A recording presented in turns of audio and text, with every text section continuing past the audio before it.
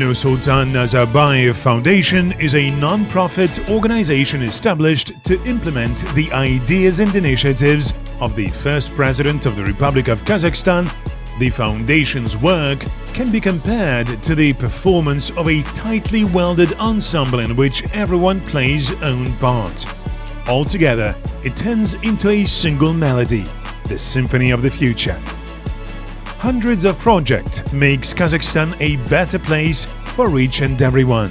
The goals of forging a competitive nation and actualizing the intellectual potential of the future, technocratic and creative elite of Kazakhstan have been translating into specific actions for the last 20 years. 20th anniversary of the foundation. Time to set new tasks and priorities. One of the main tasks is supporting gifted and talented youth.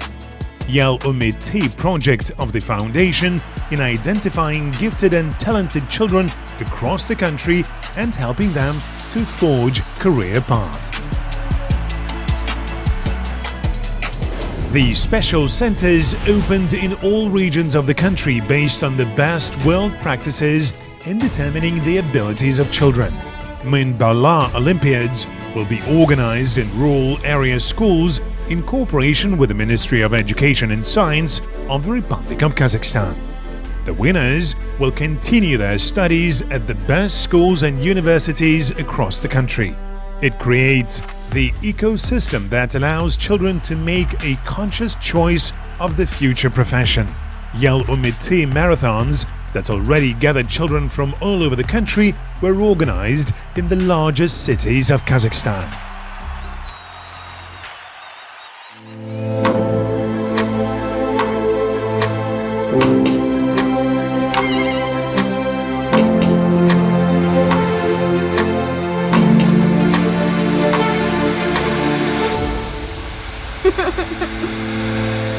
Helping children with the special needs and their socialization are the major goals of Nursultan Nazarbayev Foundation.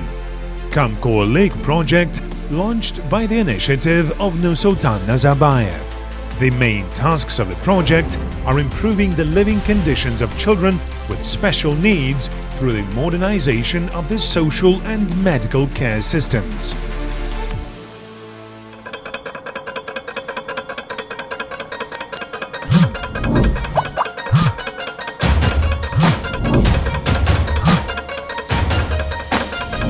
Youth is a key factor in Kazakhstan's competitiveness. In addition to enhancing the social mobility of children and students, the foundation has established a whole support system for talented youth from various fields of science who have already proved their further potential.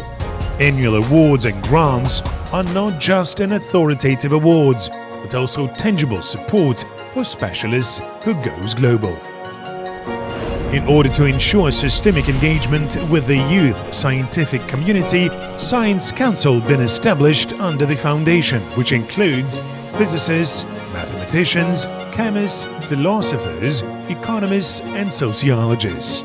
Since 2007, scholarships and research grants have been awarded on a regular basis. With the support of the Science Council, talented Kazakhstanis takes part at the significant international scientific events to keep abreast of the latest global developments and generate their own unique ideas.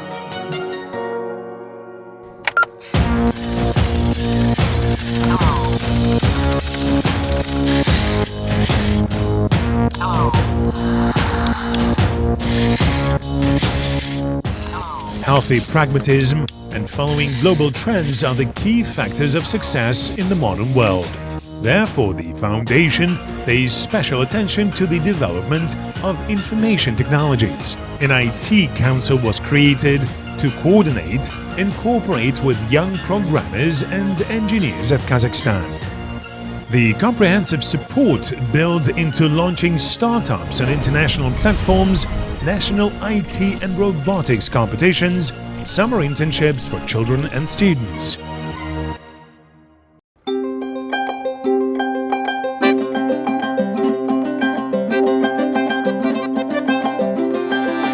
Another important mission of the Foundation is developing and supporting distinctive culture, creative and talented people of Kazakhstan. Over the last 20 years, dozens of successful cultural projects have been implemented.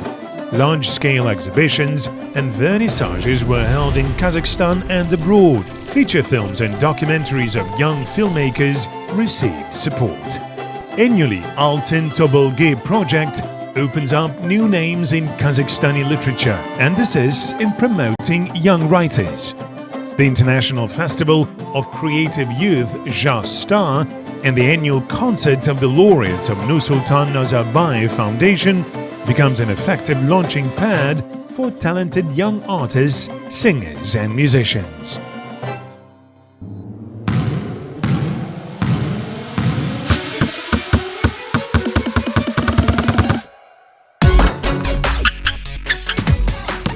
Sports Without Borders is another foundation's traditional action track. Its main mission is to help adults and children with special needs to demonstrate their athletic abilities and prove that they can be on equal footing with everyone else. The separate mission of the national contest Caravan of Kindness. The mission is to transform the ideas of charity and humanism common to all people, to encourage bright people with a kind hearts and real heroes of our time. Another priority of the Foundation is to engage regions of Kazakhstan and establish strong ties with the representatives of local non-governmental organizations and government agencies. Such meetings are an excellent opportunity for local non-governmental organizations and activists to gain tangible support for their initiatives. The Foundation is endeavoring to strengthen and expand international cooperation. In addition to the presentation of Kazakh culture abroad, scientific and business contacts, the Foundation has established strong ties with colleagues in many countries. In particular, memorandums of cooperation were signed with the Heydar Aliyev Foundation in Azerbaijan, the Korea Foundation in Seoul, and the Goi Peace Foundation of Japan, UNICEF, and other international organizations.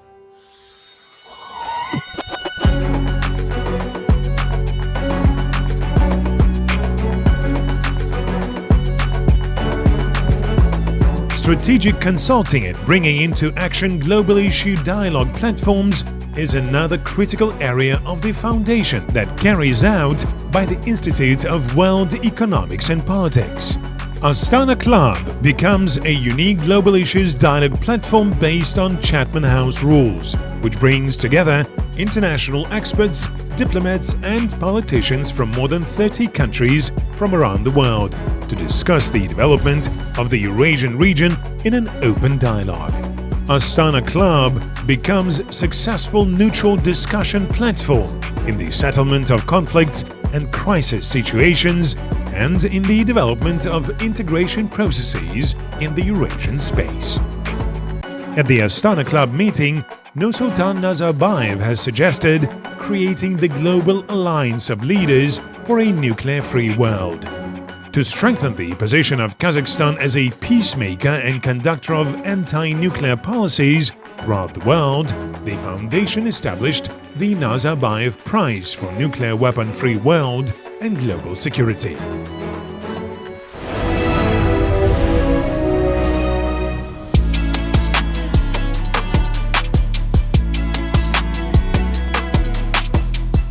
Creating a highly competitive society, human capital development, social problem solving, empowering youth to follow their dreams.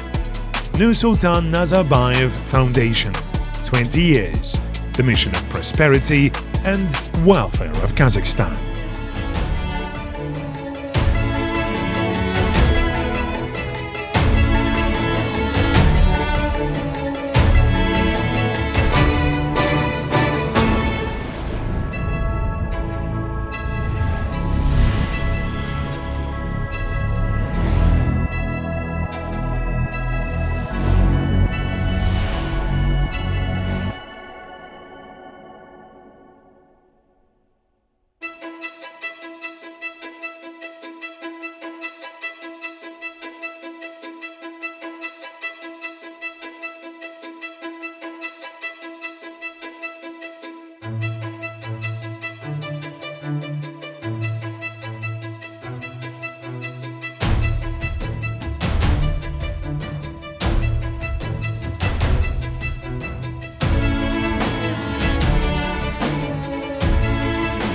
Фонд Нурсултана Назарбаева – это некоммерческая организация, созданная для реализации идей и инициатив первого президента Республики Казахстан.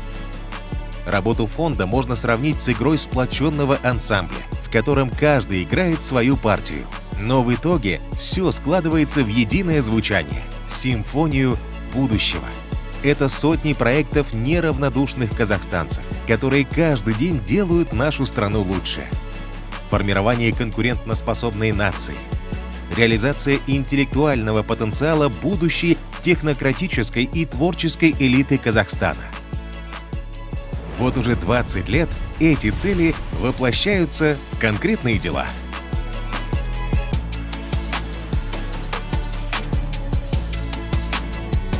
Юбилейный 20-й год работы – это время новых задач и приоритетов.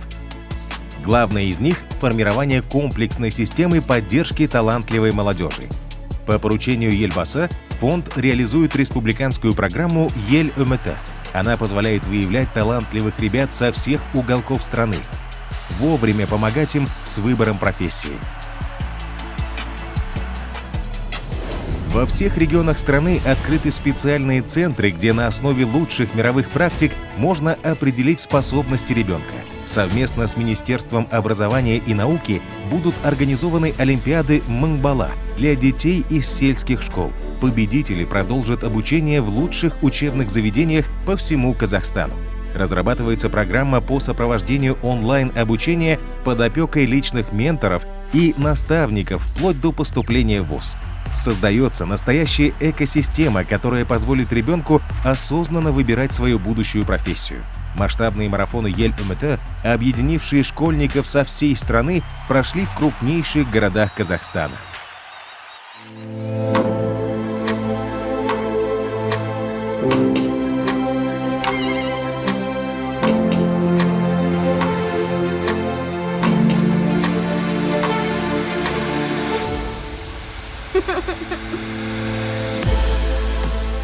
Помощь детям с особыми потребностями, их социализация – еще одно важнейшее направление деятельности фонда Нурсултана Назарбаева. В республике реализуется инициатива «Камқорлық». Ее задача – усовершенствовать условия жизни детей с особенностями развития через модернизацию системы социальной и медицинской помощи.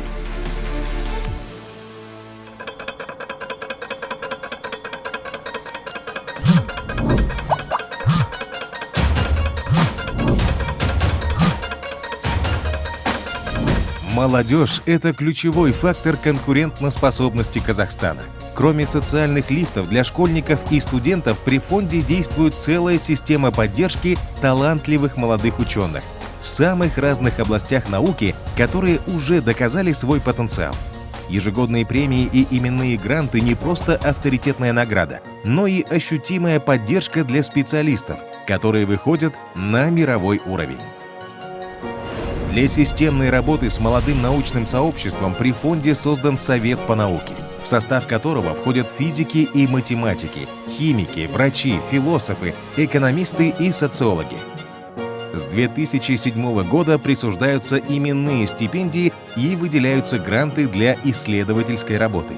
При поддержке Совета талантливые казахстанцы принимают участие в значимых научных конференциях и форумах международного уровня. Это позволяет им быть в курсе самых последних мировых наработок и генерировать собственные уникальные идеи.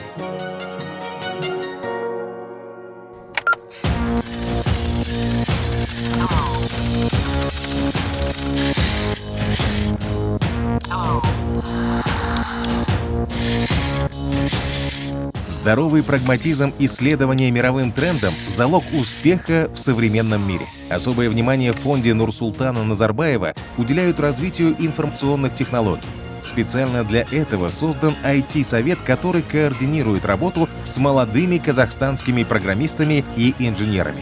Помощь в реализации казахстанских стартапов на международных платформах, республиканские конкурсы в области IT и робототехники, летние стажировки для школьников и студентов – все это выстраивается в комплексную поддержку.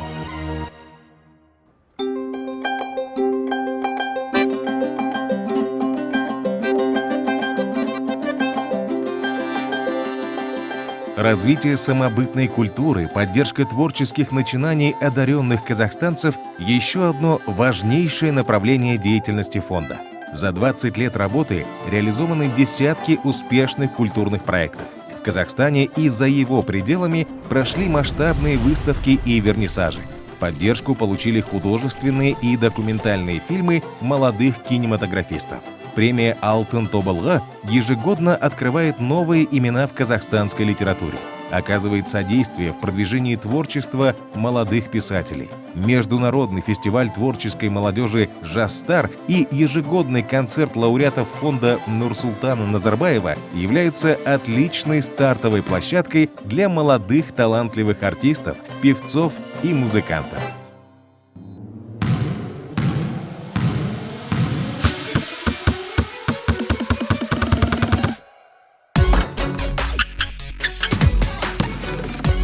Спорт без границ. Традиционно одно из основных направлений деятельности фонда. Главная миссия – помочь взрослым и детям с особыми потребностями проявить себя на площадке. Доказать, что они могут быть наравне со всеми. Отдельную миссию несет республиканский конкурс «Караван доброты». Его задача – сделать идеи благотворительности и гуманизма общими для всех казахстанцев. Выявить и поощрить ярких людей с добрым сердцем, настоящих героев нашего времени. Новые подходы в работе фонда – это активная работа в регионах, налаживание связей с представителями местного неправительственного сектора и госорганов. Для этого на постоянной основе в областях республики проходят дни фонда. Такие встречи – отличная возможность местным неправительственным организациям и активистам получить конкретную поддержку для своих инициатив. Большое значение уделяется и расширению международного сотрудничества. Помимо презентации казахстанской культуры за рубежом, научных и деловых контактов, фонд Нурсултана Назарбаева наладил прочные связи с коллегами во многих странах. В частности, подписаны меморандумы о сотрудничестве с фондом Гейдара Алиева в Азербайджане, Korea Foundation в Сеуле, японским фондом мира ГОЙ. Действует меморандум о взаимопонимании с ЮНИСЕФ и другими организациями.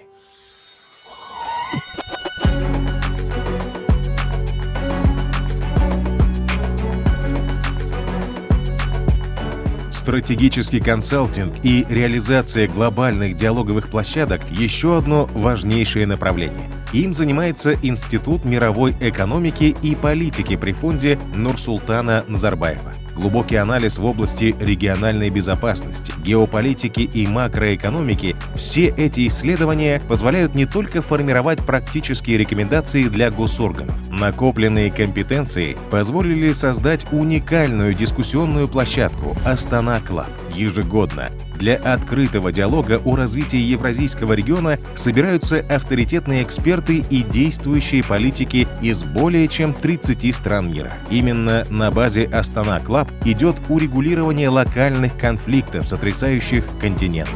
На пятом форуме Астана Клаб Нурсултан Назарбаев предложил создать глобальный альянс лидеров за безъядерный мир для укрепления позиции Казахстана как миротворца и проводника антиядерной политики во всем мире. Фондом учреждена Назарбаевская премия «За мир без ядерного оружия и глобальную безопасность».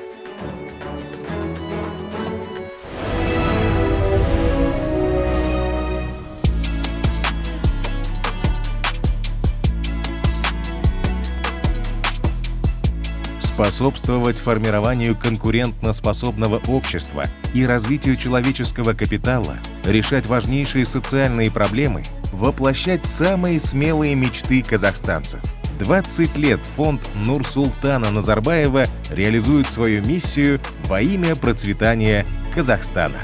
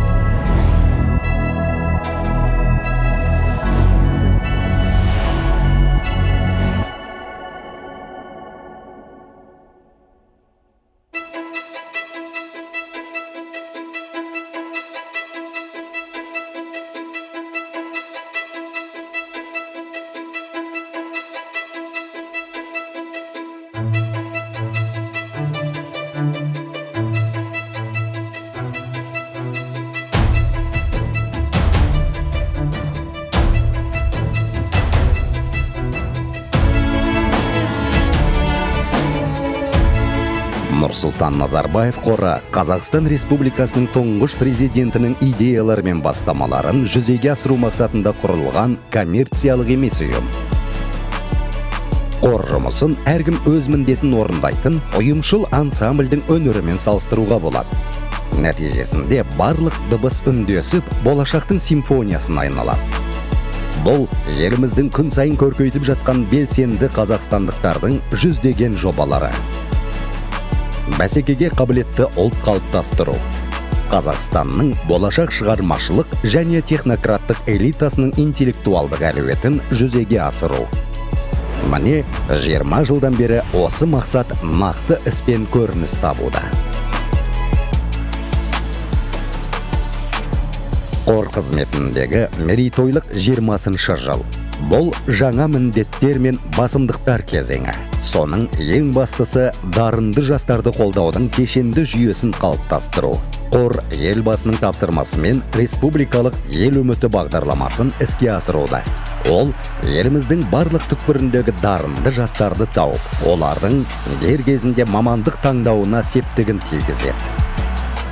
Еліміздің барлық өңірлерінде әлемдегі үздік тәжірибе негізінде баланың қабілетін анықтай алатын арнайы орталықтар ашылды. Білім және ғылым министрлігімен бірлесіп, ауыл балаларына арналған 1000 бала олимпиадасы ұйымдастырылады. Жеңімпаздар Қазақстандағы ең үздік білім ордаларында оқуын жалғастырады. Жеке менторлар мен тәлімгерлердің қамқорлығымен жоғары оқу орындарына түскенге дейін жетілейтін онлайн оқу бағдарламасы әзірленіп жатыр. Баланың болашақ мамандығын өзі біліп таңдауына мүмкіндік беретін эко-жүйе құрылуда. Еліміздің барлық оқушыларын біріктірген ел үміті ауқымды марафоны Қазақстанның аса ірі қалаларында өтті.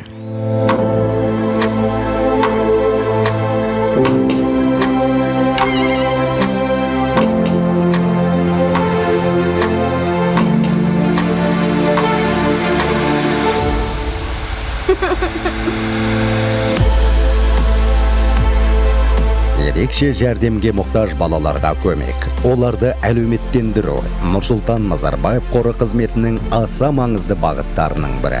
Елімізде қамқорлық жобасы жүзеге асырылып жатыр. Оның міндеті әлеуметтік және медициналық көмек жүйесін жаңғырту арқылы ерекше жәрдемге мұқтаж балалардың өмірін жақсарту.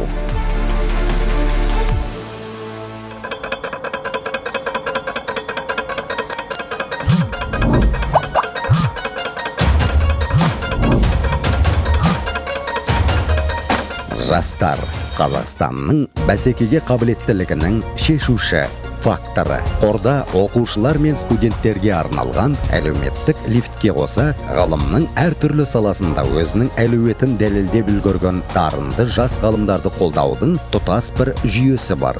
Жыл сайын берілетін сыйлықтар мен атаулы гранттар мәртебелі награда ғана емес, әлемдік деңгейге шығып жатқан мамандар үшін қомақты қолдау болып табылады. Жас ғылыми қоғамдастықпен жүйелі түрде жұмыс істеу мақсатында қор жанынан ғылым жөніндегі кеңес құрылды. Оның құрамында физиктер, математиктер, химиктер, дәрігерлер, философтар, экономисттер және социологтар бар. 2007 жылдан бері зерттеу жұмыстарына атаулы шәкіртақы мен гранттар бөлінеді. Кеңестің қолдауымен дарынды қазақстандықтар халықаралық деңгейдегі айтулы ғылыми конференциялар мен форумдарға қатысып жүр. Бұл олардың әлемдегі ең соңғы жаңалықтардан хабардар болып, өзінің бірегей идеяларын жүзеге асыруға мүмкіндік береді.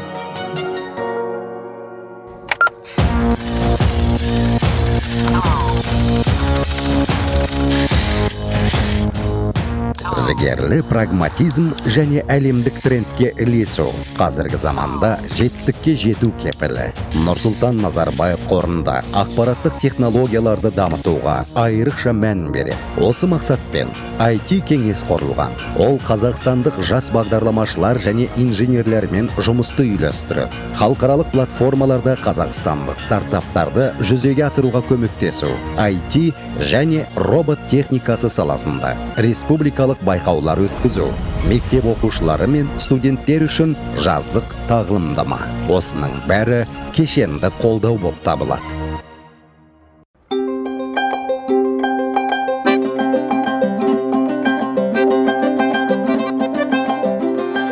төл мәдениетті дамыту, дарынды қазақстандықтардың шығармашылық бастамасын қолдау.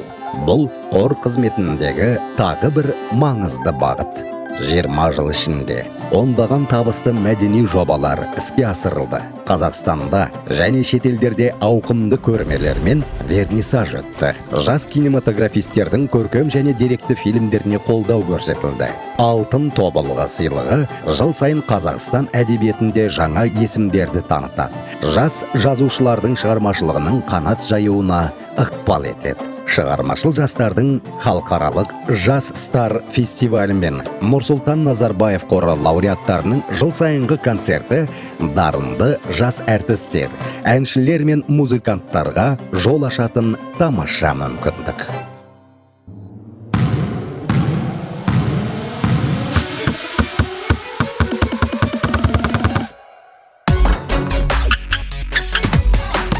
Шекарасыз спорт. Қор қызметіндегі дәстүрлі әрі негізгі бағыттардың бірі.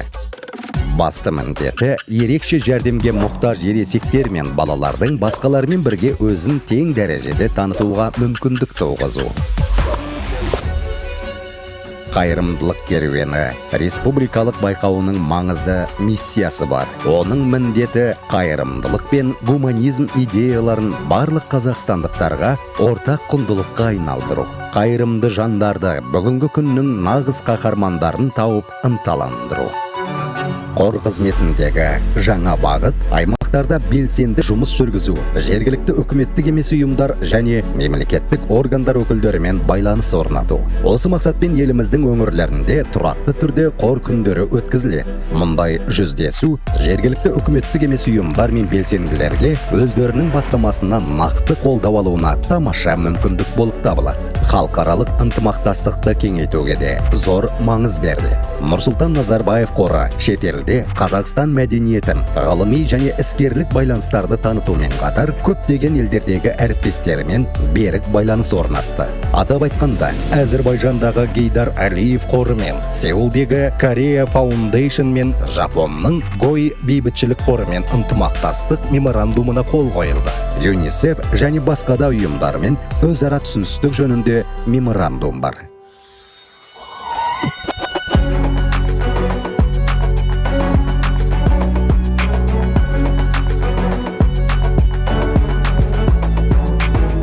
Тағы бір маңызды бағыт – стратегиялық консалтинг және жаһандық диалог алаңдарын құру. Бұл іспен Нұрсұлтан Назарбаев қоры жанындағы әлемдік экономика және саясат институты айналысады. Аймақтық қауіпсіздік, геосаясат және макроэкономика бойынша терең талдаулар мемлекеттік органдарға нақты кеңес беріп қана қоймайды. Жинақталған тәжірибе Астана Клаб бірегей пікірсайыс алаңын құруға септігін тигізді.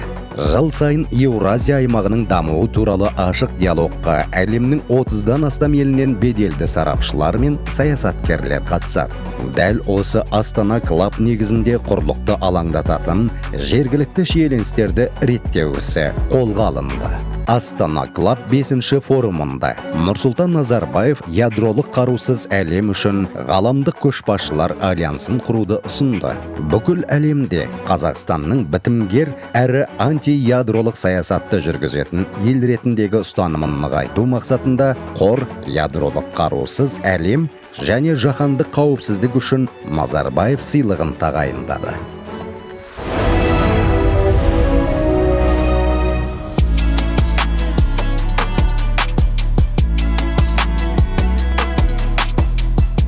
Бәсекеге қабілетті қоғам қалыптастыру және адам капиталын дамыту аса маңызды әлеуметтік мәселелерді шешу қазақстандықтардың ең батыл арманын жүзеге асыруға ықпал ету.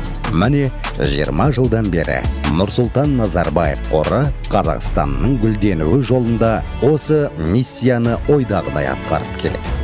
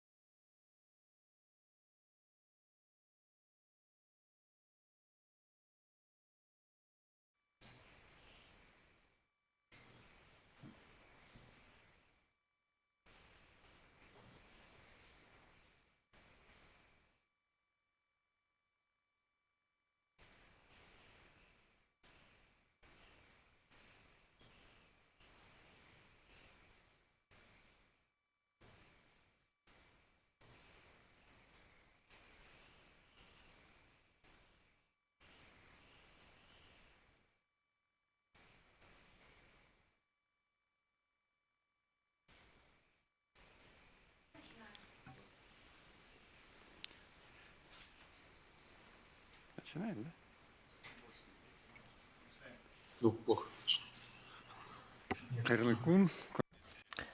afternoon, dear ladies and gentlemen, dear guests. I am happy to welcome you to our event. The Nursultan Nazarbayev Foundation is conducting its traditional international forum of young scientists. Well, this year it is, as you see, in a special setting. It's the first time we're having this forum in the online format. The topic to discuss today is as follows: the Nazarbayev model, strategic response to the challenges of the 21st century. As you see, it's a pressing topic, and all of us, all of the humankind is going through some difficult times, and what would be the response to all those challenges? Let's see today, and we'll listen today to our young scientists. And the forum will be held for 5 days, and there will be a few sections or panels, and these include the legal section, post-COVID-19, some legal issues, then innovations and entrepreneurship, the model of transformation in the COVID-19 setting, the agro-industrial complex of the 21st century, science and innovations, the effective measures taken during the COVID setting, that would be the next section, and then some unexpected challenges of current days as a response of the society to the public health system in view of the pandemic, and the concluding section would be Kazakhstan in the Eurasian space in the 21st century. As for the organizers of this forum, we have the co-organizers, the Constitutional Council of Kazakhstan, the Astana International Financial Center, the Institute Sorbonne Kazakhstan, and then Kazakh National Pedagogical University named after Abay, GAF office, OSCE office in Nur-Sultan, and then Ata-Mekan Business Forum, and a number of Kazakhstani universities. I would like to pay special attention to the fact special support was provided by the Kazakh National University, the Kazakh National Agrarian University, the Kazakh National Medical University, the Turan University, and the Office for Digital Technologies of Kizilurda region. So we will have some participants from there, the Accelerator of Kindness volunteer movement, and a number of other public institutions. My special thanks to our co-organizers, and during this forum we have both at the opening session and in the section activities, we will have heads from government authorities. Both the top-level managers and lower-tier managers, our young scientists, their ideas. We will all be listening attentively to those, and government bodies will be listening to those too, and we will take that into account. And let's hope these will be implemented in real practice. Now I would like to give the floor to the Executive Director of the Nursultan Nazarbayev Foundation, Kanat Nazarbayevich Jumabayev.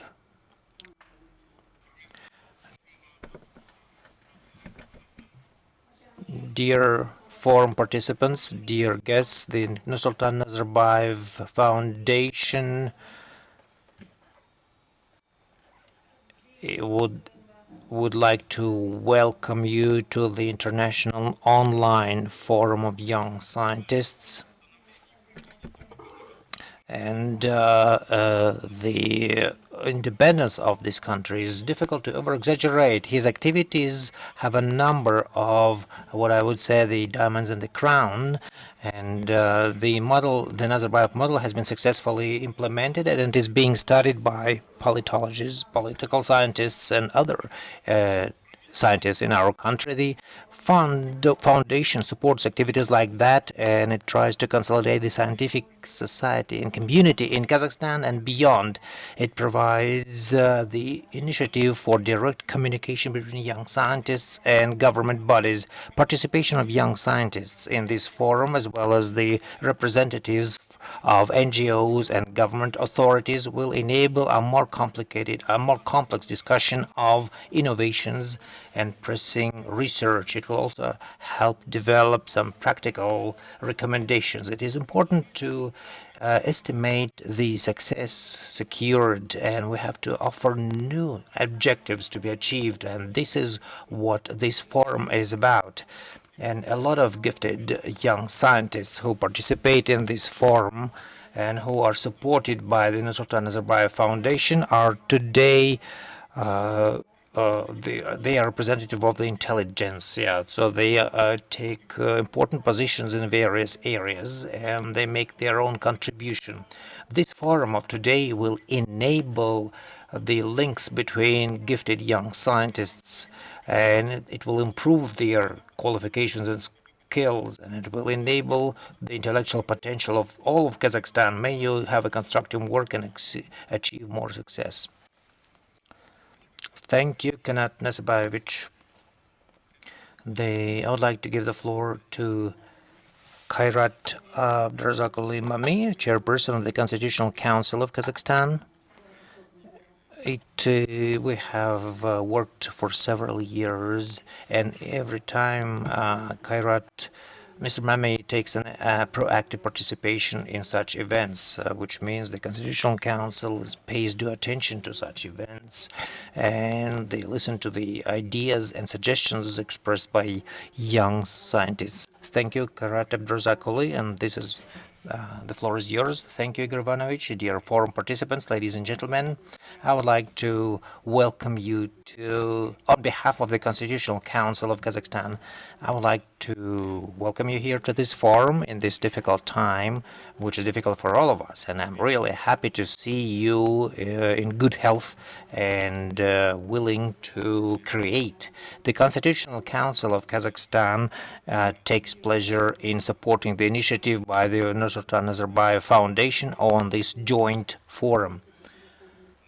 This forum will discuss an important topic, and it is taken during the 25th anniversary of the Constitution of Kazakhstan. And now, almost 30 years after Kazakhstan has declared its independence, we are still feeling proud, and we can assert that Kazakhstan is a well-respected member of the world community, and it has every prerequisite, every feature of an independent country. In such success, the key role was played by the first president of our country, Nursultan Nazarbayev, and he is in his own right considered to be the founder of independent Kazakhstan. The construction of a new country has different edges, about economy, policies, civil society, and other aspects.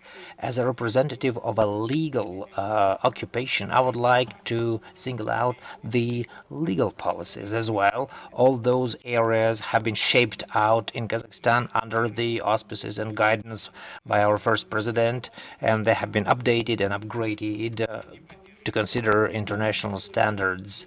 They are based on the basic law, which was generated thanks to our first president. As you know, the Constitution was developed in 1995, and it was one of the boldest decisions by our first president. The constitutional image of an independent Kazakhstan was decided at the all-national referendum.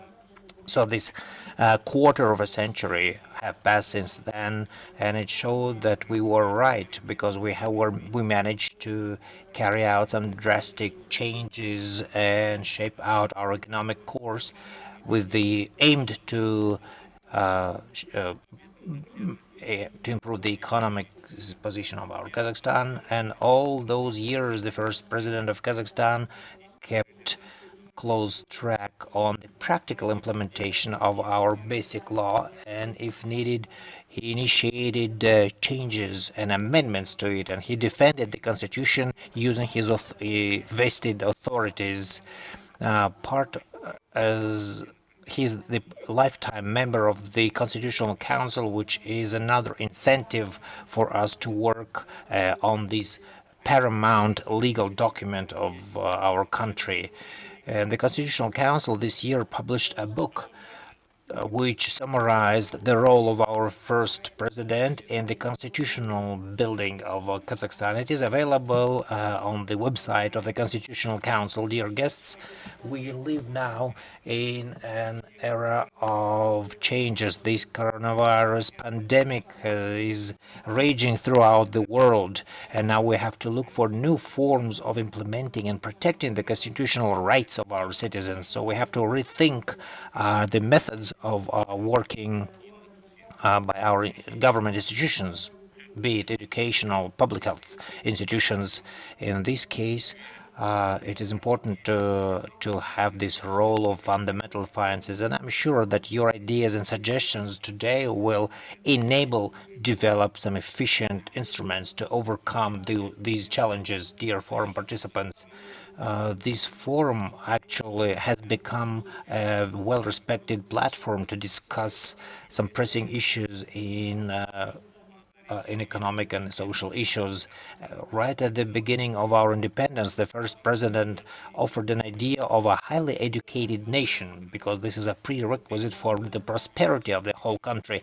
Thousands of young men and women got their education according to the Bolashak program in different countries, and many of them are working in different corners of our country, and they help develop social and educational projects.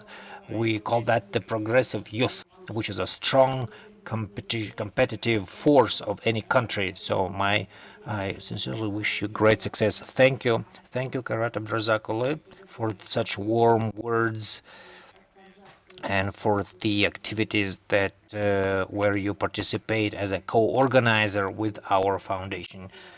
And your physical presence here at this event, if I allow it, it gives the special legitimacy to our event, so to say. Thank you so much.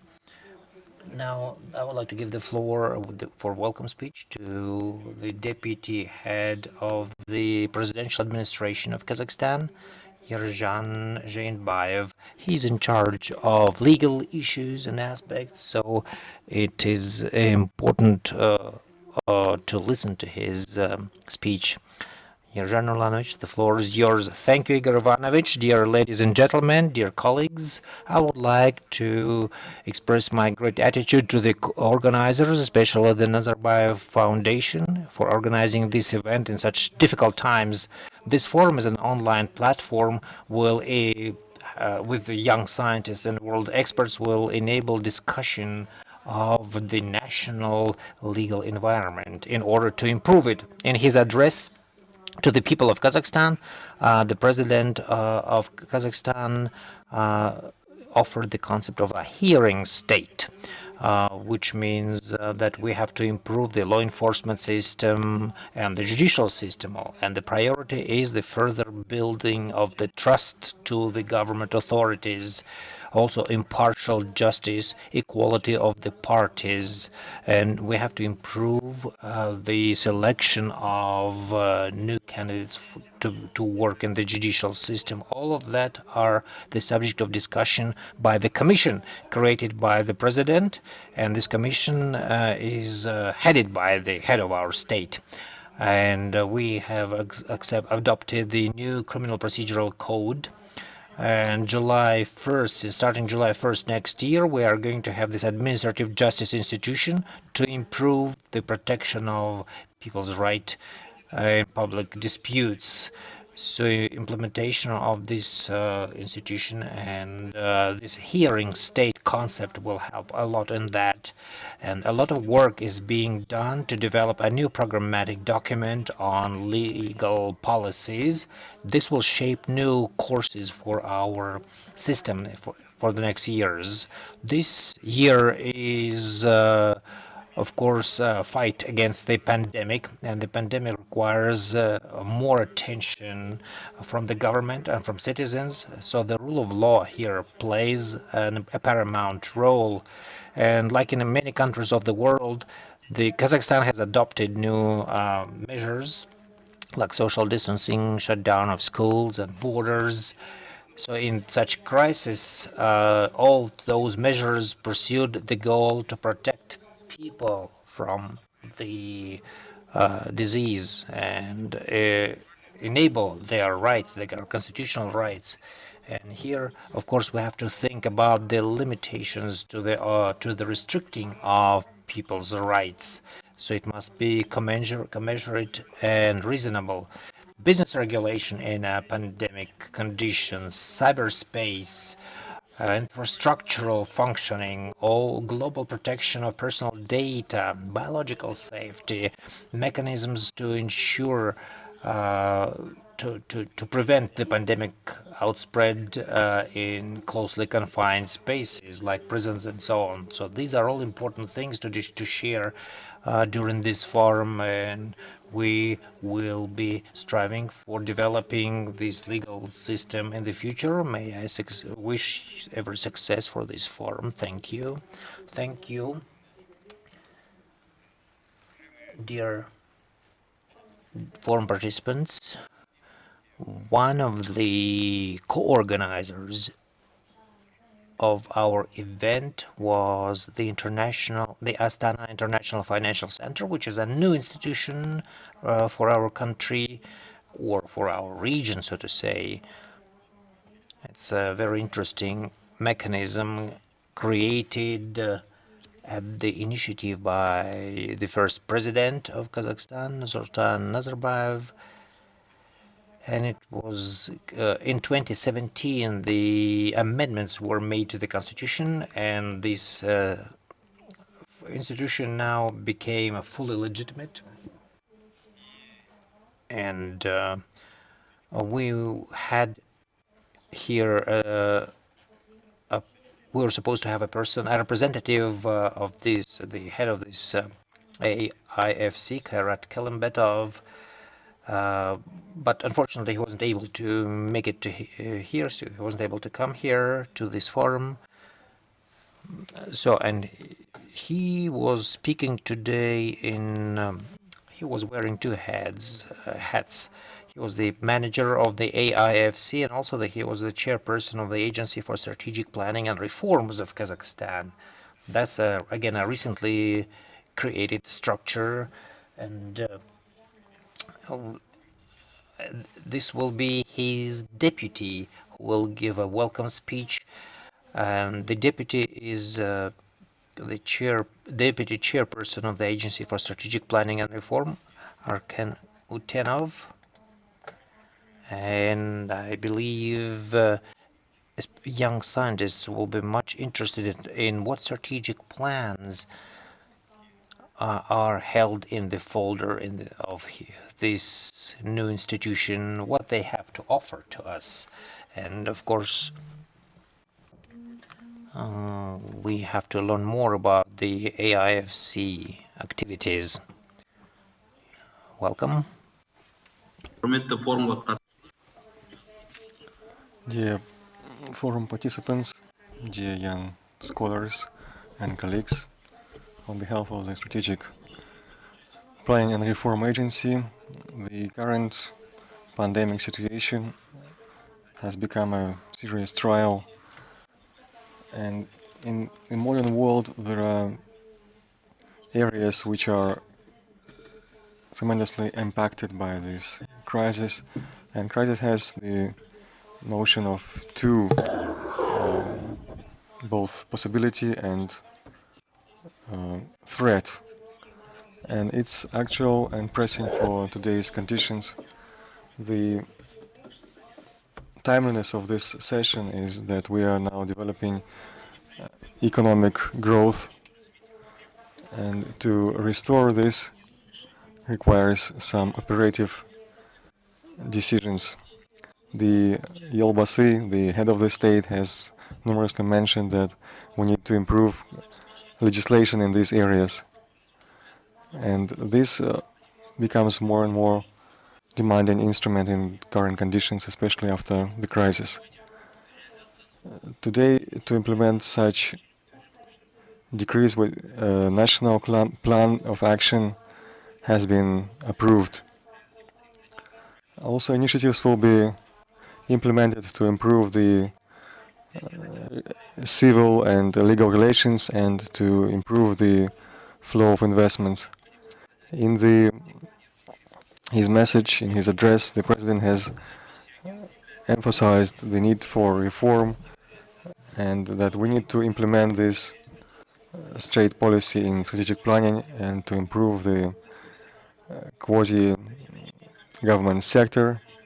Now we are improving the documents in planning to mobilize all human resources to involve the private sector and the society as a full-scale partner on all the stages in planning, implementation and assessment. And now we are more focused on local national projects and would like to encourage the young scientists to cooperate with us. We are open to review all your proposals, to discuss them, and to support you in implementation. The Astana International Financial Center, which was established by the initiative of Mr. Nazarbayev, the first president, as the global challenges should be answered and in order to use the best practices.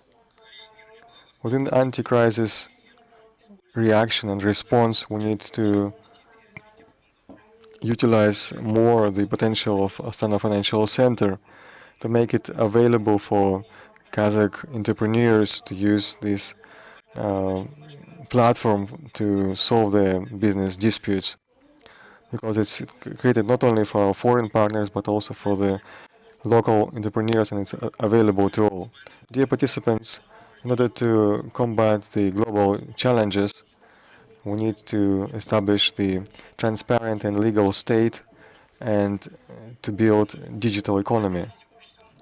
That's why the society needs our coordinated and specific actions, and we as young scientists of Kazakhstan have to do a lot of efforts, and we are confident that our collective efforts will reach the needed goals.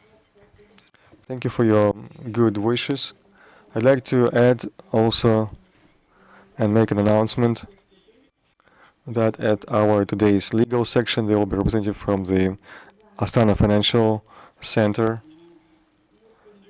and tomorrow for the innovation in entrepreneurship we'll also have the strategic planning agency involved. Next, I'd like to give the floor to the Minister of Education and Science, Ashat Aymagambetov. This is the ministry to which all the science of Kazakhstan reports to, and the young scholars of Kazakhstan, they know you, they know your face, and I'm sure they will be pleased to hear your wishes.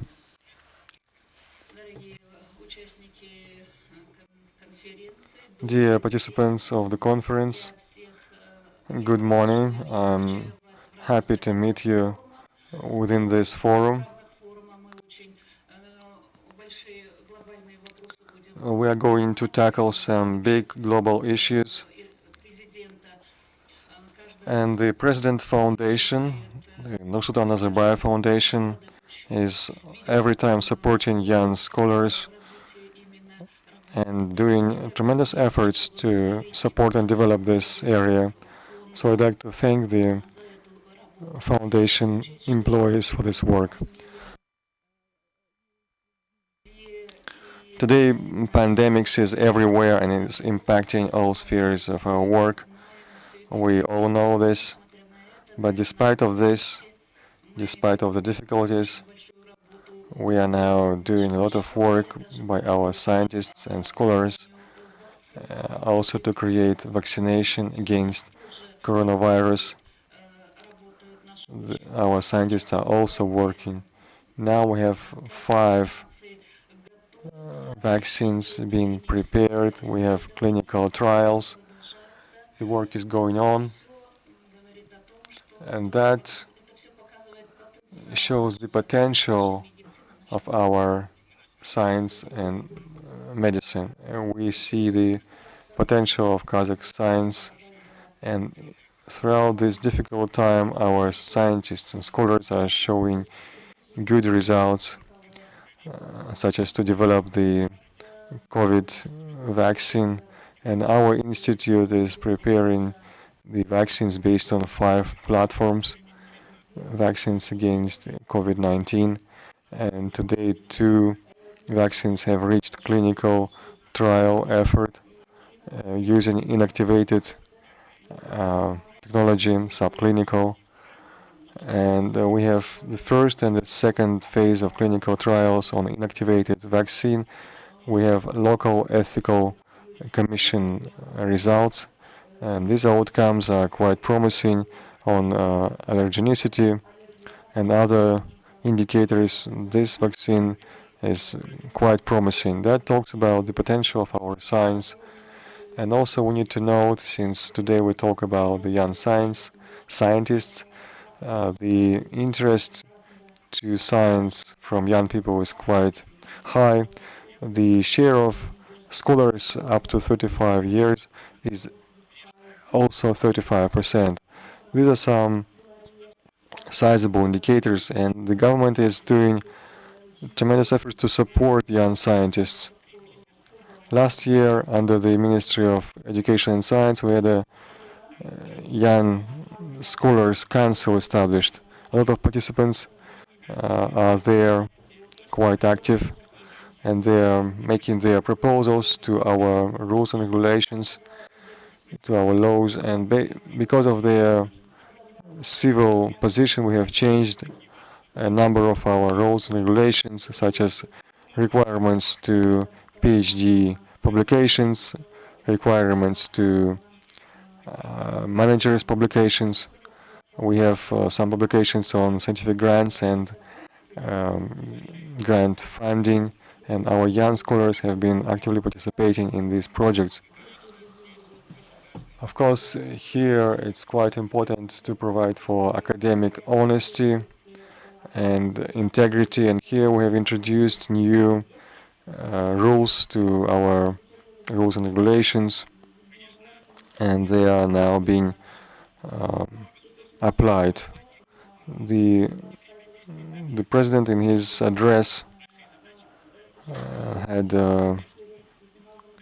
some tasks outlined to support science and young scholars, and you know that now we are working to have 500 grants for the young scholars to have their scholarship in 500 leading world scientific centers, and under the instruction of the head of state, at least 1,000 grants will be given to young scientists under Jas Galım project.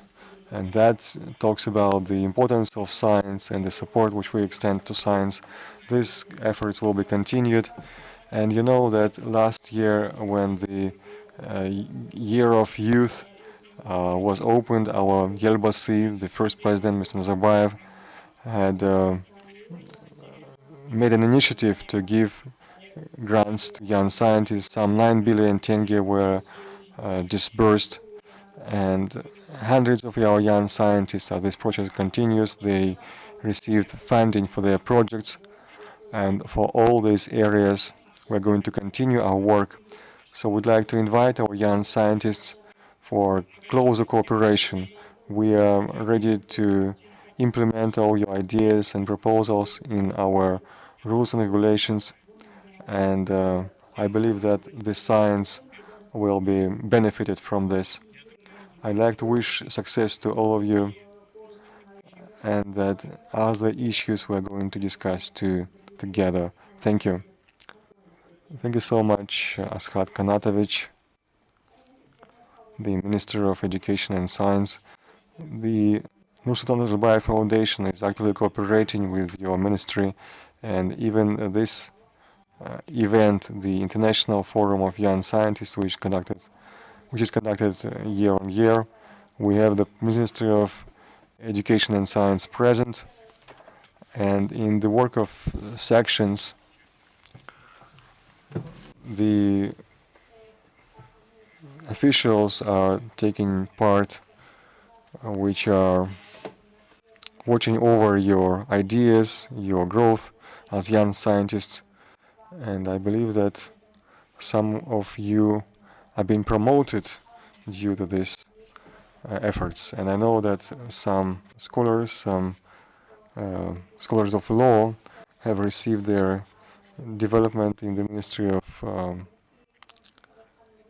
Education and Science. Some of the foundation laureates works as your assistant, Askat Kanatovich. So I'd like to welcome all our alumni, all the graduates of our foundations who are now working in the civil service.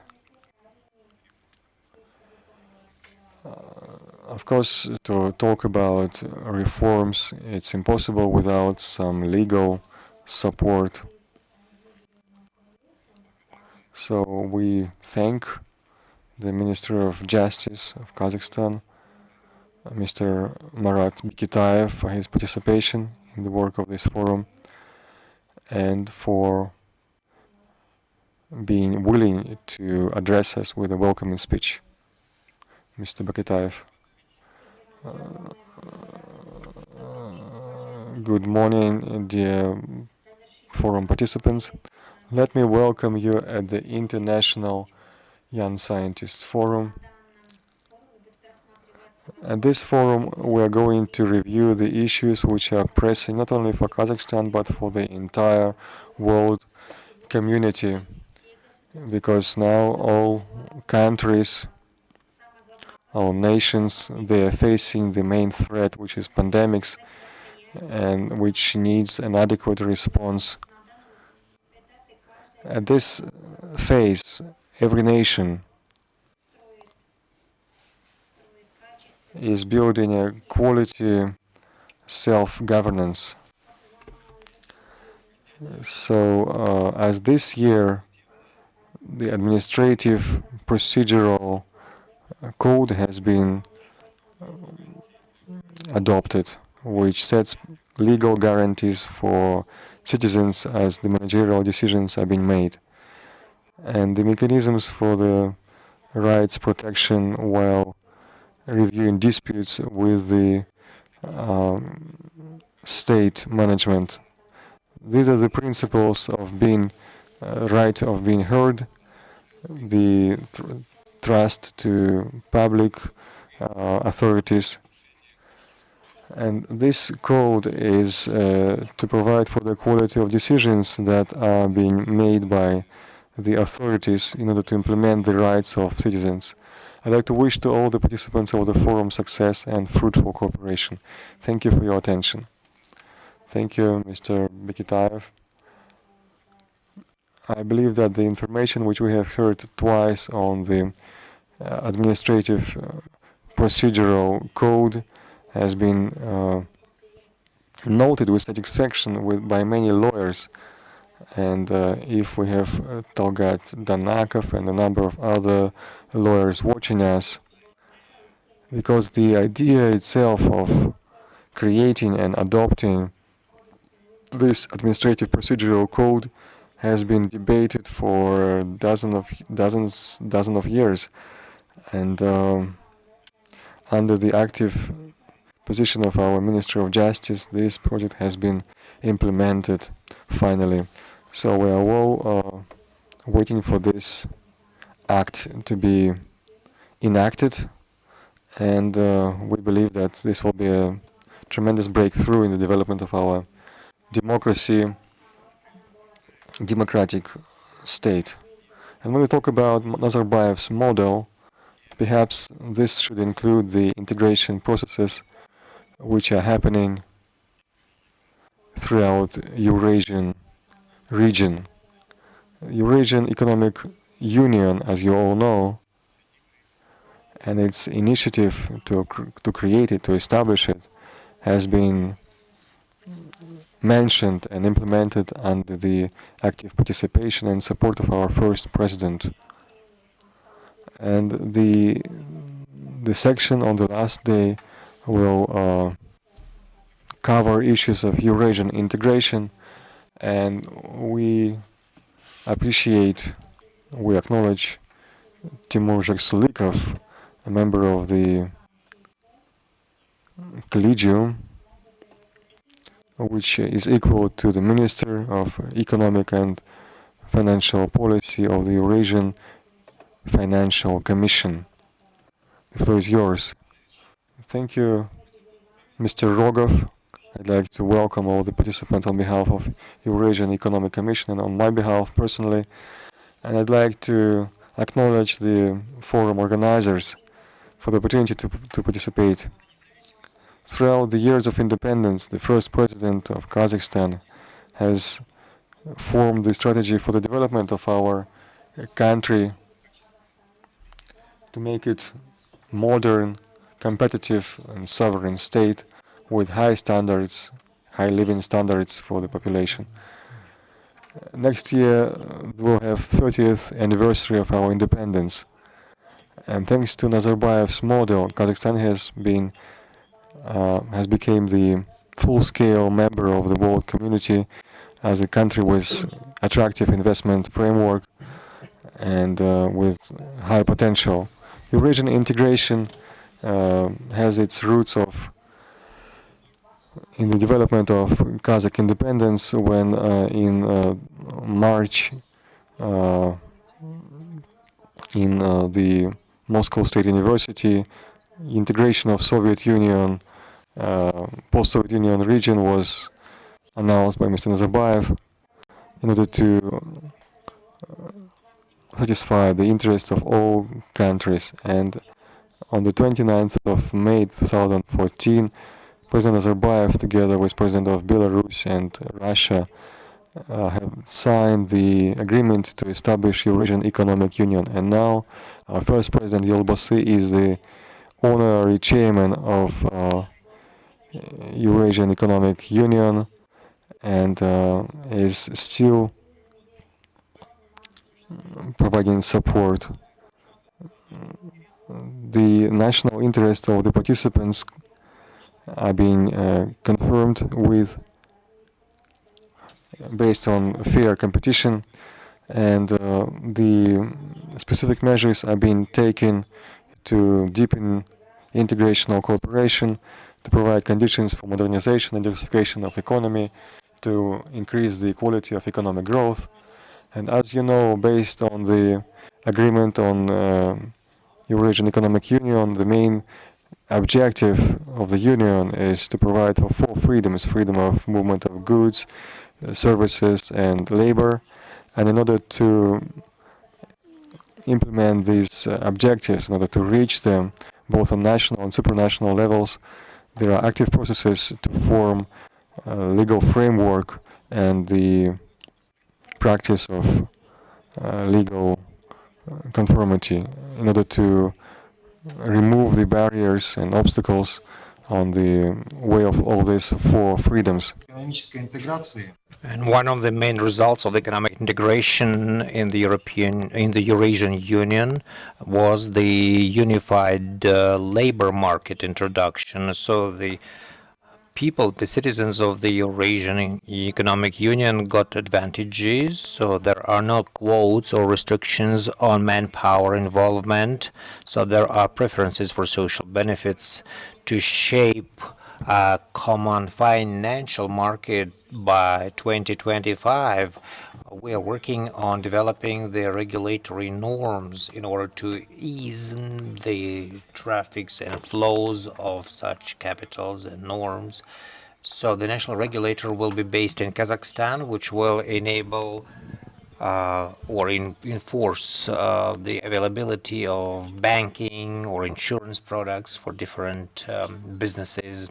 In 2025, we have a plan to launch the common markets of power, gas, oil products, and other commodity markets. Even now, the Kazakhstani businesses and goods have a simplified procedure to reach out not only to the Eurasian markets, but also to other markets. The Nazarbayev model includes some universal and viable principles effectively working during the whole period of independence of our country. It is important to see that this forum consolidates or calls for consolidation of businesses. It involves the executive power representatives as well as international organizations to implement our first president's ideas to respond to the challenges of the 21st century. May you have a good and constructive discussion at this forum. Thank you. Thank you, Timur Mikeshevich, and I also wish you great success in your difficult work. Dear colleagues, I'd say for many years our first president and other heads of many countries mentioned the need to develop digital technologies. And suddenly, now this topic has become especially important for in this year due to the COVID, as you know. And of course, digitalization means national security. It is related to national security, and we can say they are related to the security of all humankind. We had the Minister for Digital Development and Cosmic or Space Infrastructure, Mr. Musin, but you know, public officials have different calls, so he will not be able to speak. And according to his assignment, we have Vice Minister of the Ministry of Digital Development, Batyr Koja Azamat Kanashevich. Azamat, the floor is yours. Dear Igor Ivanovich, dear colleagues, the Nazarbayev model element is the strategic vision. Our president has always viewed Kazakhstan in the context of global processes, both political and social and economic ones. The strategy of 2025 is basically the response to the 10 challenges, global challenges of the 21st century challenges. Challenge number 7 is the third industrial revolution, which shifts the idea, the concept of production. As our first president said, we live in a totally different reality. So, and the scientific development is a cornerstone to developing in Kazakhstan. President Tokayev, in his address to the people of Kazakhstan, said that creation of a diversified high-tech economy is not just a need, it's a way which has no alternative. And today we have regulatory setting, appropriate norms, and we have adopted programmatic documents. And in 2019, these innovations and technological development are headed by the Ministry of Digital Development, Innovations and Aerospace Industry, which is now the ministry that is responsible for such events. And we have in the last 20 years, we have tested and piloted different support instruments, including preferential credits and loans and taxes and investment. And starting in 2010, we have provided help to about 10,000 innovation projects, totaling 270 million tenge. But still, the level of technological advance is low, and we still it is our goal to join the 30 top developed countries. So in the structure of Kazakhstan, export is dominated by, 73% is mineral products. As for import, it's basically machines and equipment and transportation vehicles, devices and gauges. They make up 44%. So the domestic development is not demanded by the real sector of economy. But you see, to make this innovative policy an efficient instrument and tool, we need to take some specific measures. First of all, we have to monitor the level of developing the real-time monitoring of the level of developing such sectors. We have to jointly work with the Atomic and National Chamber to collect data to make up this innovative economy maps, which will enable us to identify the bottlenecks and risks that affect the real-time development. So we will have to monitor project implementation and make timely decisions about them. Also, setting the sectoral centers of competencies, these will help to consolidate the policies and shape them out, and this will help us irrespective of the political leadership. So they will be per se. Also, development of new sectors, and these innovations will include formation of technological maps of sectors, development of sectoral technological programs, setting up some technological platform to unite the interests of all stakeholders, government, businesses, science, academia. To date, our ministry has already started creating such ministries like Industry 4.0, Smart City, which is an urban infrastructure, Agrotech, which is agricultural, Green Tech, and then electronic industry, biotech, spatial data, and so on. Now, coordination, point 4 is coordination between such policies. We need to implement the public policy and industrial policies. And of course, we need to have this institutional memory to monitor this process. So a strategic planning body must be created. So call it Innovative Observatory Center. Point 5 is we need to involve some major national actors with great capacities. They should be involved. Also, subsol users. We need to train cadre for them, and we could spend like $100 million per year. Research and development, number 6. This should be continuous and regular. The amount of funding must be constantly increasing to reach 1% by 2025, according to the assignment by our president. Currently, this indicator is 0.12% only. So the monitoring must be in the automatic mode and real-time mode. And probably the most important thing is that the innovative economy is the economy of the young people. So new social lifts must be created, and the youth should have a life strategy showing that their success depends on education and creativity. It is important to create opportunities for the young people. And we need to upgrade the higher education to respond and meet the current needs. We need to develop the training and professional development of the scientists and engineers in venture entrepreneurship and businesses. Going back to the strategy 2025, I would like to remind that it has a specific goal of Kazakhstan by 2030. We have to be part of the top 30 countries of the world. So we have some formal indicators. We have the global index made by the World Economic Forum.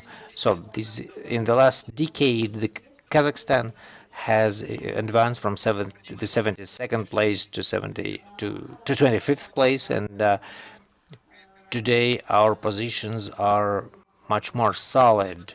What is more important for us is not probably the place we're occupied in a rating scale, but it's about implementing technologies and practices, real practices in Kazakhstan.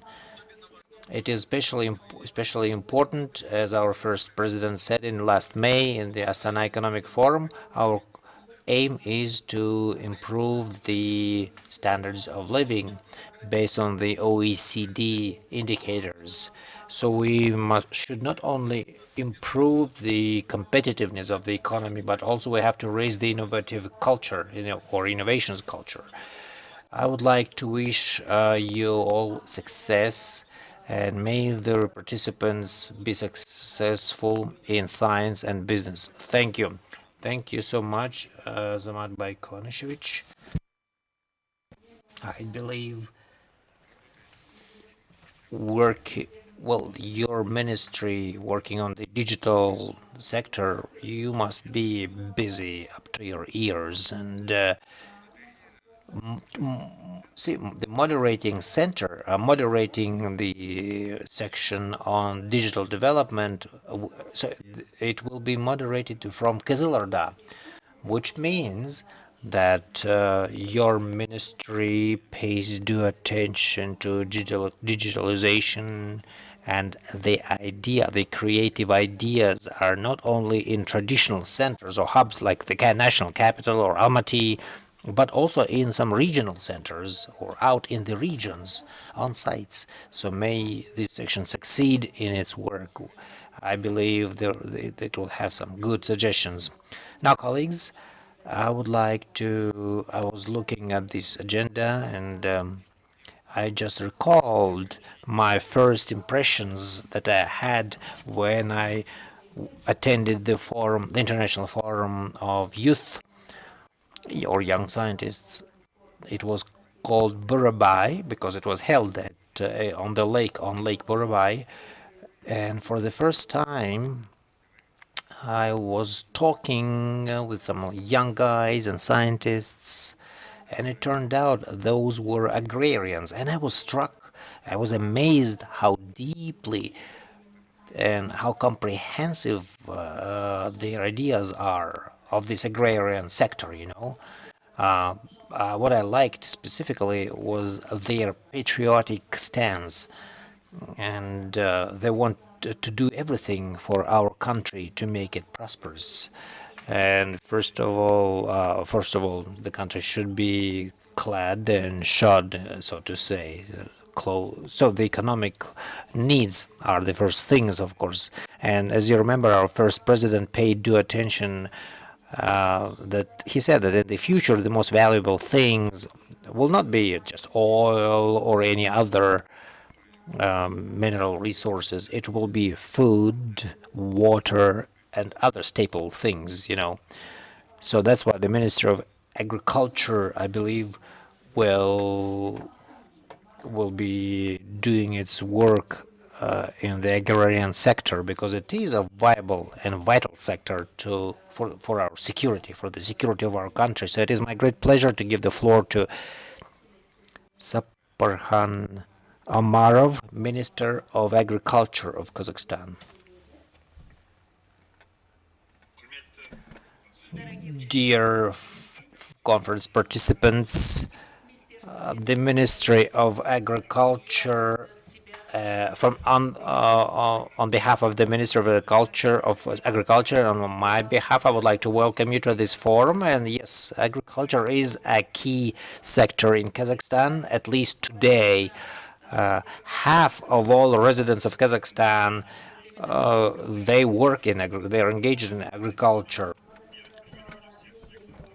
And now it is a shaping sector, and the agricultural sector is now developing, and it's going through new ideas and new concepts, because we have new forms of property and ownership relations, and the reforms that were initiated by our first president included the multi-tier economy in agriculture, which is a whole new agrarian policy, the consistent policy of reviving the agriculture and implementation of some major targeted programs aimed to revive the village, basically.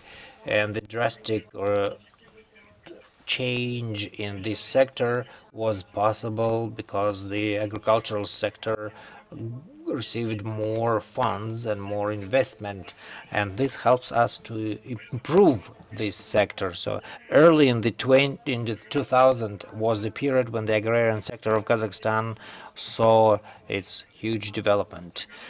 Like, for instance, the output in agriculture in 2019 as compared with 2000 grew 13 times. In nominal expressions, it was 5.2 trillion tenge, and The agricultural outflows they improved like 20 times, which is confirmed by the fact that the agrarian sector is becoming profitable for business now. The government is pursuing its agrarian policies and a set of anti-crisis measures, and these all allowed the agricultural sector to, despite that it is a virus constringent time, we did not have any drawbacks in supplying food. The harvesting season was pretty good, and as for this cropping season, and we had 20.6 million tons of grain. So this will help this will ensure the domestic demand in grain in the whole country. So despite these difficult times associated with the pandemic, in the previous 9 months of this year, the output in agriculture increased by 5%, and now it's 4.4 trillion tenge, which is not a limit because the sector possesses great potential to increase the output. So we have more ambitious objectives and to develop a new national project on developing the agro-industrial sector for the next 5 years. And these objectives include saturating the domestic market with the basic goods, then improving the revenues of agricultural residents, the labor efficiency increase.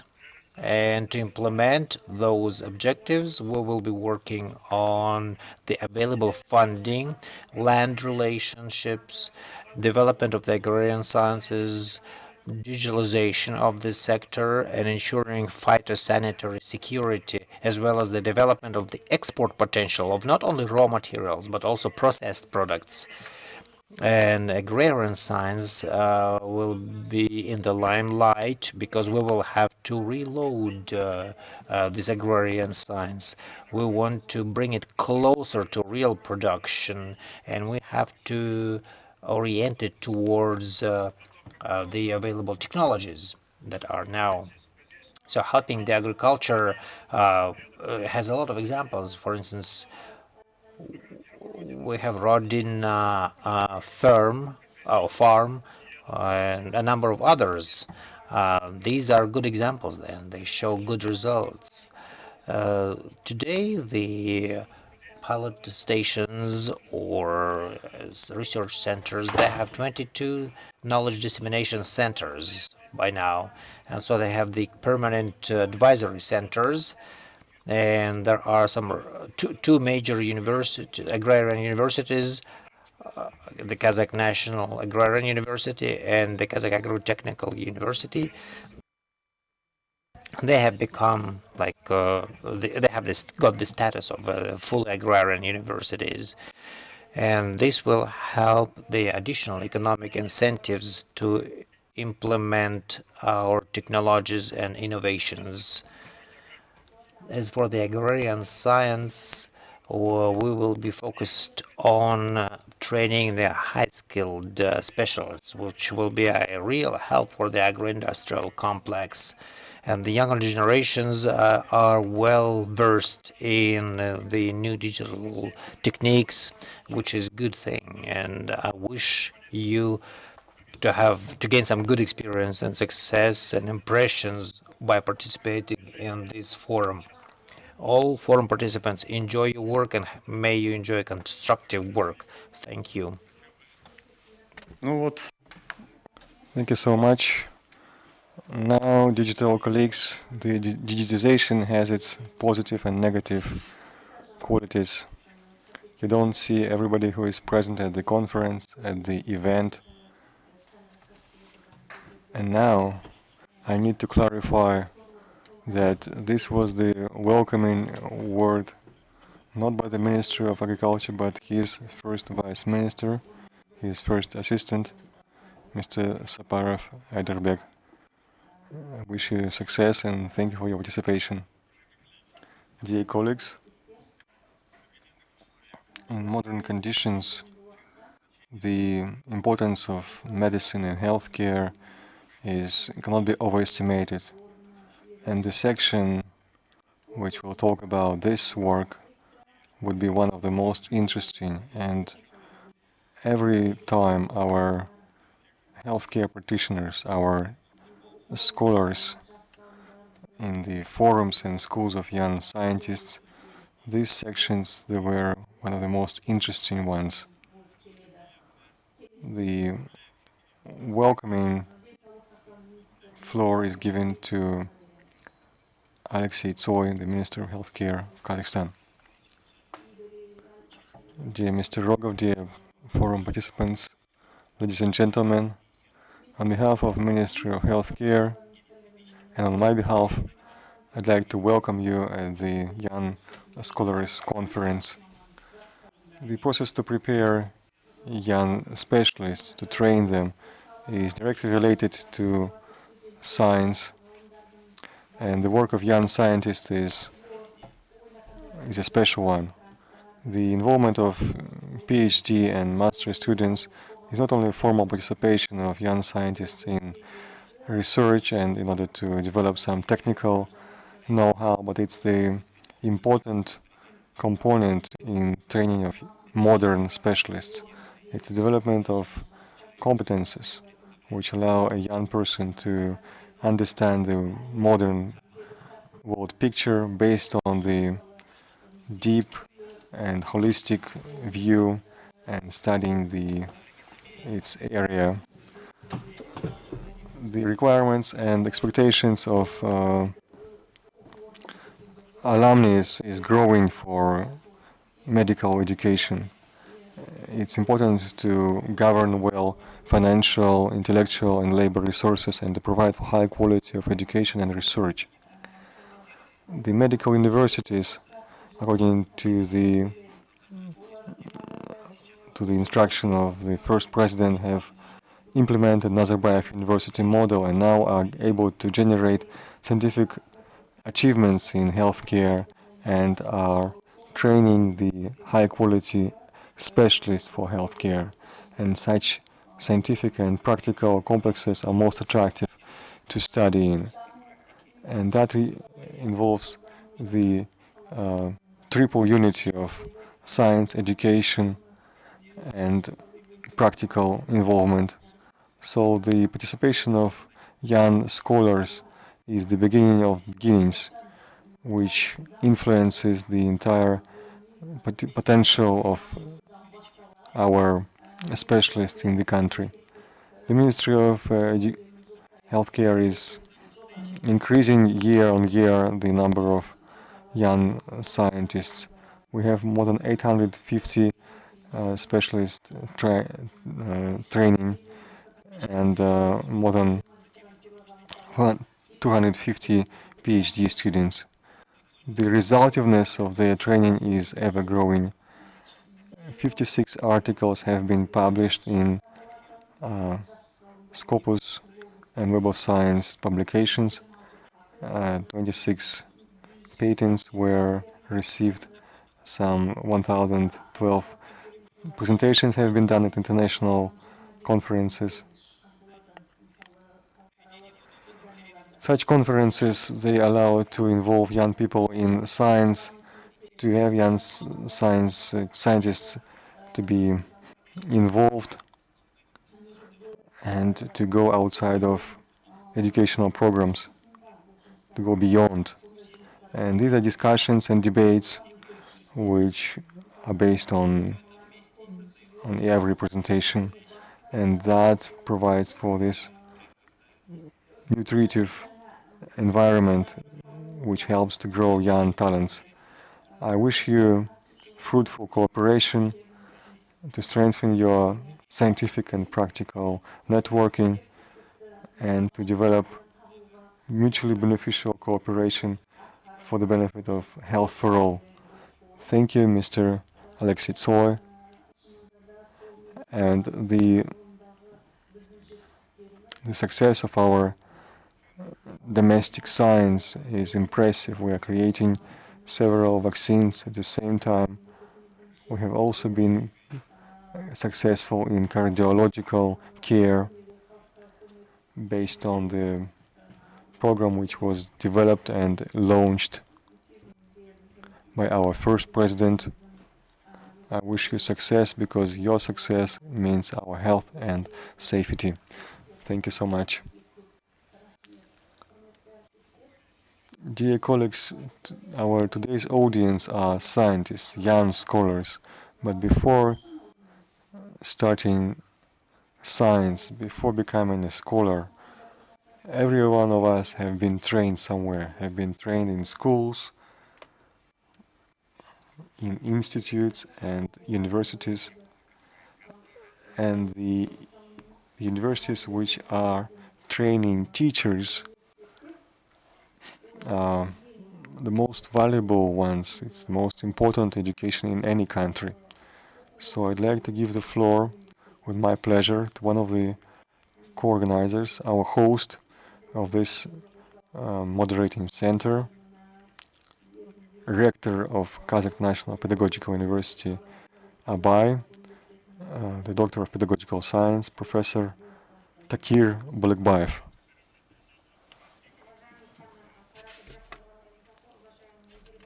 Dear Mr. Rogov, forum participants,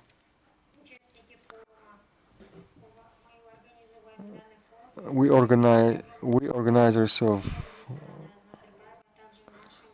co-organizers of this event and host of this event would like to thank the Nazarbayev Foundation and young scientists. We are happy to welcome you to Abay University, and everyone has mentioned how important this forum is, and that's truly so. For the last 10 years of the 20th century, we have declared our independence together with other world countries, and for us it's a big honor.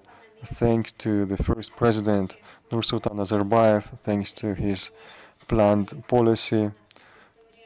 We had a lot of challenges which we faced successfully, and that is the example of Nazarbayev's model implementation, the right for constitutional rights. So our leader have created this state. Throughout these years of independence, Kazakhstan has been established as the world factor based on the multi-vector involvement with strategic orientation to European values and taking into consideration the national priorities. The Nursultan Nazarbayev vision has been explicit in moving the capital, understanding the geopolitical importance of creating and establishing new capital in the center of our country, and it became the locomotive of the country development. It became the international center for the events which are globally important. The world religions leaders forums became its brand for the new capital of Kazakhstan, to express the dialogue in Kazakhstan. And not only internal policy, but also the external policy has been established by Nursultan Nazarbayev, and now Kazakhstan is the real bridge between East and West. So the multi-vector course for cooperation is so much essential that it has no alternatives. These initiatives have been implemented by our first president, and that led to high world authority of Kazakhstan, its reputation and image, the measures of confidence in Asia, the Kazakhstan chair in OSCE and in the Organization of Islamic Cooperation have been widely supported by the international community. And myself, as a president of Abay University, I'd like to note Nazarbayev's input in the development of the world modern model for the development of education and science. The national education has been established to be integrated in the world community.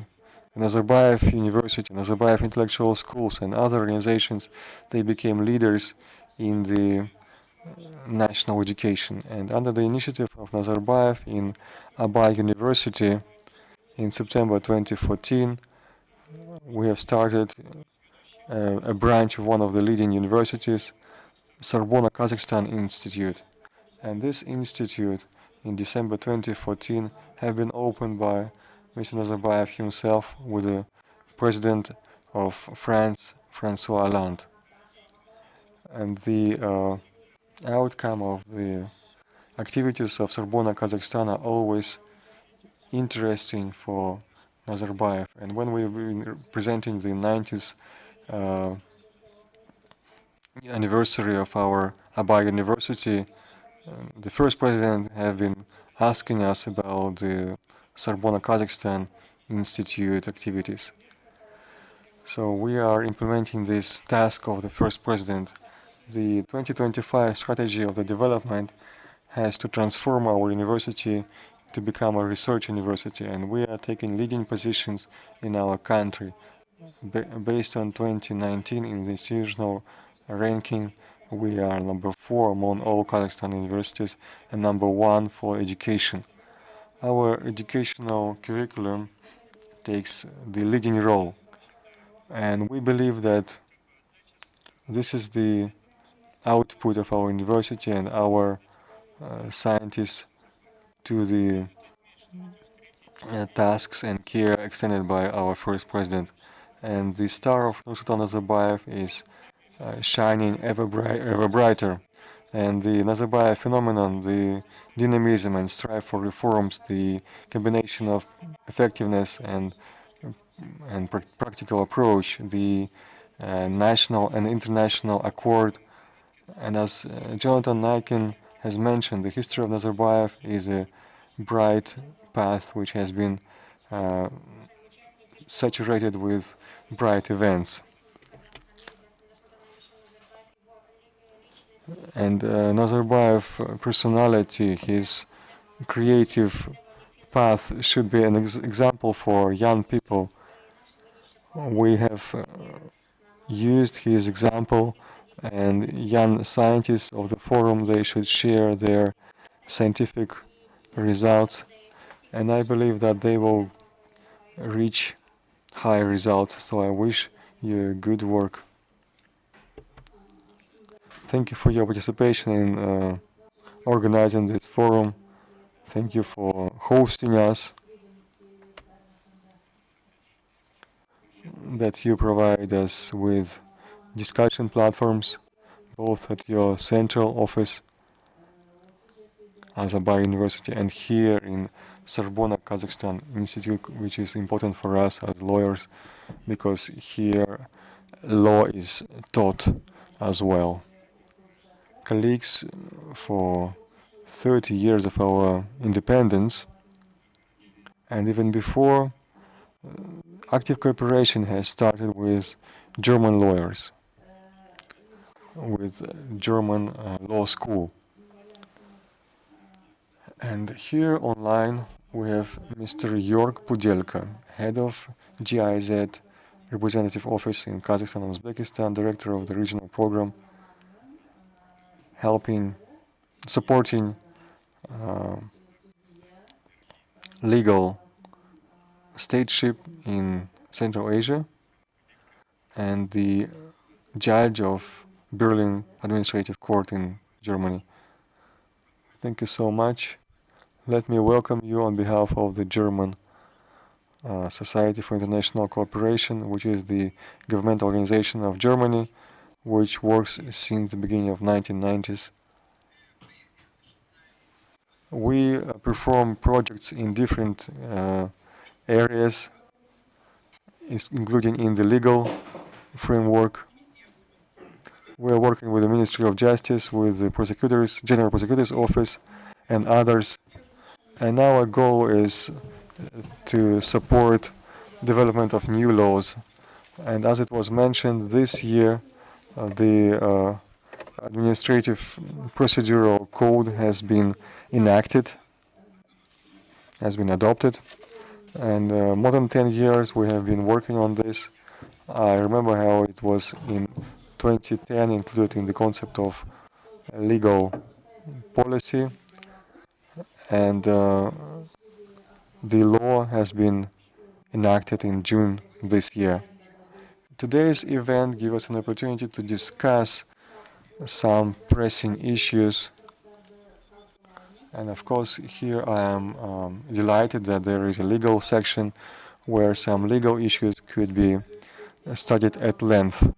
Due to COVID-19 pandemics, there are a lot of challenges, including in a legal area, because the law is what determines the framework for our development. But pandemics is also showing some limits of the legal influence on the situation. And a lot of issues are being resolved on philosophical issues as common sense, as the relationship between freedom and responsibility. And as it was written by Immanuel Kant, German philosopher, 250 years ago, to some of these things I'd like to come back in my presentation. But I'd like to say a couple of thoughts, that the main issues of human existence in pandemics could be not regulated legally, because the lawgiver can describe some problems and to give the government freedom to tackle these issues with fewer number of mistakes. And we need to weigh here responsibility and freedom. Some people, they want to wear a mask and some don't. So some should bear responsibility for themselves, for the economy of the entire country, for everyone. So these issues are quite pressing, and I am very happy at this event. I wish you a successful discussion of all these issues. Thank you so much. Thank you, Mr. Pudelka. And I think that we will have very interesting discussion in legal section, where you are going to be present as well, and we'll hear and learn a lot of things new from European legal thought. I'd like to give the floor to one of the co-organizers, the head of OSCE office in Nur-Sultan, Mr. Djert Sabo. The active participation of Kazakhstan in this OSCE work is quite known. We had a summit in Astana, which is now called Nur-Sultan, in the capital of Kazakhstan. And we always get tremendous support, both moral and organizational support, from the OSCE program office. And I'm delighted to give the floor to Mr. Djert Sabo. Yes, that's right. We are trying to provide multilateral cooperation with Kazakhstan, with our partners, with the authorities, with the civil society. And we're delighted that OSCE is usually positively remembered. I'm working here for the 5th year, and I have visited different places in Kazakhstan. And when I'm visiting the provinces, I always visit museums. I visit local museums of the local lore and local studies, regional studies. And part of exhibition, when we talk about modern life and development, there is a corner of OSCE.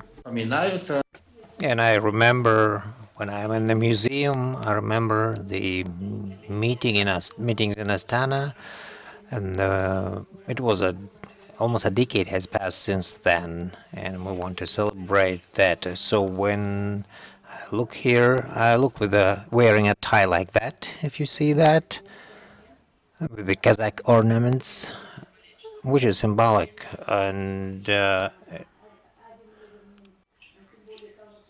So this conference has a very high level, and this is why and the topic of this conference is great, so that's why I agreed to participate in that, and thank you so much for inviting me. And you all know that the OSCE is an organization dedicated to security issues, but how we approach that, we have always reiterated that this is a comprehensive approach. We have three major measurements or dimensions, so to say, and we believe they ensure security. And as you know, OSCE has 57 countries. So it's the military and political dimension, it's economic and environmental, and the human dimension, with human rights, the rule of law, and things like that. So these are the three dimensions that we pursue. And we have commitments, and all 57 countries have committed to protect and promote that. So when we talk about the development models, we always remember this approach. Because the models are generated by strategic documents, and there are quite a few of such strategic documents, 2030, 2050, some long-term documents, and we have more specific documents developed by the government, which shows that the country is thinking ahead, in advance. So based on all those ideas, we see the will and attempts to create and to pertain the stability in development. For us, this stability or steady development is a key component to keep security. My understanding is then when the first president left his office, that's what he meant. Now let the younger people do or continue what he had initiated. That was his overall call. So this is why this conference is important. What young people think about that, because young people always want to update, to upgrade, to add something of their own, which is the source of inspiration. And this is also, it also means resource. What I mean by the resource is this modernization of all reforms. Now, my understanding is a lot of people want to develop this country in this resourceful way, and this is supported by President Tokayev, and we also endorse that and try to support those attempts and efforts. And under our OEC programs, we provided support for the National Council of Public Trust, and now we have a new body on reforming. So we are willing to collaborate with that body using what we already have with the OSCE. We have existed for quite a while, so we have experience in different countries. We know how they approach certain issues, what mechanisms exist, what tools they apply, what skills they have, how they approach decisions and solutions, things like that. And these things are encountered by Kazakhstan as well. I do hope that all of that will be used, because sometimes there are ready-made solutions. So you don't have to reinvent the wheel, and you have to envision them and see how these could be applied, what could be changed in a specific context of this country. This is my ninth year of working in Central Asia, and I have always remembered that this integration, or the idea of integration, has always been proposed by Kazakhstan. Even when that integration was kind of missed by many countries, it was back then.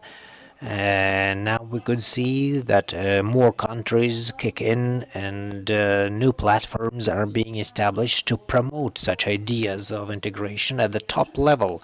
Presidents meet with each other, and we all try to address or to approach these problems in this region together in concert, which is important not only in view of this particular context, but it is also important viewing of the environmental approaches. My belief is that it is the young people who can benefit from such approaches and utilize this set of ideas and develop the region and their respective countries. So the security could be augmented with such efforts. If a country is secure and stable, this means that this is a value added, for all countries in this region and for all countries in our organization. This is why I welcome the young participants, and we will be waiting from them some new ideas. And may you have a successful discussion on this topic. Thank you. Thank you so much, Mr. Ambassador, and for your speech and for your collaboration and for the help that you provided for this particular event as for a number of other events. I'm sure our cooperation will continue. We have some more ideas to discuss with you, so we will have talk about them. So we will have more ideas voiced out by our younger colleagues. So it will be food for thought for all of us. Now, dear participants of this forum, according to what I have here, we have representatives from 15 countries, more than 100 people registered as speakers in respective sections, 27 universities, and, well, naturally, all young scientists, all guests cannot be provided with the speech opportunities. That's why we kind of focused on the government authorities, because we want our young scientists to know what their ideas are, and they have a real chance of implementing them. Now I would like to pass the floor to representatives of young science from other countries. I see on the screen here Andrei Kotelnikov, chairperson of this Council of Young Scientists from the Russian Academy of Sciences, and he has worked for a number of years with our foundation, and he has participated in different events, including forums of young scientists. And Andrei Leonidovich is now out on some business trip, so there is a big gap in time. So that's why we specifically thank you for finding this time. So you're kind of sacrificing, we realize you're sacrificing your personal time to be part of this forum. Igor Ivanovich, thank you so much. Dear Presidium, dear friends, I would like to welcome you all. It has become a good tradition to meet every year in Kazakhstan to discuss our achievements, our future projects. Although this year has made some significant changes to our plans, still the energy and the stamina of our friendly links has been retained.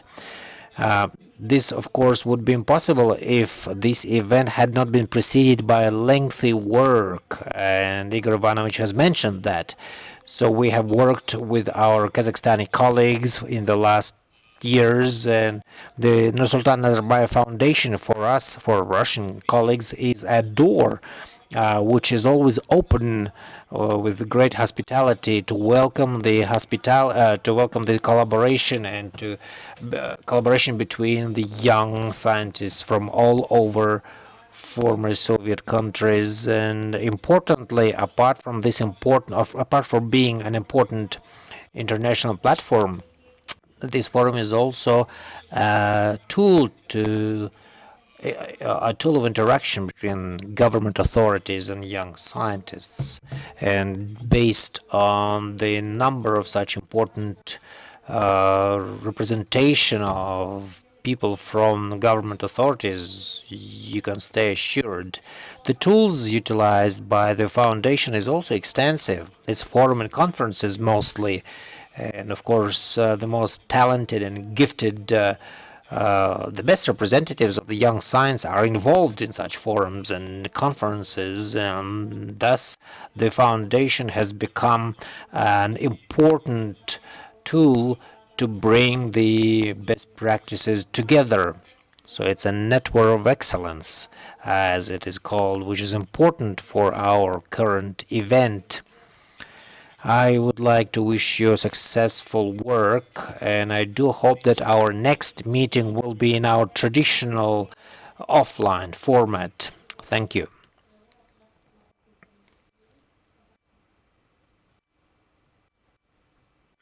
Thank you so much, Andrei Leonidovich. I believe our collaboration will go on, and may you succeed in your beginnings and your work, and say hello to all of your colleagues. Now I would like to pass the floor to Andrei Ivanovich Ivanets, chairperson of the Council of Young Scientists from the National Academy of Sciences of Belarus. He is working both in politics and science. He is the member of the Council of the Republic of the National Assembly of Belarus, which, as far as I understand, is parliament. Yes, it's the upper house in the parliament. Thank you, Igor Ivanovich, and dear participants of this forum. No doubt, it is important for it is pleasant for me. It is my pleasure to participate in this event held by the Nursultan Nazarbayev Foundation. And Andrei Leonidovich has mentioned our collaboration between young sciences throughout the Commonwealth of Independent States is constructive, and it's a long-lasting one. And of course, without the support from this foundation, it would be impossible. So every year, it's a tradition. Every year we meet at different forums given by this forum, and these include forums and workshops, schools of young scientists, and it is our pleasure to participate in them. We realize, when we talk about supporting science, we realize that the current challenges show that without developing science, without supporting the younger researchers, it would be impossible to talk and to achieve to resist the challenges that we have. And still, we believe development of our national schools is also a priority. In current world, science demands due attention and support for young scientists, means identifying talents, developing systems to support them and implement their ideas. In this respect, the Nursultan Nazarbayev Foundation proved that the development of the young science and science on the whole is quite possible thanks to efficient tools and mechanisms. And these include some good examples of this constructive work that we see. We see that almost all national authorities of Kazakhstan have a proactive stance in supporting the science and the youth of Kazakhstan, which shows this is a system-based approach which has been shaped out in Kazakhstan, and it aims to support such institutions. What is important also is this Council of Young Scientists. This institution is also supported throughout the Commonwealth of Independent States and in Kazakhstan, and thanks to that, it helps to implement a lot of projects supported by the Nursultan Nazarbayev Foundation. I would like to wish all participants of this forum to have a productive work and generate new ideas. I do believe that the next year we will meet personally with you because despite digitalization, despite development of information technologies, our human interaction and personal interaction cannot be replaced. Again, enjoy your work, and thank you for inviting me to this forum. Thank you, Andrei Ivanovich, and I would like to wish you and your colleagues and your country. I would like to wish everything good, and please enjoy your success. Thank you. Now I'd like to give the floor to the chairperson of the Council of Young Scientists of the Academy of Sciences of Tajikistan, Menu Mamad Yusufova. She has always been active in the work of our forum. Menu, you're welcome.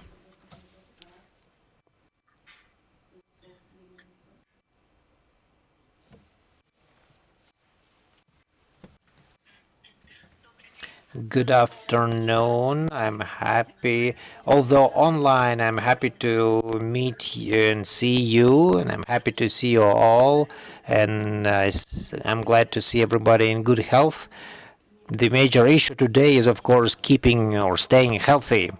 And this COVID situation has changed a lot, but still, with common achievements and scientific achievements, we will be able to overcome such problems. I would like to tell a couple of words about this Nursultan Nazarbayev Foundation. It is a unique organization in the former Soviet Union because it promotes the ideas of younger scientists who engaged in different sciences, both in Kazakhstan and beyond.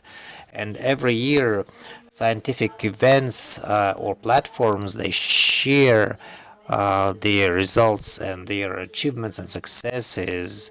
So this is a good platform for young scientists. And they kind of time the clock.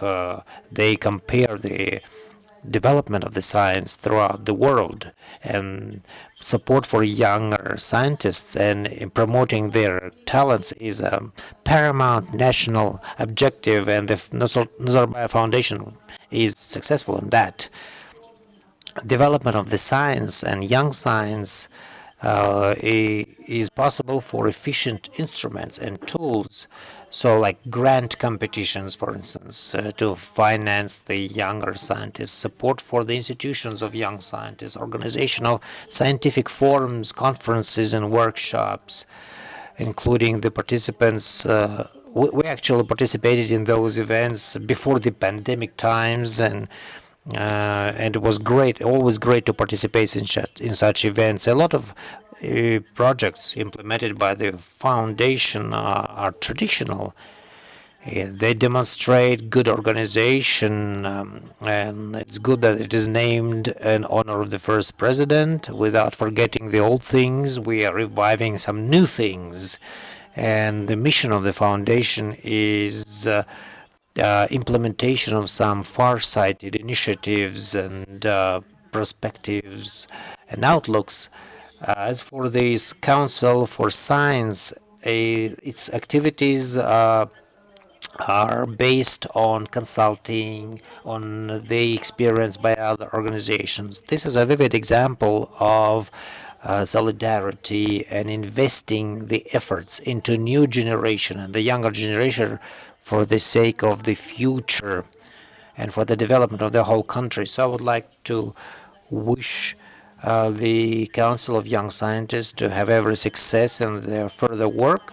Please stay healthy, and I believe that soon, in the nearest future, we will be able to meet in the traditional offline format and see each other in person. So I can't wait to come to Kazakhstan, and please come to Tajikistan. Also, we will be working jointly on developing the science, on developing collaboration. So again, I'm happy to see you all, and enjoy. Thank you. Thank you, Menu. We'll also be happy to see you again in our country, and we have met on other platforms. And please say hello to your colleagues. We lawyers have a lot of friends as well and colleagues in Tajikistan, and we closely tracking their success. And I know that this science is at a pretty high level in your country. And finally, from the main organizers of this forum or initiators of these events, the Council for Science at the Nazarbayev Foundation. So Janar Temirbekova will talk. She's the council, she's the advisor to the president, Alma-U University. Thank you, Igor Ivanovich.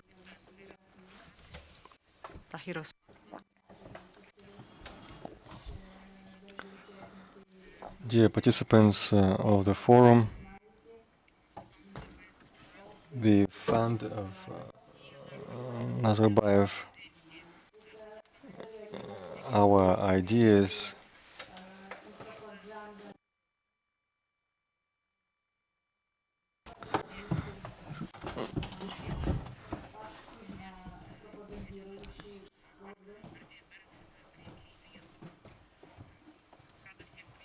So I'd like to welcome everyone at this opening of our forum. I'd like to thank Mr. Rogov for his wonderful role of the moderator. Today we're able to listen to our main decision makers, and they all have been tremendously interested in our forum. I, as a member of the Science Council under Nazarbayev Foundation, I am a witness of this forum growing, and today's continuation, as our colleagues have mentioned, this became a good tradition. And as we all know, traditions are the foundation of our culture. It's the basic for our academic culture. And it's a wonderful result and an indicator of the sustainable development of our organization in general. And I believe that the Science Council under Nazarbayev Foundation is a great example for all other councils and authorities on how to streamline work with young scientists. Myself, I'm a laureate of Nazarbayev Foundation. 8 years ago, when I was noticed as a modest young scientist, and at that time I promised that I will always support this institution, this council, because this was so much inclusive and open, surprisingly enough, that it unites true patriots and activists of our country, of Kazakhstan. So I'd like to thank everyone for this participation. I was pleased to see everyone, although online. I'd like to wish to help the participants fruitful work and cooperation. And until we meet again, thank you so much, Gulnara, Ms. Timur. Thank you so much, Ms. Janar Temirbekova. We have opened the forum. Now we have the work in the sections. So I'd like to thank all the participants of our plenary meeting, representatives of the government, all the ministers, excellencies, representatives of the young scientists, representatives of foreign countries. I'd like to thank the organizers most profoundly. The university, Pedagogical University, Abay Pedagogical University, and Sorbonne Kazakhstan Institute. We have here Dr. Sabitova. Also, I'd like to thank Professor and Dr. Mami Kairat Abduzakovich, because your presence gives a special importance, constitutional importance to such activities, and seriously, because if you talk about Nazarbayev model, that means that it means everybody for human being, that human rights, human health is a priority, and of course development of the young science, aiding our young people. This trend continues. We have the continuity, and you know that in presentation of our President Kazakhstan Tokayev, a special priority is given to youth promotion, to their political life, their practical involvement in the economy. So, to everyone, I'd like to thank you so much, and wish you actual white way health, success, and also we have English channel. Good luck, colleagues, and goodbye.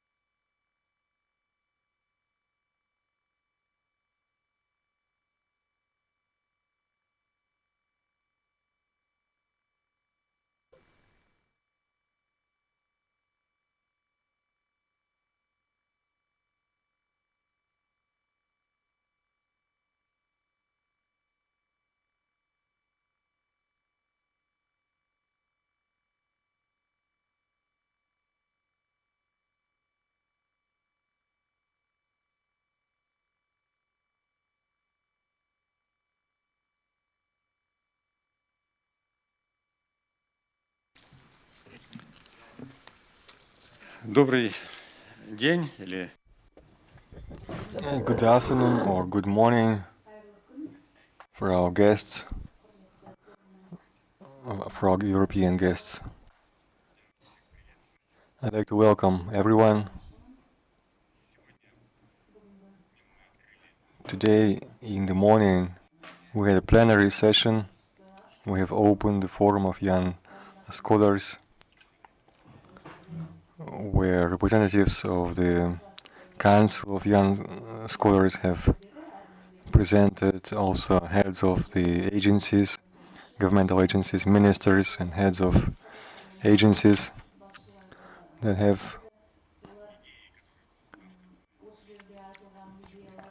assured us that the ideas of our young scholars will be scrutinizedly studied, will be scrutinized, and if they are of real value, will be implemented.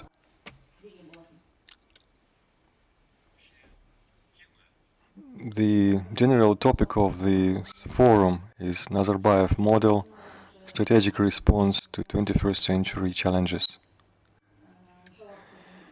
You know, this year our country is celebrating several jubilees, 150 years of the Elbasy anniversary, the great thinker and enlightener, 20 years of our constitution.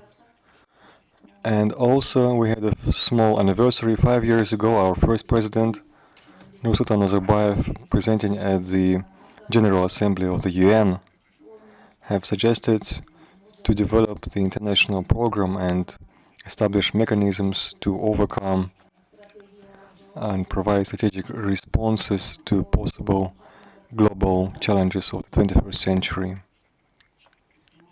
Which is that a scientific vision which allowed to foresee these events? And we see now that these problems are quite pressing, and depending on how we're going to come out of this crisis which has affected the entire mankind, the future of our countries depend on this. And for us it's quite important to learn the opinion of our young minds, young thinkers, intellectuals. And the practice shows that the most important scientific breakthroughs, discoveries are done by young people. Although being young is quite conditional. It could be people of 30, 35, 40 years old. The people who have been established as scientists and that can combine this young energy with scientific justification, with deep thinking, and we hope for positive and best results of these discussions which we are going to have. There will be several sections throughout the entire week. And the first day, the first section is the law, the legal section. And to be honest with you, I am thoroughly pleased that this section took place, because the Young Scholars Forum exists for several years, I believe for 5 years in a row now. I have participated in the previous 2 forums, but there were no legal section. And finally this section has been established, and I believe that there will be quite significant and essential issues discussed. COVID-19, the pandemics, and all these restrictions imposed on us, they made it evident the necessity to create certain legal mechanisms, both to find a way from this situation and to determine the new ways of development for our countries. And as I think, and as we have exchange of opinions with our colleagues, lawyers, perhaps we may think that the experience which now we have lived through or are living through experiences, this shows that changes are required in different countries of law, different areas of law. And first of all, these are issues of labor law, because remote work in most of European countries and in Russia and in Kazakhstan and in a number of other countries,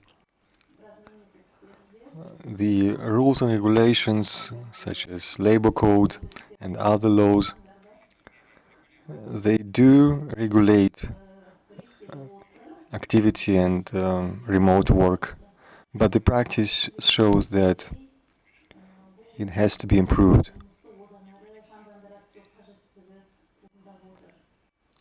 Also, it would be necessary to revise some social law issues, pension issues, etc.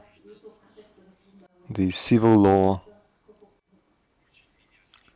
For me, I'm very much concerned with the changes in the criminal code, criminal law, because if you don't know, one of my first backgrounds and my legal life started in criminal law. So here I await some presentations and information from our colleagues in this regard. So I believe that even constitutional law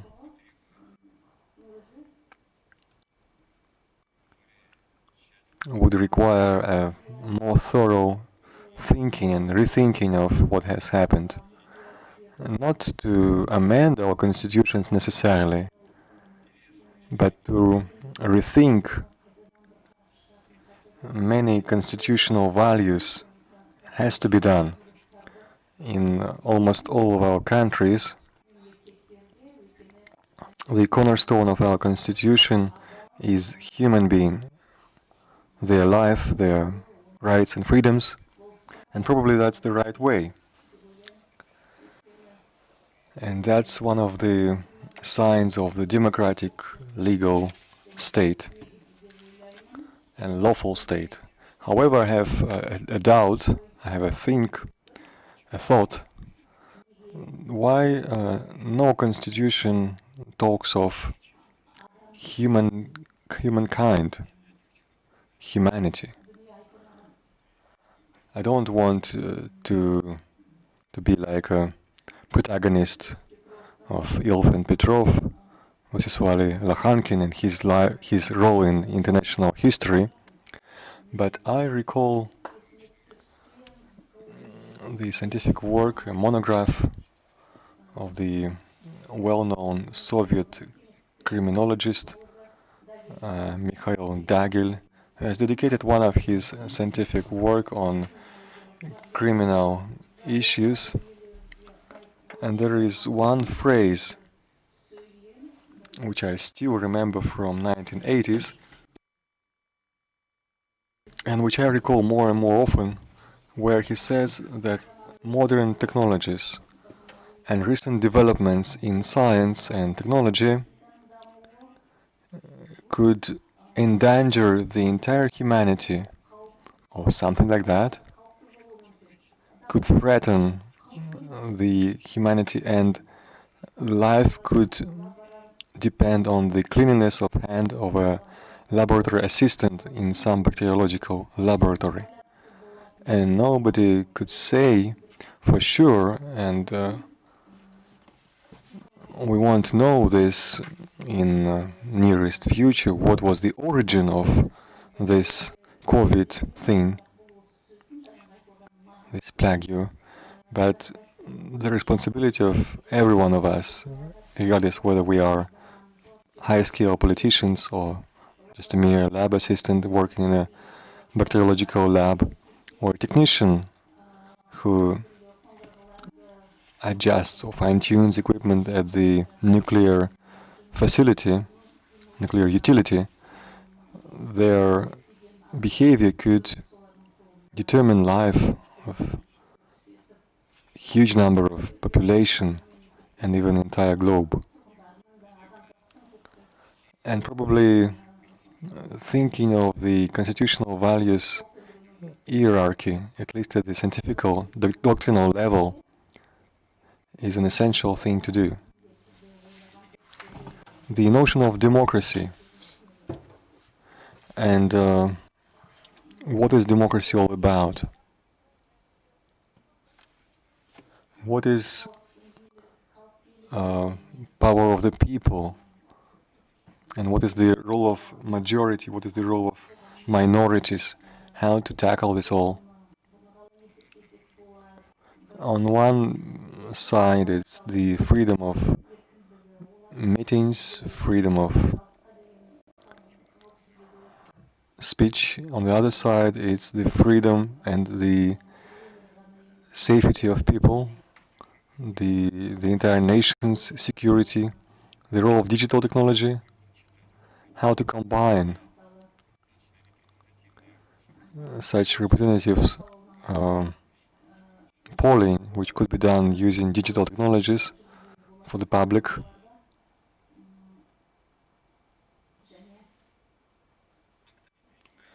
And the rules and regulations which are mandated by the authorities, which is more representative, which is more legitimate.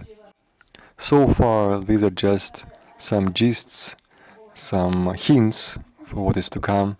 Probably I am just rushing ahead. We will have some presentations like this. I reiterate that there are a lot of problems. I see my colleague Yuri Golikov, a professor from the Moscow, and I'm excited about his presentation on criminal issues and other areas, representatives. And I'd like to assure our young colleagues that the interest which has been shown by the representatives of the government to our event witnesses to the fact that the state, and in this case it's Kazakhstan, is very much serious about this topic and discussing all these issues. So I would call our colleagues for voicing up, to speak up all their concerns, all that you would like to share on certain legal issues. Speak up and you will be heard. I'm not saying that this will be implemented. For sure, nobody can give you such guarantees. But at least, if your ideas will be at least discussed, then it's a very good outcome. So I wish you success to all of you. And I think that the discussion will be quite interesting. Thank you.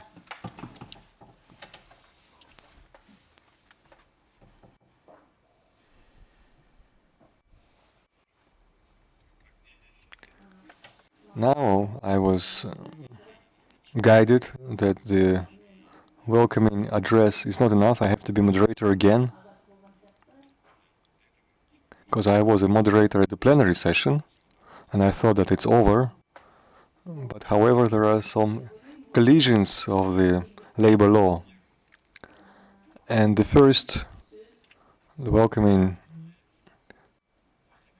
floor is given to the head of the state legal department of the president of Kazakhstan.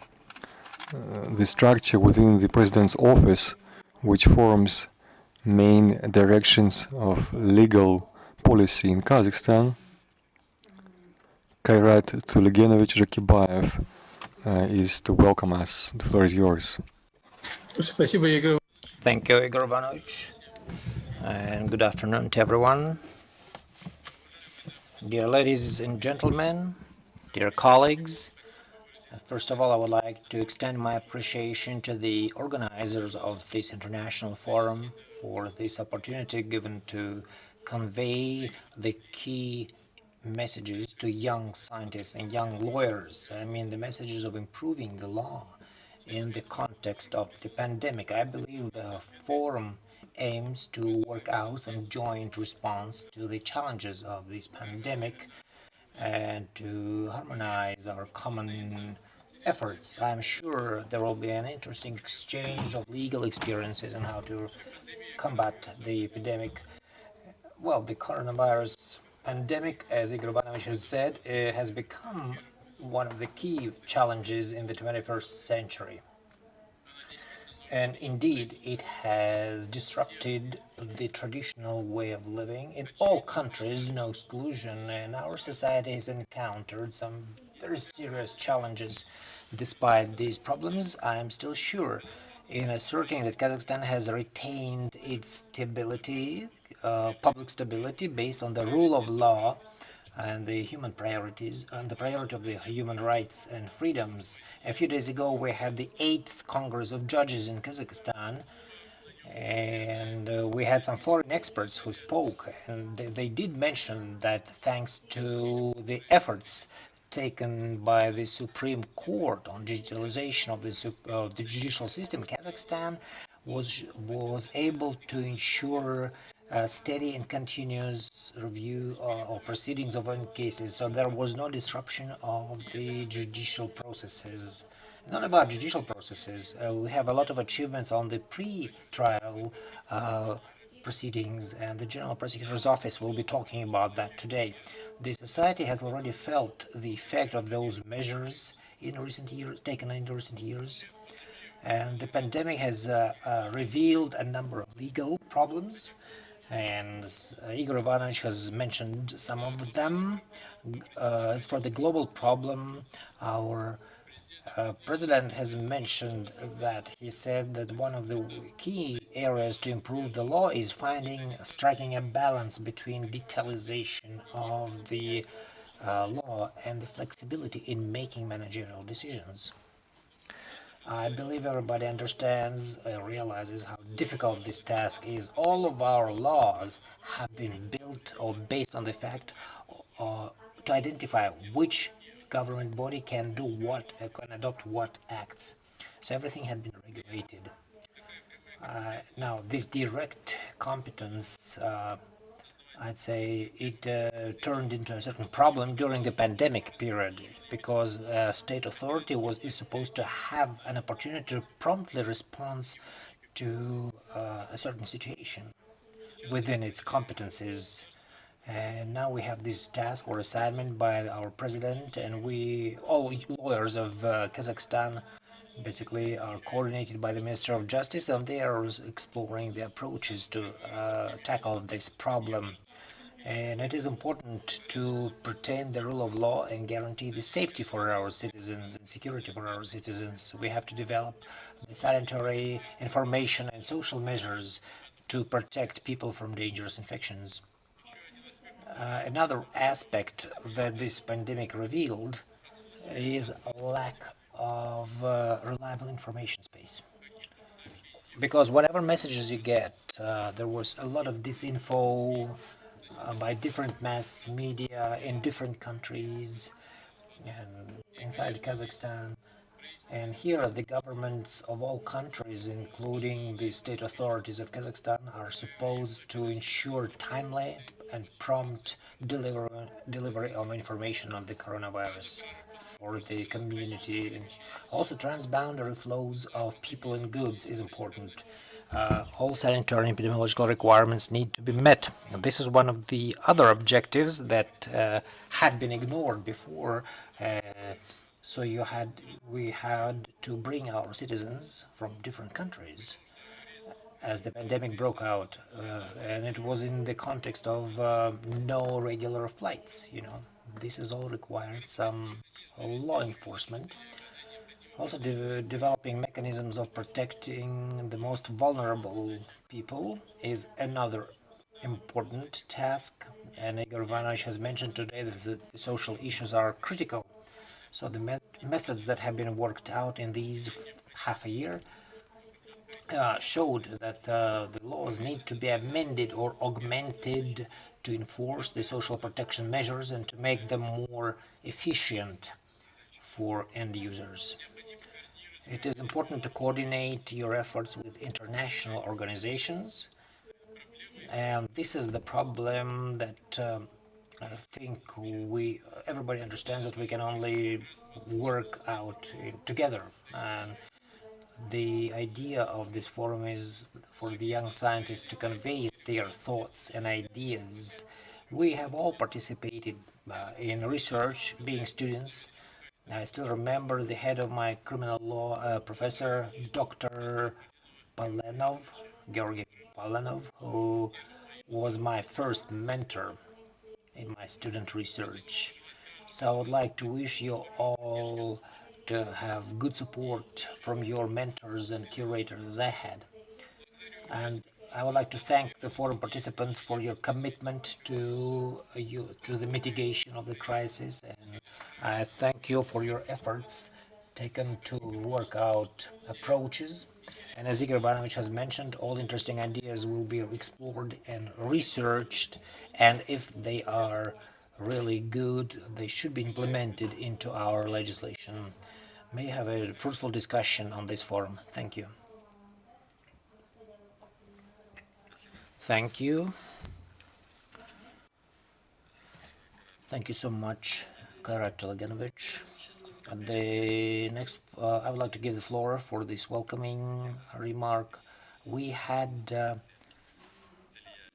Talia Habriva, director of the Law Institute and Comparative Law under the government of the Russian Federation, and vice president of the Russian Academy of Sciences, and she's also from the Council of Europe from Russia, but there was some kind of an overlap, and she's too engaged in too busy with some other things, unfortunately. But when we talked to her on the phone, I told her, well, we know more than anybody else how busy you are, because all Russian media show how they are convened in the Kremlin to implement some constitutional gaps, that have, so a lot of legal activities are taking place now in Moscow. So we understand that and we respect that. So we are happy to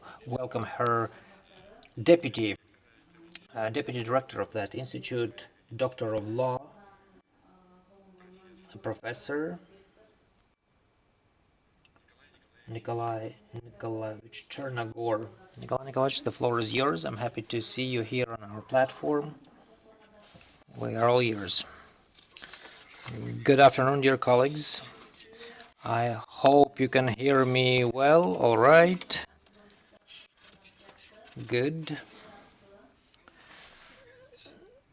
Now, I cannot but endorse what Igor Ivanovich has said. Talia didn't just want to come here. She just was eager to come here, and she really meant to be here. But due to some other reasons, she was not able to do that. And also at our institution, we also hold the annual School of Young Scientists, so we know how important it is to train the young scientists and how to make this flow continuous. So that's why our director wanted to be here in person. She wanted to welcome the forum participants, but as Igor Ivanovich has said, due to some circumstances, she wasn't able to do that, and so she entrusted me with that. And it is my pleasure to welcome you all here.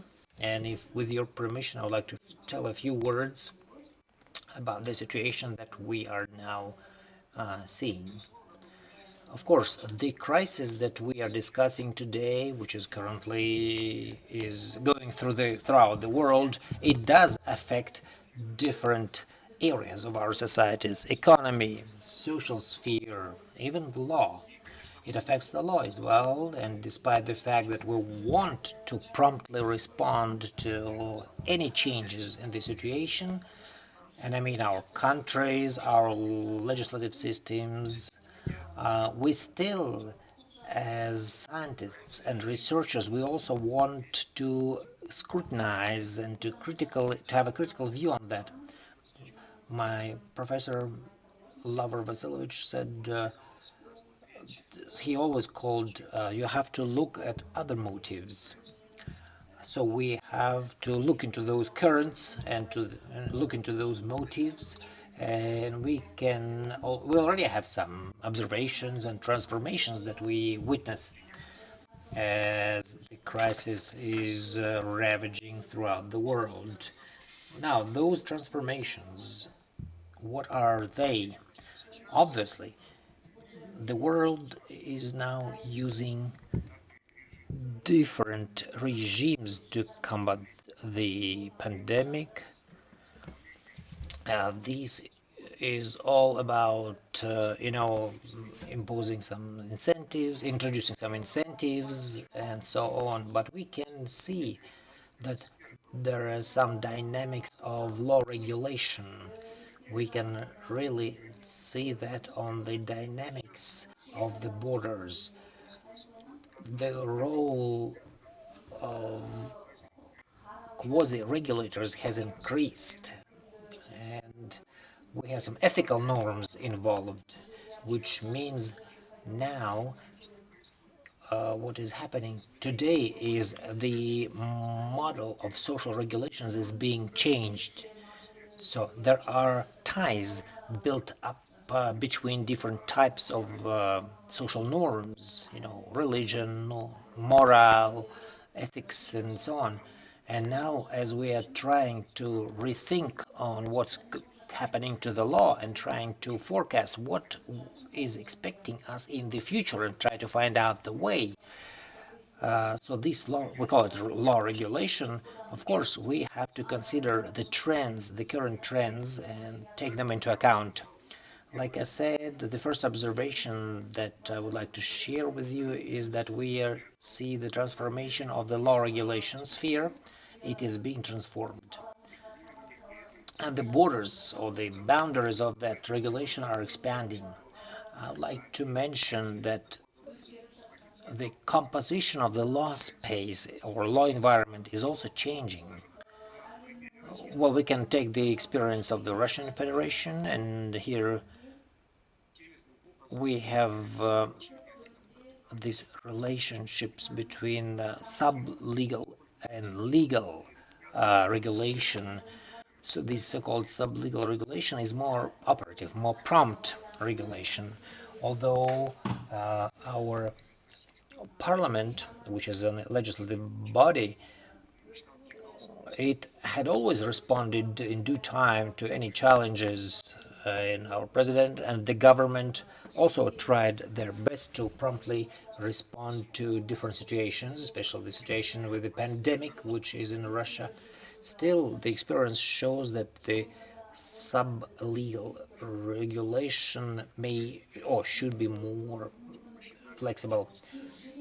During the pandemic, the number of sub-laws or bylaws increased.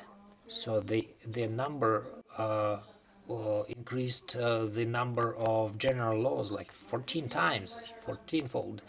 And so we're trying to find out and to analyze this observation, and we're trying to interpret that and try to apply it. Also, as a federative state like the Russian Federation, it has the reallocation of regulatory authorities between the subjects of this federation, regions, oblasts or regions, and this is all about restricting or infringing the rights, certain rights, human rights, like the right to free movement and so on. Of course, it is a temporary measure, and it is an extraordinary measure. We should be considering that in our future activities as well, during any local crises or any other situations. So we have to be quickly able to update the laws to meet the current situation.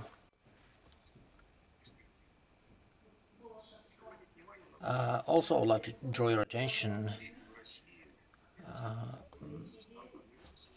like in Russia, Kazakhstan is now shaping out a mass of laws, or a whole massive. We have these anti-pandemic laws, or whatever they're called. But what is demonstrated here is at our institute 2 years ago we began working on the hypothesis of existing the so-called cyclic legal massives in the law. The cycles is not just intersectoral laws. It is basically a different phenomenon, because norms which are formed within this massive, they are penetrating all core of the national laws. So they subjugate the activities, so they are becoming the basis.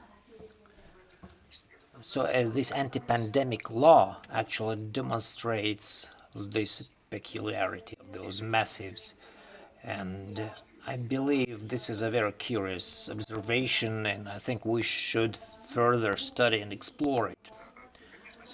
And of course, now it is important, as I have said, we have to look into the future and be ready with some scenarios or templates, action templates, to be able to respond to different crises.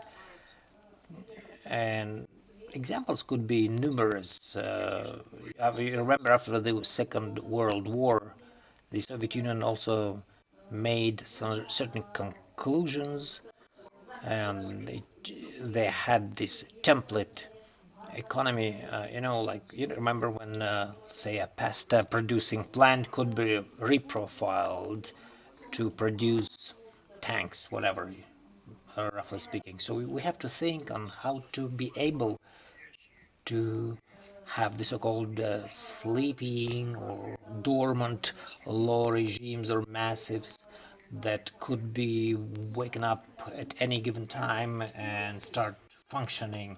So this is one of the objectives that we are pursuing today. Another point is all those processes that we're observing now, they exaggerated the existing problems in the science of law, like it's about the relationship between the law and other social regulators, or use of non-legal regulators, regulating the relationships. So there is also a number of other discussions are being held, and we resumed some of them. So, they are all shaping out the agenda, the legal agenda. And we have to come up with the best solutions here. I believe today's forum will help address those objectives, and I'm sure that the young scientists who are here today, who are thinking in a new way, in accordance with the time demands, and so I'm pretty sure that they do understand, they do realize what can be done. So today's forum, I believe, will contribute to the formation of legal findings, or it will be able to upgrade the law, and this will all help us overcome this crisis and move forward with efficient development of the law. Again, I would like to wish everyone have a good success at this forum. May your search be fruitful, and enjoy your discussions, and try to find the solutions that would help our countries to consider and to get out of that crisis. Thank you. Thank you, Nikolai Nikolaevich, and please please thank Talia Rulovna from us and say hello to your team. Yes, your institution is facing great objectives, like all lawyers of the Russian Federation. I believe you will succeed in that, and may you succeed. Dear colleagues, when we talk about the Nazarbayev model, probably we mean a lot of factors. It's not just the speech that he has made at the General Assembly, but also it's the laws and norms and political settings that he had provided throughout his work as a president. And the issues of fighting the corruption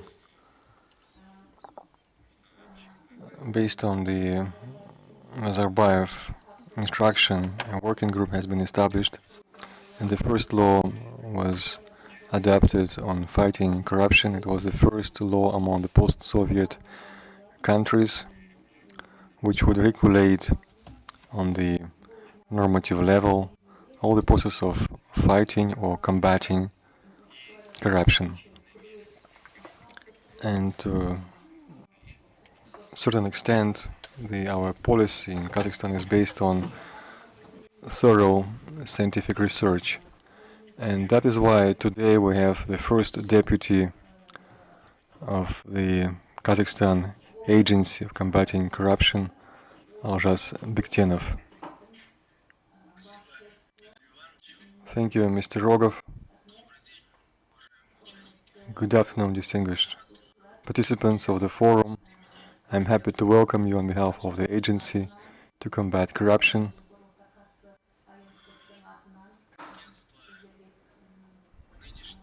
The agency in its current shape was established recently in last summer, but in general,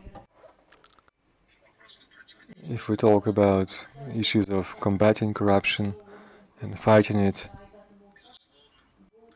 it was a priority in the policy of the first president of our country, Mr. Nazarbayev, and continues to be a most pressing issue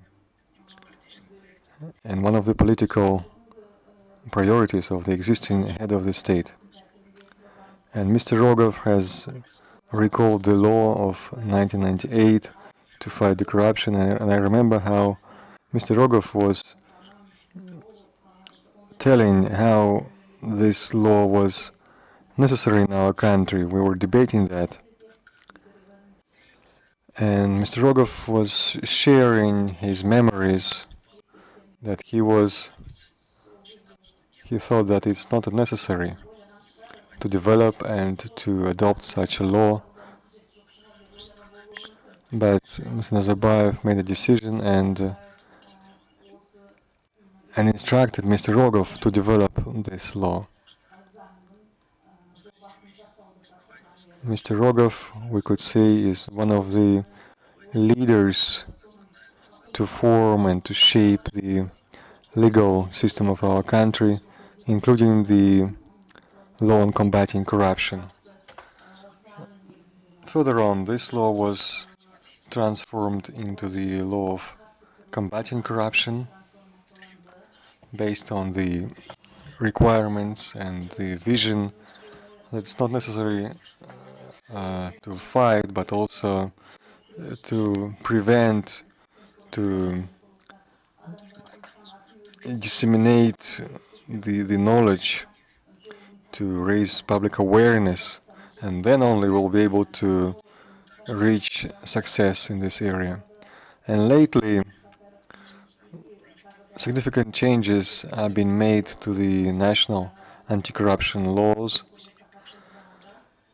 Last autumn, there was a serious package of amendments being adopted, providing personal responsibility, personal liability of the officials, of the superiors, if their subordinates would create or act in their own way. And the subjects of corruption, this list has been expanded due to some leaders of quasi-state sector. Also, there were some collisions of giving presents to government officials. Now we are working on the next package of amendments, which is to strengthen the liability for corruption. And the head of the state has instructed to prohibit the parole for those who has been convicted in corruption. And now, together with our colleagues, from the authorities and from the present administration, we are solving such issues. It is very important for us to streamline constructive relations with the scientific community. Not always, unfortunately, in our work we are based on scientific results of research, and not always our initiatives are scientifically based, and so we need to improve the effectiveness of our work. And recently the agency has a new consultative agency, the Council of Scientific Experts. We had the first meeting of this council, and many young scientists have responded and they have participated. They are now being trained, and they have now a scholarship abroad, and we hope that this body will be instrumental in our further work. And I'd like to encourage the participants of today's forum, those that have the interest and the vision on how to improve our anti-corruption policy. Please join us. Our doors of all this council are open. Any of you can make an application, and we'll be delighted to have you, and all your comments and suggestions will be heard. I'd like to wish to everyone fruitful discussion, success, and I'd like to thank the organizers of the forum to present and to welcome you. Many thanks and success to all of you, and good luck. Thank you, Elzhas Abayevich. You have recalled an episode which did happen. There was the meeting of the Security Council in Kazakhstan, and the president was discussing whether we need the law to combat corruption. The members of this council were sharing their pros and cons, and I have been asked of my opinion, and I think that I was talking that we have a criminal code where we can strengthen the responsibility. There is a code on administrative violations, there is a law on state service, public service, and there are other rules and regulations. So the president have heard me, and so he said, I make a decision that we need to prepare the draft of the law, and since you and Mr. Rogov are against, you will be in charge of this work. You will be leading this work, and in order to expedite this work, he has written that the working group will include only the first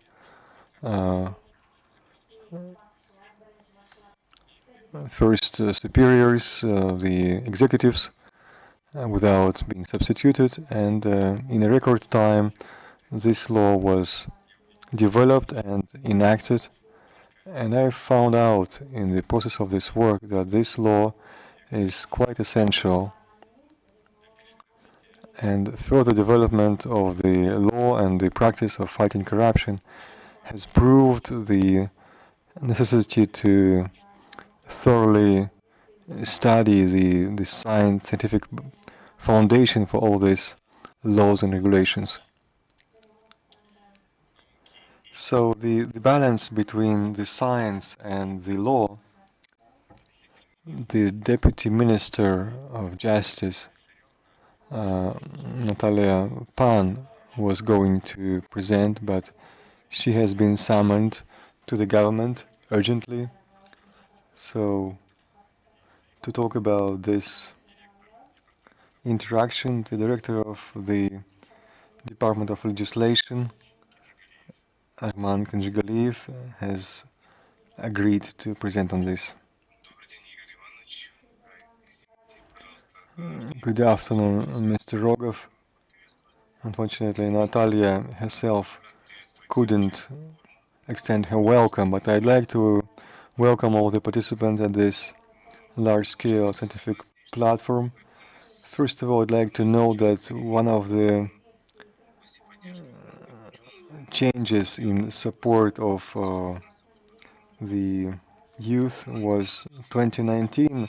It was announced as a year of young people by Mr. Nazarbayev, and this was the chance to be voiced, to be heard, to speak up.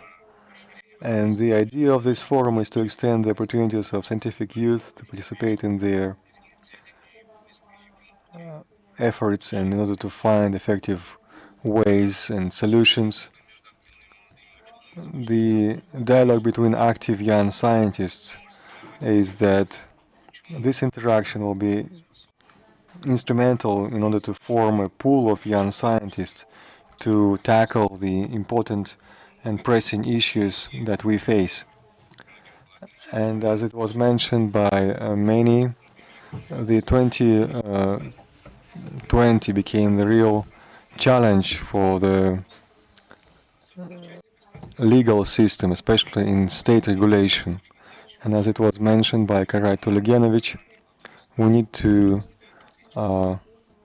study here the presidential address of September, where it was said that within the legal policy, mechanisms should be worked out to provide a balance between the legal regulation, because during pandemics the government was taking urgent measures to stabilize the economic situation, and the decision on several issues was possible only at the legal level. But that work was not always effective when some urgent decisions had to be taken. So now we have some direct action laws which regulate all the procedural issues of making decisions and procuring certain goods or drugs. So the legal basis, the legal foundation provides for the transparency, all these public councils, and the Atomican Entrepreneurship Chamber. The opportunity for the public and for the entrepreneurs to be the participants of this lawmaking process. And I believe that the time has arrived when we could think of excluding the direct regulation norms in laws and regulations. And as the head of the state has mentioned, that overburdens the parliament when we need to change certain regulations, and that could be changed at the procedural level. And all these issues are being developed and monitored by the Ministry of Justice, and approaches will be developed as we implement legal policy, and together with scientists and authorities, with the government and presidential administration, we are developing the legal policy concept. And I believe that when we're going to implement such approaches will be found and necessary regulations will be adopted to implement the instructions of the head of the state. And I believe that the young scientists of the legal platform will discuss all these issues and approaches, coming up with some new ideas. I'd like to wish to all the participants fruitful work. I thank you for the organizing this platform and thank you for your kind attention. Thank you so much, Mr. Roman Shikanovich. The presence of the Ministry of Justice, and not only Minister of Justice, but the head of the committee which is in charge of legislation is very serious. And I'd like young scientists to note, since we started a round of memories and recalling things, I remember an episode when I understood how important it is that your work would find certain implementation in rules and regulations. At that time we were developing the first criminal code of Kazakhstan, and the working group was working at some of the governmental summer houses. There was a scientific conference, the colleagues came from Moscow. I'm not going to mention them, but some of the present. We have invited them to the working group. We have powered our computers, and I started to ask them about their opinion on certain chapters, articles of the criminal code. And they were sharing, I was recording this, their wording of the articles, and they said, wait a minute, you mean that what we are sharing now could end up being in a code? Well, the chances are great if the working group will support this. And at that time, we have here Yuri Vladimirovich Golik.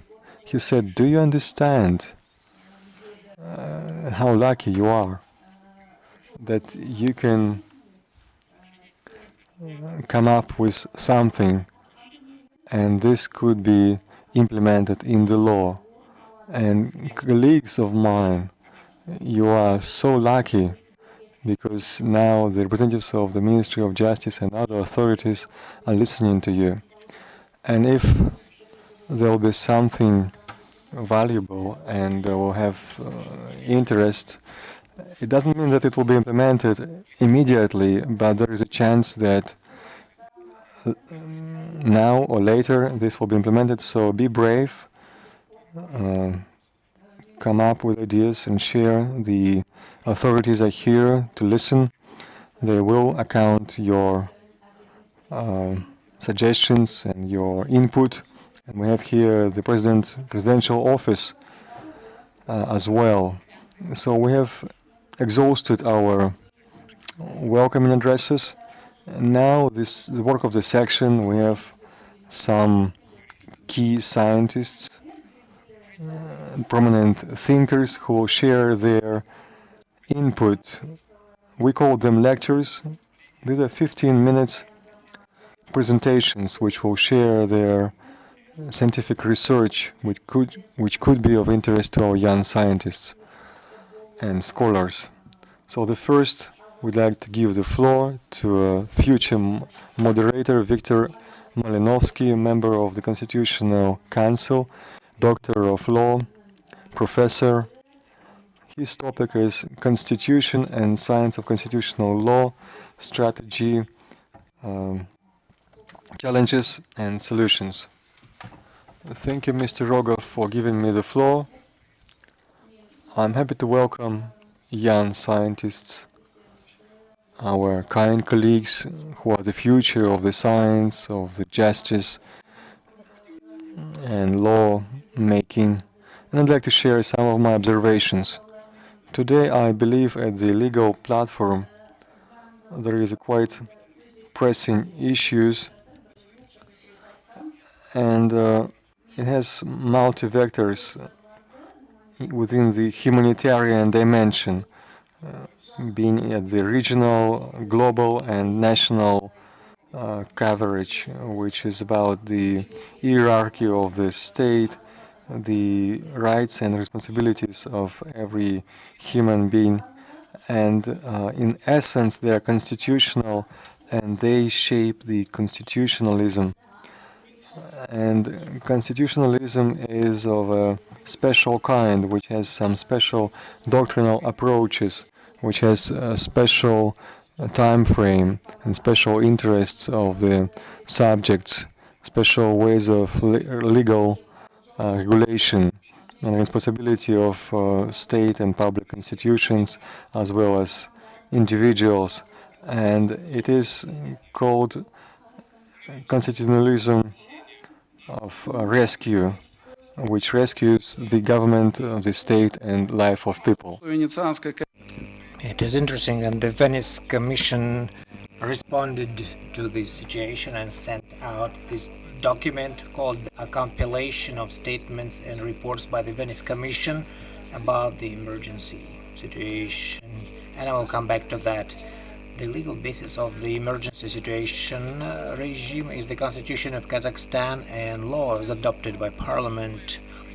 The legal definition of an emergency and the emergency regime, as well as the specifically designed state management or state administration, not in replacement but in addition to the currently existing authorities, as well as the measures provided by the law and temporary restrictions applied during an emergency.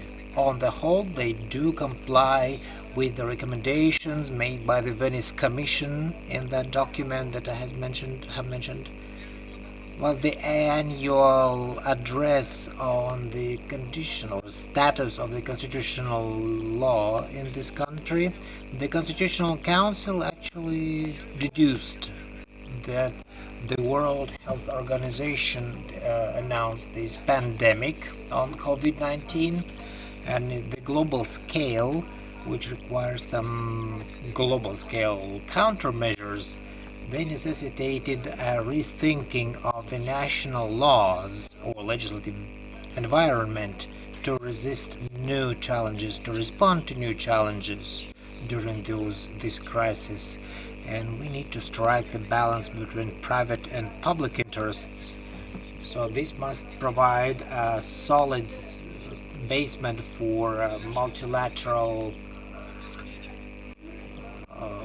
mechanism and ensure the implementation of the rights of citizens, including transition or transforming such relationships into the digital format. The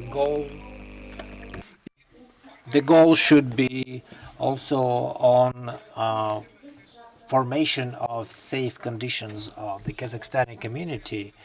Well, based on our agenda, on our program, the authors of those reports will dwell in more detail on political and organizational aspects of the pandemic. Second, I'm sure that the platform which is on the legal issues in the systematic model by President Nazarbayev, it draws upon the challenges of the 21st century. It becomes an integrating tool. The basic law, which was adopted in 1995, said that all people are the Kazakhstani now, the Kazakhstani citizens now. So there is a formation of a unified nation based on the market economy and a democratic, a secular, and law-enforced country. And the paramount values of those are the human being, its rights and freedoms. So the government with all attributes and institutions, a full-fledged country. Our constitution is functioning pretty efficiently, and it also has all legal characteristics and features. So it implements not only the goals, but it also offers the tools to achieve those goals. It protects the independence, public accord, and the political stability and the future of this eternal land. During the 25 years of the constitution in Kazakhstan, the world has gone through different challenges, new ones, old ones. So the constitution of Kazakhstan is now protecting the country, its public, its society from some deep impact shocks. So we can assert that the crisis potential in the constitution is working efficiently. So it has good results for the benefit, for the sake of each Kazakhstani and for the whole society. So the constitution of Kazakhstan, the symbol is the symbol of independence. This is why the constitution could be defined as the eternal constitutional value. It is an eternal value. The third point is, I believe it is only fair to remind of great contribution made to the development of this constitution made by the first president. And I believe that, first of all, the fact of adopting the constitution at the referendum on August 30th, 1995, during the referendum, is actually was the choice of a historic fate between the Kazakhstanis.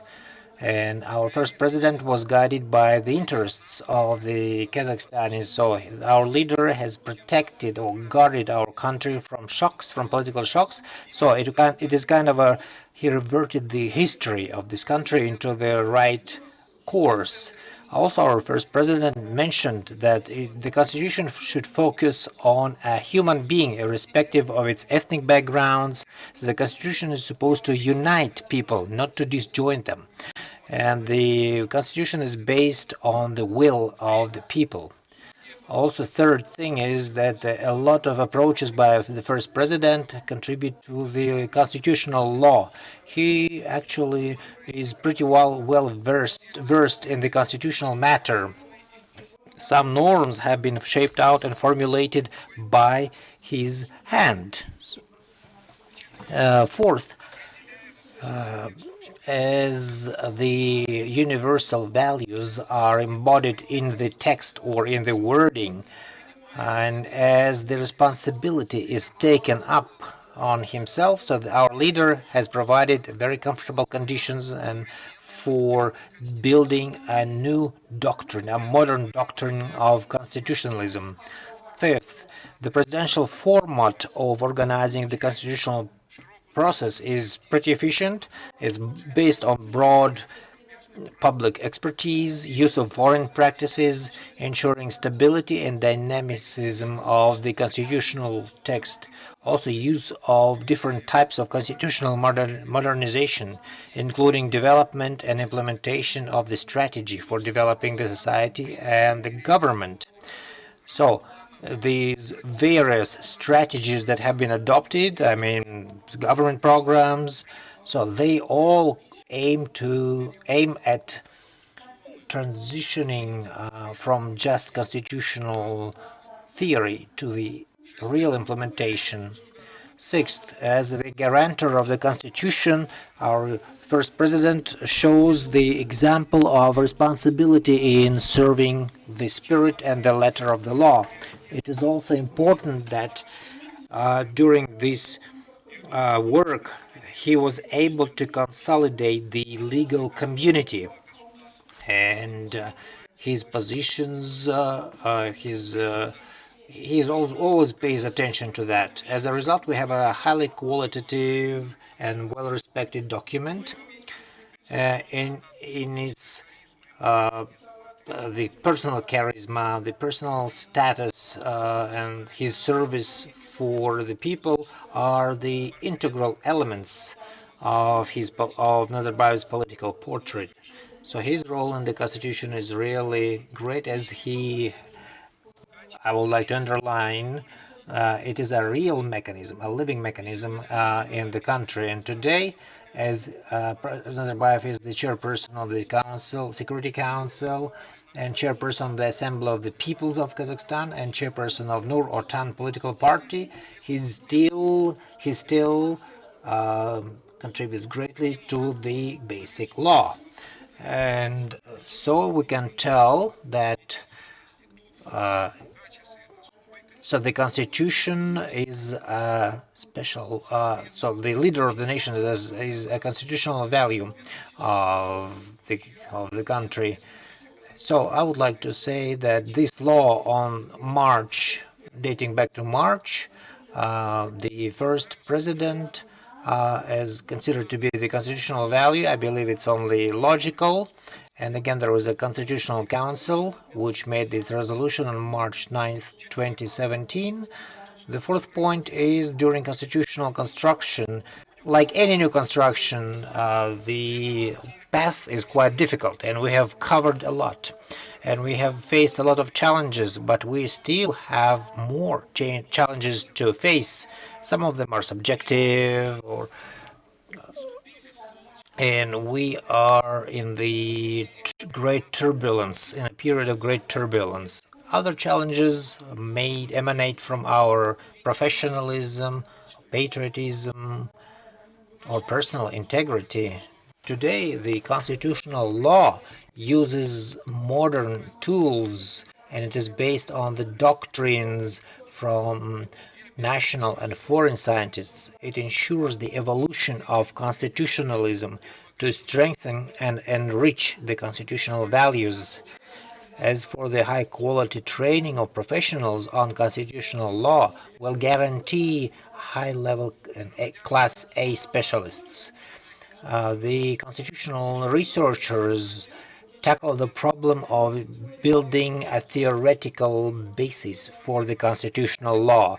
They form the doctrines to regulate those processes, especially the dynamics of the constitutional law relationships, the functioning of the constitutional law in relationship with other spheres. As this research goes on, different methods are used, and I believe we could offer a few personal observations. And the legal method is based on not only just identifying some nice or demonstrative example. It should be evaluated, and we should see its future position within the national interests of Kazakhstan, and see how it matches them. We should also evaluate the potential implications of its use. We should not negate the convergence of separate institutions which are alien to our legal system. But still, based on this historic approach, we have a great opportunity to utilize not only the international experiences, but also review our own Kazakhstani developments and the evolution of our constitutional principles. Our own experience is what we gain. It's valuable and it's priceless legacy. It helps us to protect from any mistakes. This system approach allows to see not just the phenomena themselves, but it also ties up the system to other constitutional and legal phenomena. So the constitutional upgrades or amendments, they bring up new level of measurement to the constitutional activities in Kazakhstan. The three constitutional reforms initiated by our first president, they match the logic and evolution of our country, and they ensure its further democratic development. The system-based analysis of amending the constitution shows that in total, those amendments do not just define the changed norms, but in a number of cases they update or renew the legal sense or concepts. And this means that there are some general laws or trends in constitutional reforms, and we could build on that, and the doctrinal analysis of constitutional norms that is carried out by our scientists will also be effective. The set of methods is based on this value-based approach, and it opens new opportunities for constitutional law and application of this constitutional law. It is especially significant to form the so-called constitutional patriotism. Constitutional values are the first and foremost basis for all other institutions of the constitutional law, so they are the core of current constitutionalism. The whole society is interested in them, and each particular person is interested in them. So their practical implementation must be guaranteed not just by the government, but also by the public resources, by the authorities, and the impact of public institutions. The current constitution, especially in the preamble and in the first section, general provisions, Article 91, speaks about some common and general values in combination with specific values and priorities of Kazakhstan. No doubt, especially with this Article 5 of the Constitution, we have this critical analysis method, which is also viable. Still, it would be just wrong just to prioritize only this method. We shouldn't be detached from other research methods. And we shouldn't be ignorant of comparative analysis or without getting some basic knowledge before. Otherwise, there is a danger of turning this constructive analysis into a just criticism or political criticism, which has nothing in common with real science of the constitutional law, so it will undermine it. It is important to focus on the fact the researchers should be utilizing the whole set of tools of knowing this subject.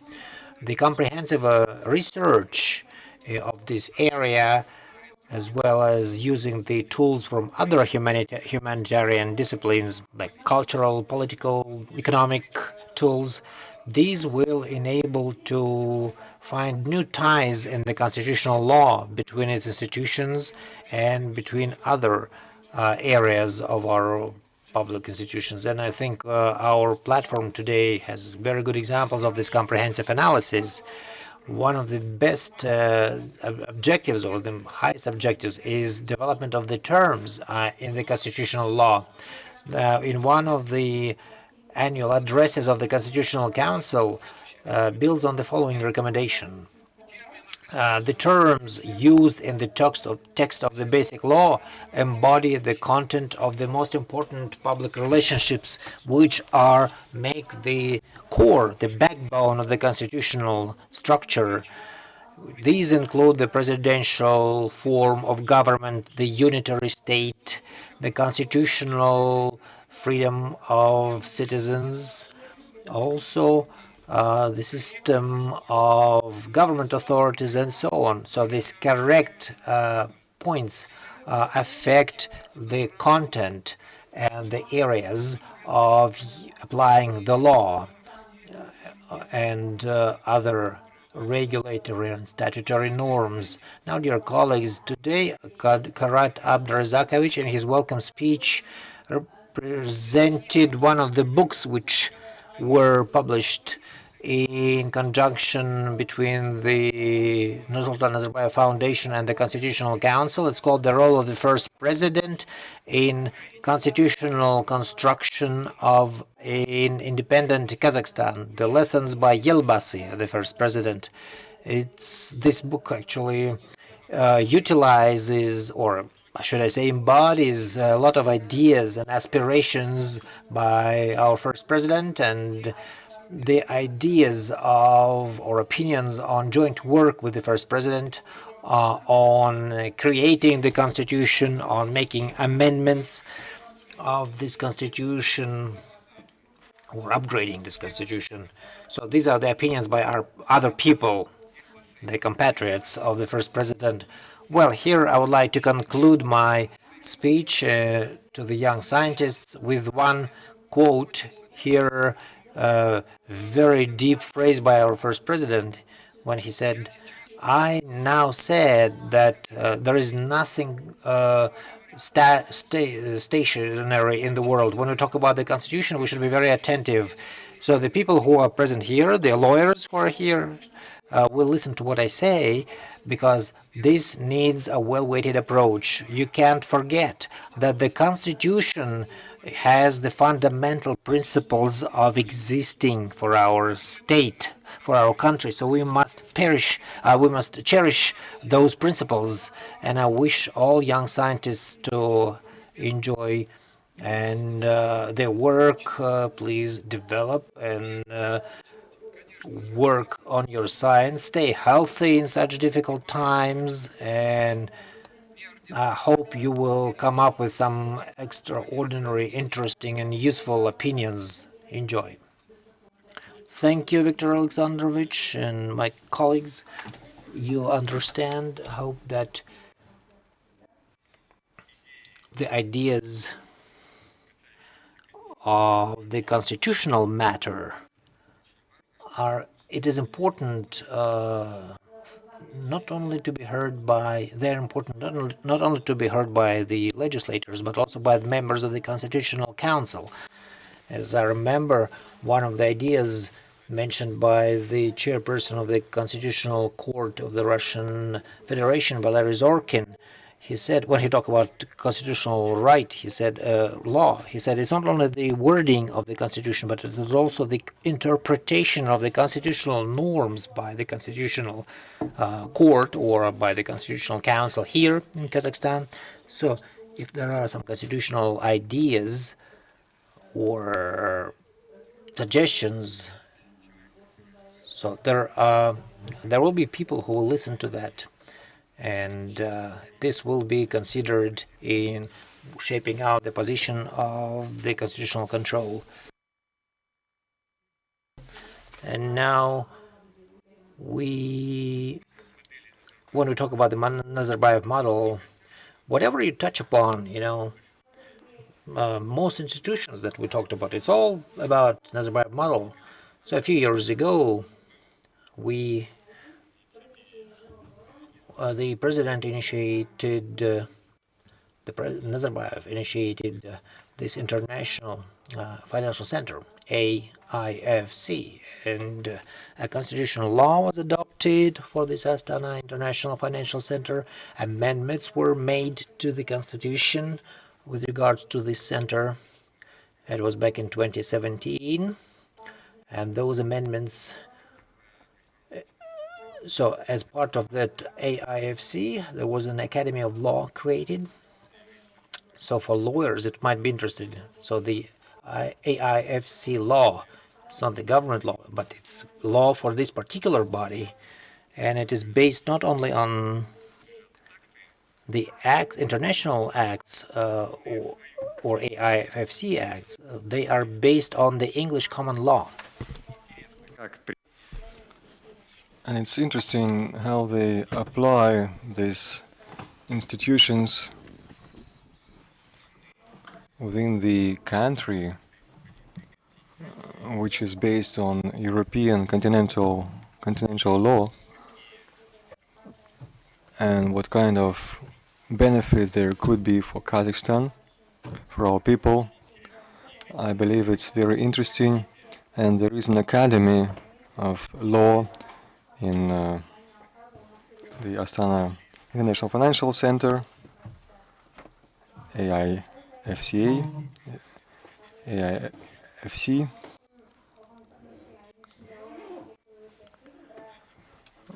So some basics of knowledge could be obtained there. So I'd like to give the floor to David Gallo, director of the Astana International Financial Center, who will talk about the strategic role of business, law and education in overcoming contemporary challenges. Mr. Gallo, the floor is yours. Salamat Sizdharma. Good afternoon. Thank you for the opportunity to speak with you today. When I was asked to share my thoughts about the challenges that we face and to suggest potential strategic responses, three separate but interrelated topics came to mind. I would like to discuss today some obstacles that we are encountering in certain areas of business, law, and education, and how we can address those challenges with solutions to drive the advancement of a progressive and enlightened society. Let's start with business. My view is that business can lead the world forward, but here are the challenges that we face. We all seek to accelerate cross-border trade, but this is a difficult task. The global economy is complex, with a wide variety of political systems and national priorities. Entrenched institutional practices are slow to change. Every country has its own unique form of sovereignty, and the pandemic has revived a shift by some jurisdictions toward protectionist economic policies. So what should be our strategic response? Well, let's step back and reflect on the dynamics of commercial business activities. International business has a common purpose, and commercial activities in market economies create unifying themes. Think about it this way: business always gets it right. Natural economic forces drive business to achieve success.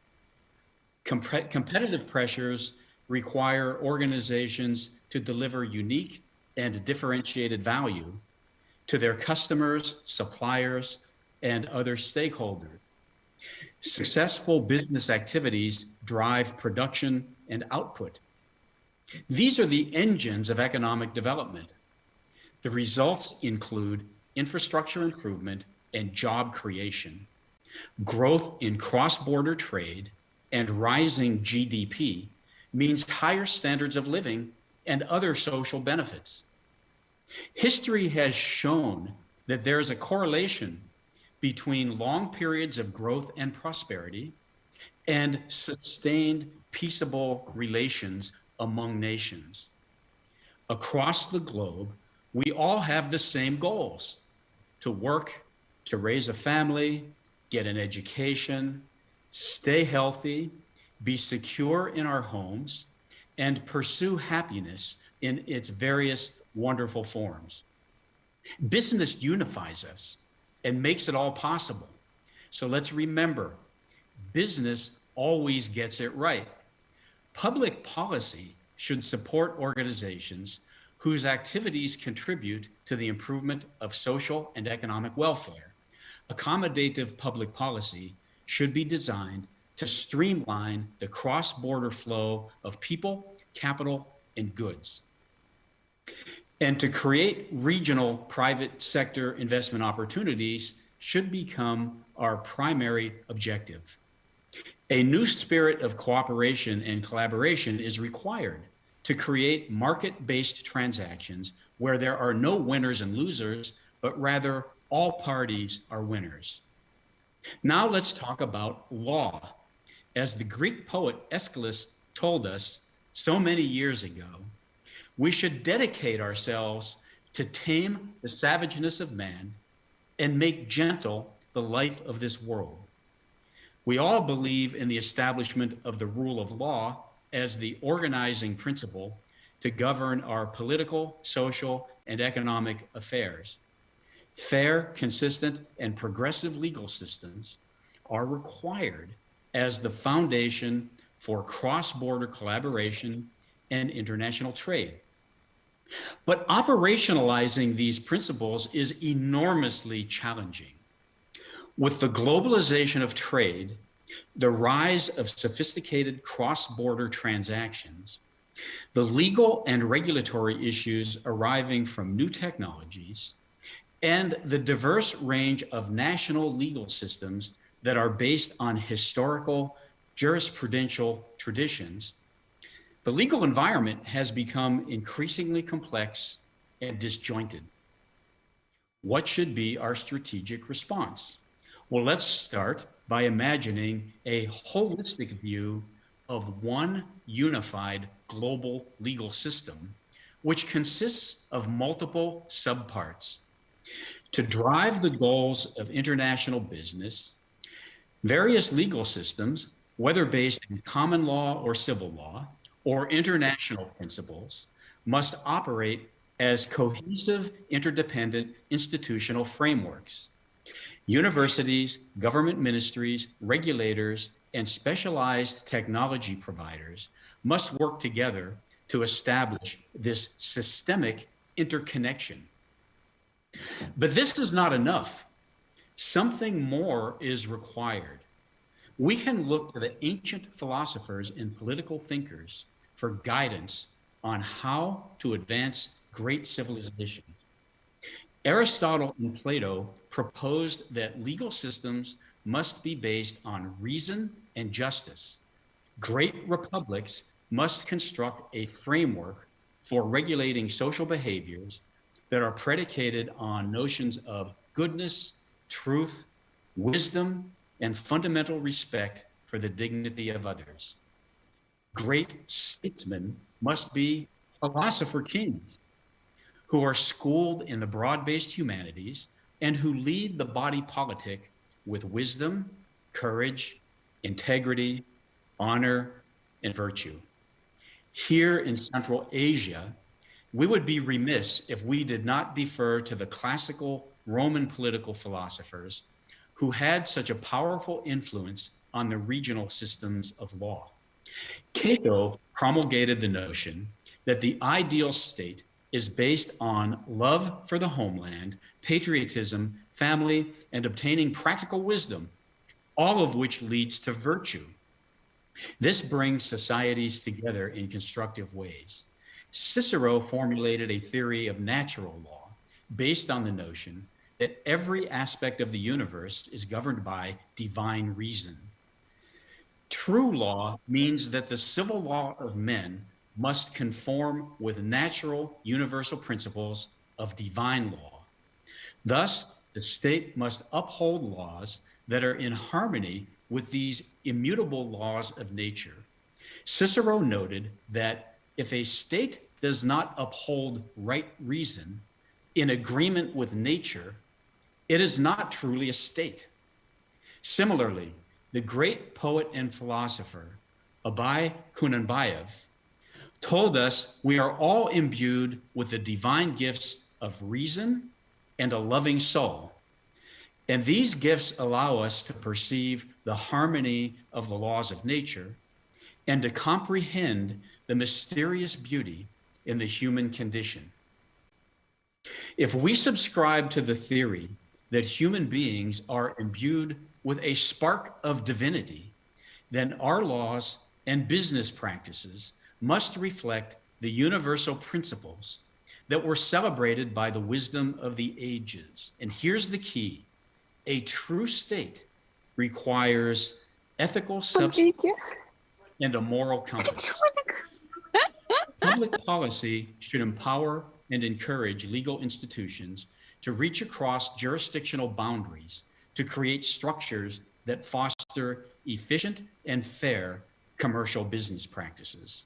This can be done through the development of model codes, treaties, strategic alliances, joint ventures, memoranda of understanding, and other vehicles designed to facilitate commerce and to ensure access to justice.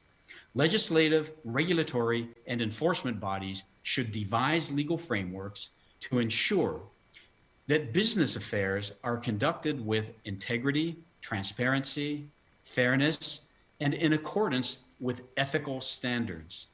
Compliance must be strictly enforced. Corruption must not be tolerated. As a fundamental rule, let the welfare of the people be the ultimate law. This leads us to our final topic of the role of education. The globalization of business and the challenges created by international trade have redefined the knowledge and skills that modern lawyers need to effectively advise and represent clients. But here's the challenge. there are gaps in traditional legal education. As a general proposition, law schools prepare students to become qualified lawyers in the specific jurisdiction where the law school is located. Higher education regulatory bodies and public bodies that license lawyers typically recognize only the academic degrees and a curriculum of study based on the laws, procedures, and practical skills that are appropriate to that particular jurisdiction. Academic programs are based on either civil law or common law traditions, and virtually no law school provides systematic cross-training. So what is our strategic response? Legal education must prepare lawyers for the new realities of international commercial law practice. A new competencies framework for lawyers is required. Accordingly, I propose a new model of legal education that enables law students to develop those competencies. This would be a world-class, unique program designed as a symbol of national pride and intended to serve the Republic's vision of a knowledge economy based on human capital development. International commercial lawyers must have knowledge and skills in fundamental business principles, the common law and civil law traditions, and an appreciation for international law, comparative law principles, geopolitical sensitivities, and public administration. The law school of the future would be designed to foster legal system excellence and to encourage the establishment of the global rule of law. It would feature the collaboration of market-leading universities and other institutions. In this consortium, each participant would provide its global brand and international best practices in the area of its particular core competencies. The law school would include best-in-class institutions representing common law and civil law traditions. It would also include MBA-level studies in subjects like economics, finance, and marketing. Courses in the arts and humanities would be required, such as history, philosophy, political science, and ethics. Legal practical skills would be taught in workshops covering areas like research, writing, advocacy, mediation, and negotiating with foreign governments. Creating the law school of the future would require the participation and formal approval of higher education accreditation bodies and professional regulatory institutions. Now, let's review what we covered today. We identified challenges relating to business, law, and education, and we offered strategic responses. First, we talked about business. The outcome of enlightened business is the improvement of public welfare. Business should be conducted in view of humanistic values for improving societies, fostering peaceable geopolitical relations, and advancing international civil affairs. Public policy must support business development because business always gets it right. The AIFC International Financial Center is well positioned as a robust capital markets platform to drive investment in the infrastructure projects that are the foundation of the Republic's vision of economic reform. Second, we talked about law. Legal institutions must collaborate and cooperate to streamline transactional practice, ensure fairness, and enable access to justice. Regulatory frameworks and codes of professional responsibility must be based on reason and notions of universal ethics. Public policy must ensure institutional and individual compliance with these guidelines. The AIFC legal framework is comprised of progressive commercial laws and dispute resolution institutions that reflect international best practices. Parties may choose AIFC laws to govern their commercial contracts, and they may agree to the jurisdiction of the courts or the International Arbitration Center to resolve disputes. Third, we talked about education. For every challenge that we face in business or in law, education must be part of our strategic response. As Socrates noted, education is like a lifelong journey from the darkness of a cave to the light of wisdom. The ongoing acquisition of knowledge is our most noble quest. New professional competencies are required for success in an international commercial environment. Public policy must support a new model of education. The AIFC Academy of Law provides legal education services to prepare lawyers for international commercial law practice.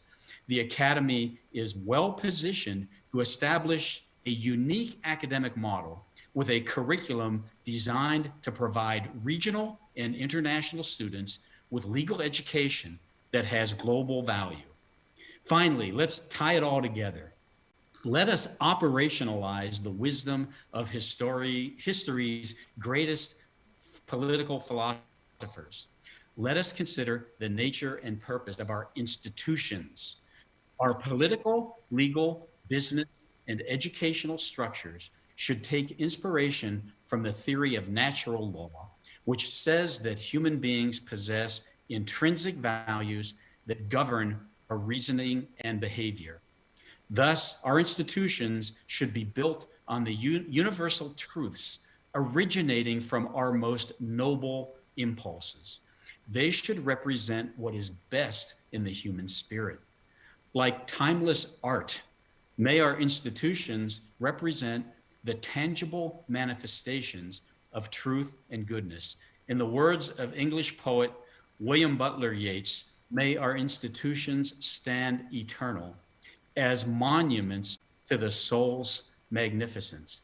With that, I would like to offer one last challenge that we face in the 21st century. To you, today's audience, this esteemed fellowship of business professionals, lawyers, and educators. It has been said that great moments are born from great opportunity. Through your hard work, talent, and dedication to public welfare, each of you has earned the right to be here. Each of you has been called to greatness. This is an historic time. I look forward to celebrating the magnificence of your strategic response. Thank you. Thank you very much, Mr. Galla. Я думаю, что наши... I think that our young scientists have welcomed your information. It was of benefit to them. And those who wish to, they can try to study in the IFCA Academy with the necessary procedure being observed. Dear colleagues, our first president and our acting president, Mr. Tokayev, have always reinforced the necessity to promote our legal system, our law, towards European standards. And one of such standards is the system of the law of Germany, with the role of German lawyers cannot be over-exaggerated or underestimated. We have Professor Rolf Knipper, and when the new criminal code and the criminal procedural code was created, first and second generation, so our lawyers scrutinized the law system of Germany and borrowed some institutions from that. So today we have Mr. Jörg Pudelka, head of the GIZ office in Kazakhstan and Uzbekistan, and director of the regional program on assisting the legal status of in Central Asia. He is also the judge of a city court in Berlin. He will talk about administrative restrictions due to COVID-19 and the judicial control in Germany. Mr. Pudelka. Good afternoon, dear participants of this conference. Before we went to purely legal issues, I would like, just like the previous speaker, I would like to tell a few words about the taking the measures to control the coronavirus. It is always a mixture of the responsibilities of applying the administrative law. In certain cases, by freedom, we mean the opportunity to select from different options without enforcement. So freedom is a prerequisite for reasonability of some action from the point of view of responsibility, as that it forms a condition for a moral-based behavior. So this is self-determination. During the Enlightenment years, the great German philosopher Immanuel Kant said that when the person was living his underage period, and it's his own fault that he is in this underage period. This underage period is the inability to utilize your own reason without guidance from anybody else. So these under years are the lack of decisiveness and courage to use without guidance of anybody else. By responsibility on the whole, we mean ascribing the thinking and behavior of some person. It's kind of a willful decision, and this is why this person is responsible for these acts and decisions, and this person must be take responsibility. So the responsibility is based on the freedom, on human freedom. It's only when the human being has an opportunity to identify and to define its thinking and behavior, then this person may be brought to responsibility. So the freedom and the responsibility are in a dialectic. They are dialectically related to each other, and so they augment each other. So responsibility is not possible without freedom. Now, if we talk about the situation today, the pandemic situation, it will be clear that the relationship between freedom and responsibility must be balanced. The fundamental freedom is to get together, go to restaurants or cinema with your friends, or celebrate your birthday at home with more than 10 family members. It can be shifted away as compared with the responsibility, because each person bears responsibility to the society. Not to mention the freedom of moving and choosing your clothes. So the government is underlining more and more or imposes this responsibility at the cost of the freedom. Say social distancing in public places or wearing a mask. So in all those cases, there are of course people who would not tolerate any restrictions of their freedom. In other words, freedom for them is maximum and their responsibility is the minimal. In Germany, as the disease gained pace, there are more orders by government authorities aimed to protect population from outspread of infectious diseases, including COVID-19. Some of such measures have already been cases of the court or judicial proceedings. We have the so-called ban on accommodating in hotels. So hotels were prohibited to invite people who are traveling with tourist purposes or who could not point some important or excusable, some kind of excuse for it's just travel, you know. So those who are not on a business trip or who just say we're tourists, not like for treatment or anything. So such people were denied to be stationed in stayed in a hotel. So the hotel owners sued such order because they thought it is an infringement of their freedom protected by Article 12 of the Basic Law. So also a ban on public events.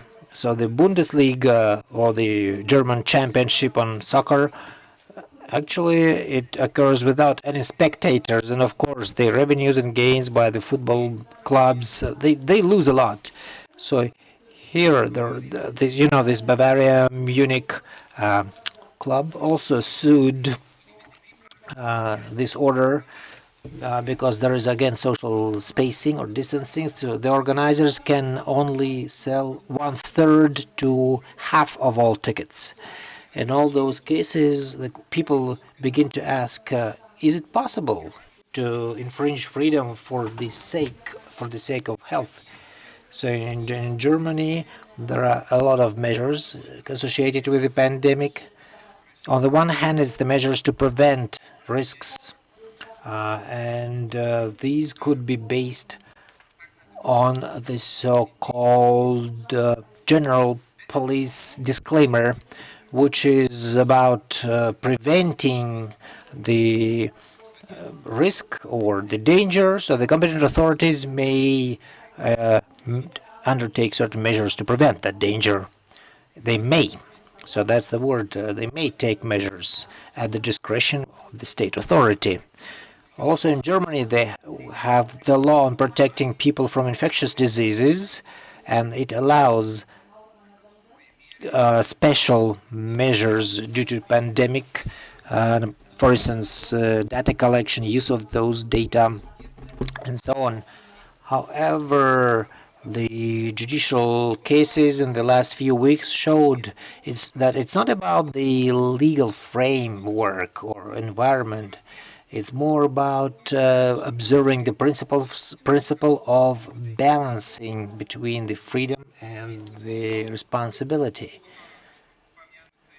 If it's just about that general police disclaimer, the state authority may take measures to prevent danger, so they have a choice of tools or means that should be used commensurately all the time, as required by the rule of law principle. It means that if there are offenses, if some state authority offenses or violates the principle of commensurateness, and this principle is actually recorded in the new administrative procedural code in Kazakhstan, or also in the German law. So no discreditation decision could be non-commensurate to the final goal. The proportionateness is defined by the 4 steps which are cleared out in Article 10 of the Administrative Procedural Code. It's the legitimate goal, the need, proportionality, and relevance. So, according to that, for the first time, the goal that the administrative body pursues must be legitimate, which is true.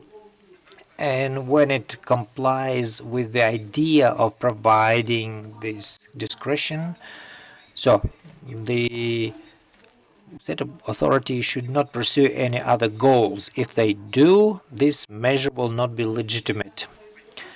With this COVID-19, the legitimate goal is, of course, the protection of public health.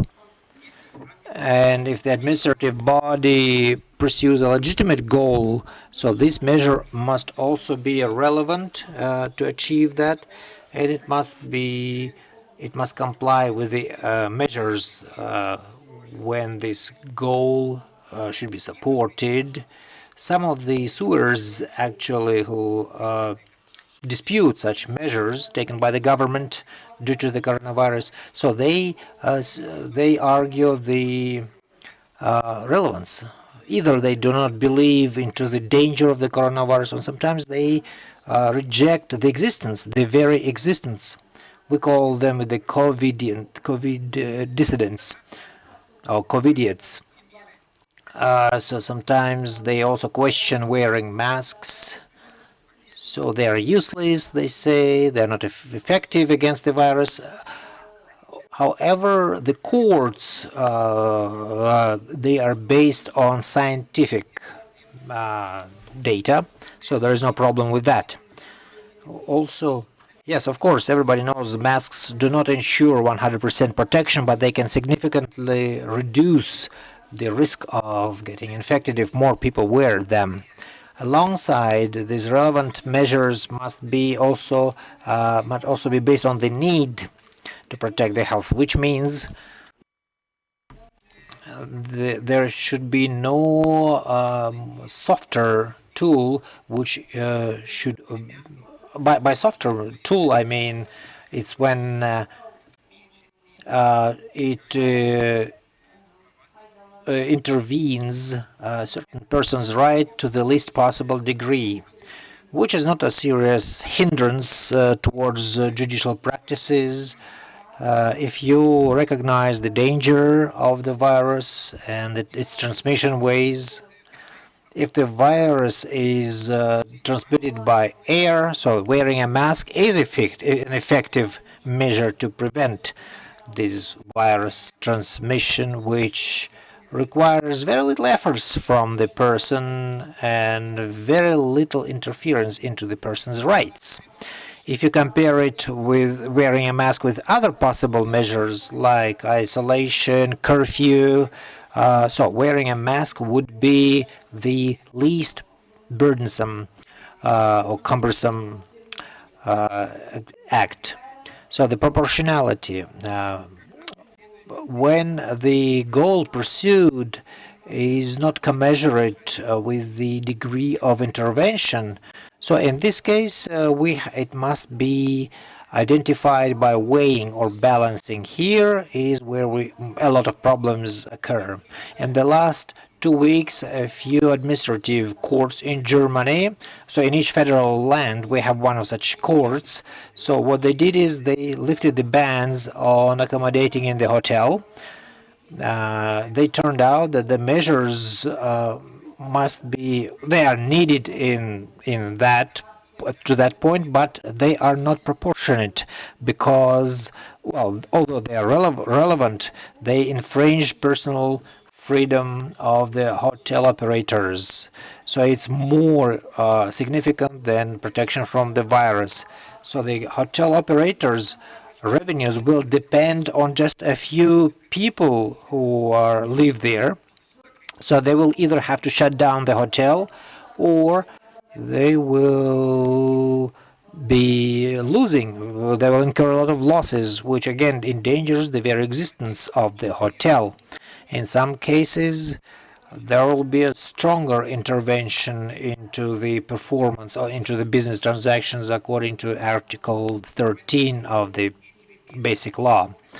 On the other hand, such measures may prevent virus transmission because otherwise this could happen in the hotel, within the hotel. However, it is not clear how potent this protection is against the virus, and are there any other measures like wearing masks or other measures that would ensure adequate protection. So a few courts have revoked such bans on hotel due to non-proportionality. Some state authorities also revoked their orders. Similar ideas were applied to the shutdown of cinema houses and malls. In all cases, it's the balance between the freedom and the responsibility, the personal freedom against the public health, and also the right to health by others that must be protected by the government. If there is insignificant intervention like social distancing, wearing masks, the measure will be more commensurate or more proportionate as compared with some far-reaching infringements on personal rights, which may result in shutdown of some businesses. So the non-proportionate decisions are not legal, they are not legitimate, so automatically they go to this omission error.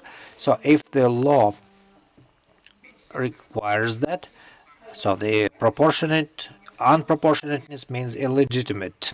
So, and again, these have to be selected by the administrative body. The law and So, based on this law-based state, they should only opt for legitimate decisions and abstain from making non-proportionate and non-commercial decisions. If they do that, they will automatically leave. They will automatically go beyond the discretion limits. This proportionateness principle will enable it provides flexibility in responding to changing situation, because the legal interests will be evaluated as of the day of making decision. If the number of patient increases significantly, there will be more large-scale measures, and vice versa. This is flexibility that could be achieved with the help of common principles and the administrative law principles, and it cannot be replaced with any special orders or instructions. The current situation shows again how important it is, especially with regards to the administrative law, how to appropriately apply those principles and not to infringe interests in each particular case. Thank you. Thank you, Mr. Pudilka. Yes, indeed, the law restrictions due to COVID-19 is probably one of the most pressing and relevant topics today, and I believe there will be more speeches on that. So the German experience is, of course, very interesting for us. Now it is my pleasure to give the floor to a famous specialist on criminal law. And sometimes I think, how do you call the colleagues criminologists? It's those who do the criminal studies. So the criminologists are just criminologists, but criminal law, it's kind of a long term, but it's specialists in criminal law. You can call them criminals, of course. I don't know, it's an unofficial. It doesn't sound nice, though. So, specialists of criminal law and criminology, as well as other sectors in law that regulates crime. Yuri Golik, who is famous not only as a scientist or theorist, but also as a practitioner. He has unique experience, and he used to be head of the Committee for Coordination of Law Enforcement Authorities. And for our young people, it sounds somewhat archaic. Under the president of the Soviet Union, that was under the President Gorbachev. That's where he worked. So he coordinated the work of all law enforcement authorities, and he used his rich theoretical experience, and he, I believe, enriched significantly his scientific viewpoints and his practical experiences. So in this respect, in this field. So he's a great friend of our country, and he visits us oftentimes and participates in different conferences on crime. Yuri Vladimirovich, we're happy to welcome you here, and thank you. And it is our pleasure to introduce you, and let's listen to what you say. And you're going to talk about the pandemic, the law, the crime, and criminology. Thank you, Mr. Rogov, for this opportunity to present. I was very much excited listening to a colleague from Germany, and our presentations somehow will coincide. The pandemics which we have faced has started to distort our reality, and it will continue in the future, unfortunately. So since this is happening at the platform for young scientists, it's very important to fight these consequences, it will take very long time, and it's not for us, the 70 years old, but for the young people who are just starting, and they should be ready for that. The pandemics gives no relaxation to anyone. So the pandemics is distorting our life, and in such a way that we do not notice it. We don't understand what's happening, or we understand it, but quite in a strange way. So let me start with this simple thing. For several months in our sayings, we are talking about social distancing or physical distancing. Let's think, why is it social? Because we talk about medical safety when people are located close to each other. It's a sanitary distance. It's but between me and oligarch Abramovich, it's a social distance. But between me and a person who is in front of me in a line to a shop, it's a sanitary distance, and it's not mere words, because these words are separating us from each other, and it's not right, because we are quite far away from each other, and we're continuing to be far, and the things have to be named what they are. And what about the criminal law? The restoration of this sanitary distance often is related to an adequate violence from the authorities and from the individuals. Who are we fighting with? Who are we protecting? In the community, aggression is growing in all the countries. The in a theater, as an act was had to be cancelled. A performance had to be cancelled in a theater in Moscow because one lady was screaming because she didn't want to put her mask on.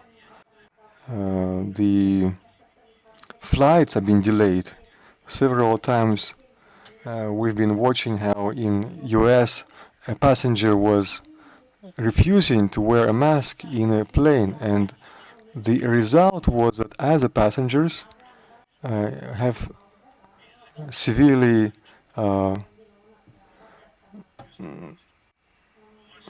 beaten that passenger. In Moscow, from buses and metro, subway, the passengers are throwing away other passengers that do not want to put on their masks. So what these people are after? They just want to be noticed. Look how I am unusual, how I'm strange. I'm not wearing mask, I'm going to die without a mask. And now the entire world is looking after the schizophrenic processes in US and in Europe. The processes of destroying monuments. Some are still waiting when this will happen in Russia. I hope that it will never happen, although there were attempts in Caucasus when they were saying, let's destroy this monument because this was built to a historical person who lived at that time, and at that time they were disrespecting women. So do you have data on this person? No, but let's destroy this monument. In the entire Europe, only President of France, Emmanuel Macron, was strictly against this vaccinale, and they have relapsed. But now they would like to attack Mr. Macron himself. They will just attack himself without any reason. Whether he is wearing wrong shoes or eating a wrong sandwich. regardless. So the destruction of monuments happened throughout the time. And one of the action of destroying monuments to gods happened in ancient Greece when Christianity arrived there. They used to be pagans, and now there is Christianity. And since those monuments were made of marble, they continue to find those destroyed monuments in the seas and oceans surrounding Greece. And when Christianity came to Russia, they started to destroy idols, pagan idols, and they were wooden ones. They were taking fire to them. And last year we started to destroy the monuments to tsars and emperors after the Great Octobrian Revolution. Most of them have destroyed, but some were left, and then new ones were built. And at the end of the 20th century, they started to destroy Soviet monuments. In between, all the monuments to Stalin were destroyed, but that's our history. It's in front of us. We can touch it. So that's the process is to a certain degree permanent, like in a game where one group of people thinks we will build this monument and the other group says we will destroy your monument. So what does the society make of it? There is no benefit. We're just losing. The monuments in US were being destroyed and now they think what to do next. In one place they have removed a monument to Lincoln and they made a monument to a naked woman. Is that better? Can anyone confirm this? So why does this happen now? Because now it's rewriting, full-scale rewriting of history. There is a thesis of a very well-known book, and some of you know what we are talking about, that to every nation will give their own option of their history. But do the people want to accept your option, or whether they will tell you go to hell with your option? Perhaps that book is too much.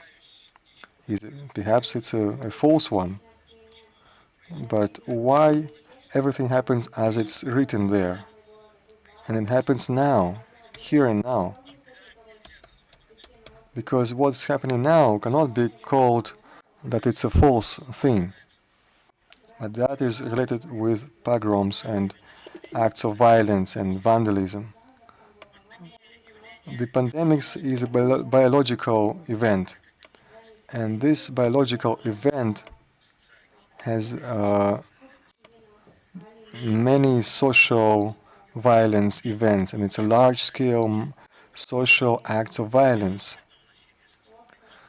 And this vaccinally cannot be stopped without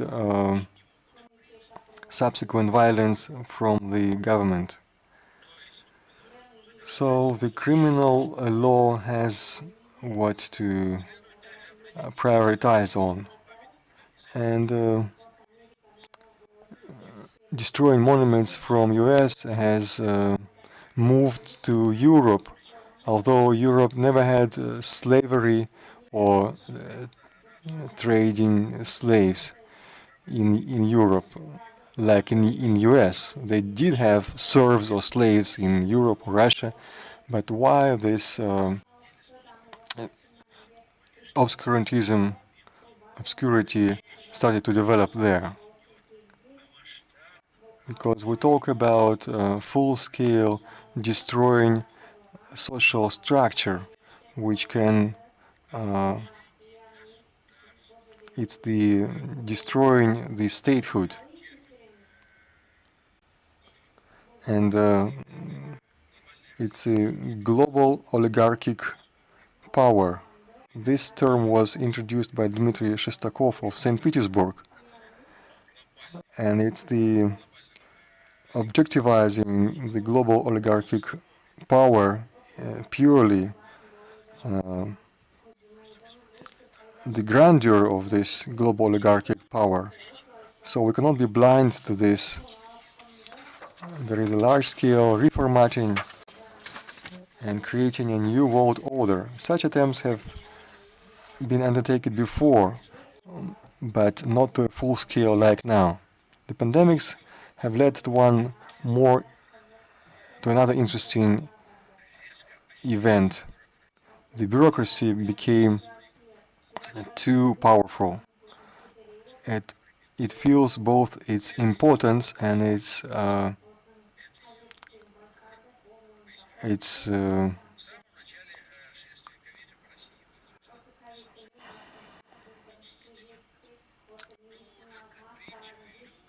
like at the beginning of the COVID, we faced the lack of masks. They started to find started to make the business to make those masks, and to get the permit to work, they needed those permits, but the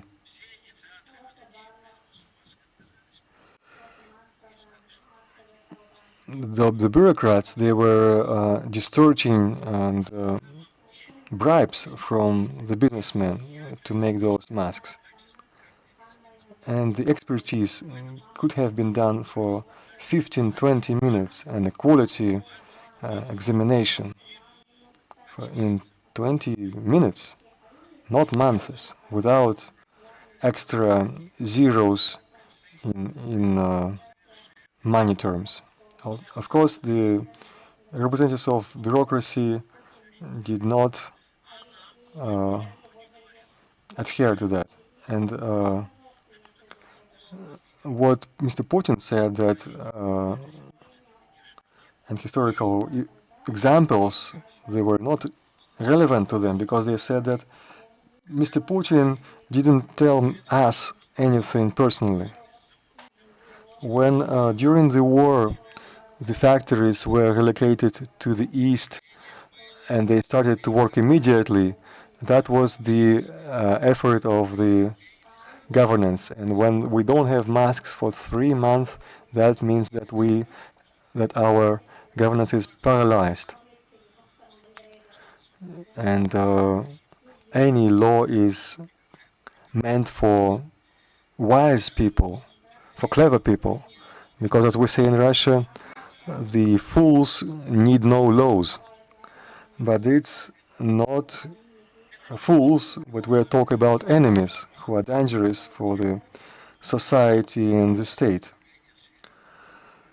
And that's the absurdity and the damage of all these modernizations in governance of healthcare. But all these modernizations will have to be continued by other people more intensively, more decisively, and by changing a little bit its direction. So they mean that the course was chosen right. That's very dangerous lesson. And if we talk about governance, if several hospitals have to be built, they are built by the Ministry of Defense. Not enough? You need more? Then the Ministry of Defense continues to build. If a bridge has collapsed near Murmansk, the Ministry of Defense is building a new one. We can help Italians and Serbs, only the Ministry of Defense can do that. If something happens in near Baikal, only the Ministry of Defense can do that. What about our praised constructional complex? So why do we need this large construct which does not work. Maybe we will just leave a Ministry of Defense. The foolish people, they said that if they build such so fast, then it will collapse in the same way. In the Soviet Union, I knew that even one detail of a military helicopter is being signed by 2,000 specialists. And when the same detail is produced for the civil helicopter, it's been signed off by 700 people. You can see the difference. Many years have passed, but the trend is still there. So the governance effectiveness has been a weak issue for many years in a row, but we cannot continue to close our eyes on it. And this may not only lead to revelations, but this may lead to losing some lives. And there is a new type of terrorism when there are COVID infected people who just can cough everywhere, who can spit on others, the crowds of migrants, individuals, etc. As far as I understand, viruses could be male resistant. Now they do not survive there.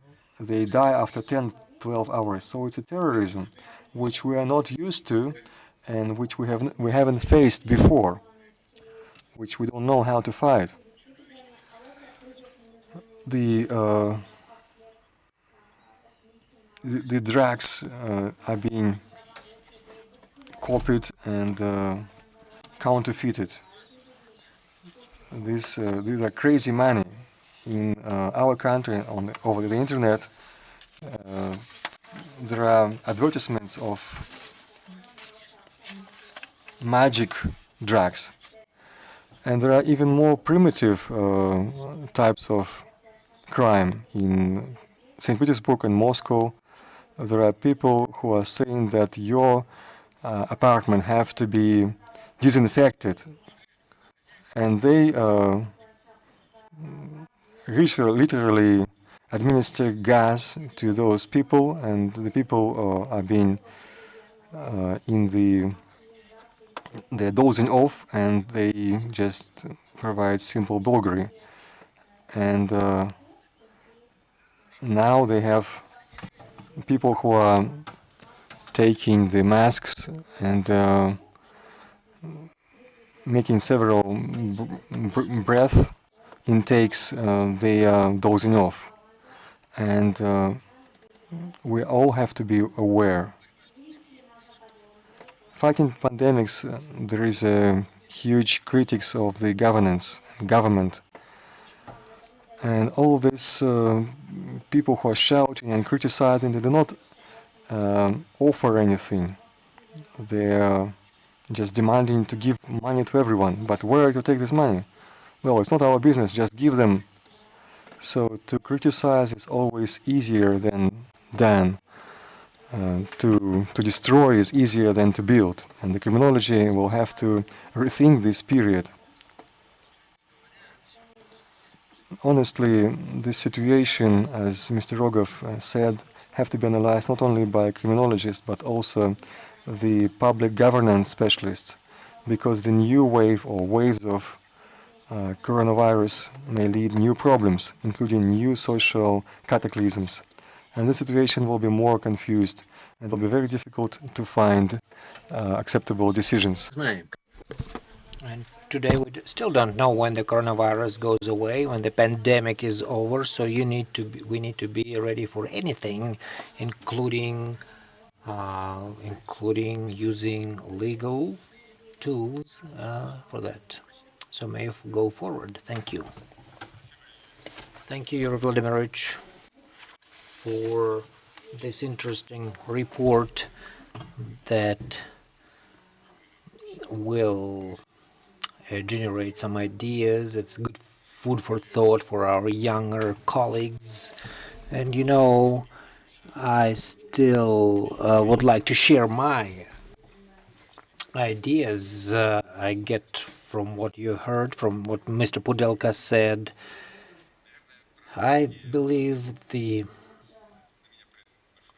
I was impressed by this. I think it was the Der Spiegel German magazine. We should look up at the web. It's Press. It's a Russian language portal which tells about the so-called COVIDiots. That's a new term that is being circulated around. So the doctors established cognitive problems in people who are not wearing masks. What I mean is the person in his mind does not perceive the danger of his or her behavior because they lack understanding. Virus is invisible, so how I can't touch it, I can't feel it. How can it be dangerous? Why would it make me wear a mask and not let me communicate with others? So such people do not just do not perceive that. And I thought that a lot of crimes also, they are a demonstration of cognitive dissonance. People, like, for instance, do not understand that driving under influence is dangerous. They do not realize you can't speed. The person is sure that if there's an accident in their mind, such people, they just don't fit their mind, but they do know these fines, deprivation of driver's license, their behavior. Probably such measures, they must be rigid, administrative measures, even criminal measures.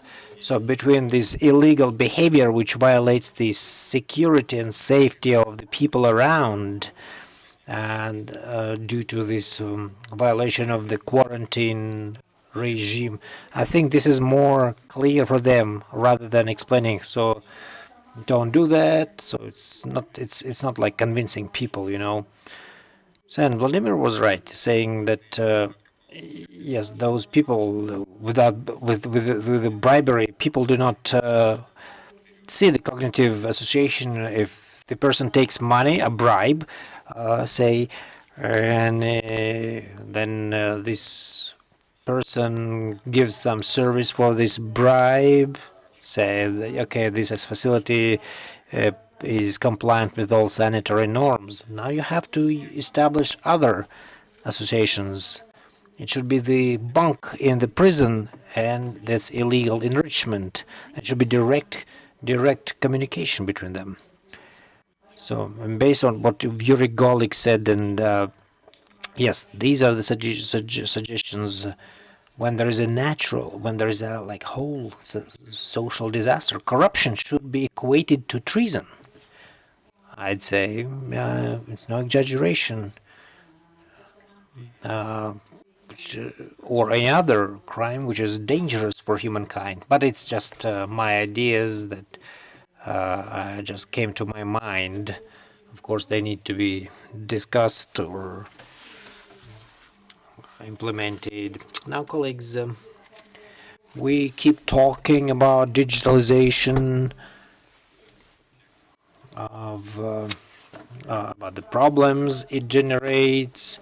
We talk about how this digitalization can be utilized, including fight with crimes, for instance. And we have some good experiences with our law enforcement authorities here in Kazakhstan. And that's about digitalization of the criminal process. And our country is one of the leading countries. I'm not afraid to tell that. And last year we were in Germany and Estonia, and we were told they are just approaching what is being done here in Kazakhstan. And I would like to give the floor to Bahit Abishev, Deputy Chairperson of the Committee for Legal Stats under the General Prosecutor's Office of Kazakhstan. He will talk about and I know something. I already know what he's going to talk. It's a very interesting topic. It's about some pressing issues on digitalization of the criminal process, experience and outlooks. Dear forum participants, I would like to welcome you. I'm happy to welcome you and thank you for inviting me to talk here. In modern world, digitalization is paramount, of course. This is an information-based society, and of course, any society will be digitalized eventually. In this respect, the General Prosecutor's Office of Kazakhstan has a project on transitioning the new project into a new format. Once this offense is registered, it is digitalized, and the process goes on to the whole case. So the General Prosecutor's Office back in 2015 launched a unified register. It's an information system which registers all criminal offenses. In 2016, the Supreme Court established this e-judge system, or automated system, which became the basis for promoting for further digitalization of the judicial system. And we also have developed a new module, and starting January 2018, the law enforcement authorities they switched to this new format. Of course, we understand that this switching or transition to this electronic format must be kind of sequential or soft. So, and of course, it's step by step. And this is why we started with criminal offenses of like second degree, so to say, and starting 2019, it's the first degree. So, and this project has a positive effect, and everybody keeps talking about that. Our colleagues from Russia, Belarus, Uzbekistan, and Kyrgyzstan also complimented, they commended this platform. They said they are pretty good, and based on the results of the first year, we say 4 to 18% efficiency growth. Due to the pandemic in 2020, the electronic activities dropped twice, so twofold. Now more than 45% of all criminal cases are now digitalized by now, as of today. And it's obvious, the benefit is obvious.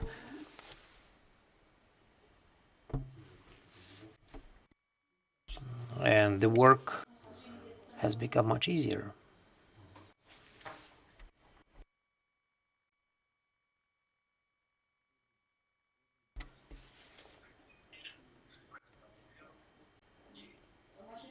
So the procedural process, they have this information portal, and it uses, so you could get copies of documents, like online documents, or you could submit some applications.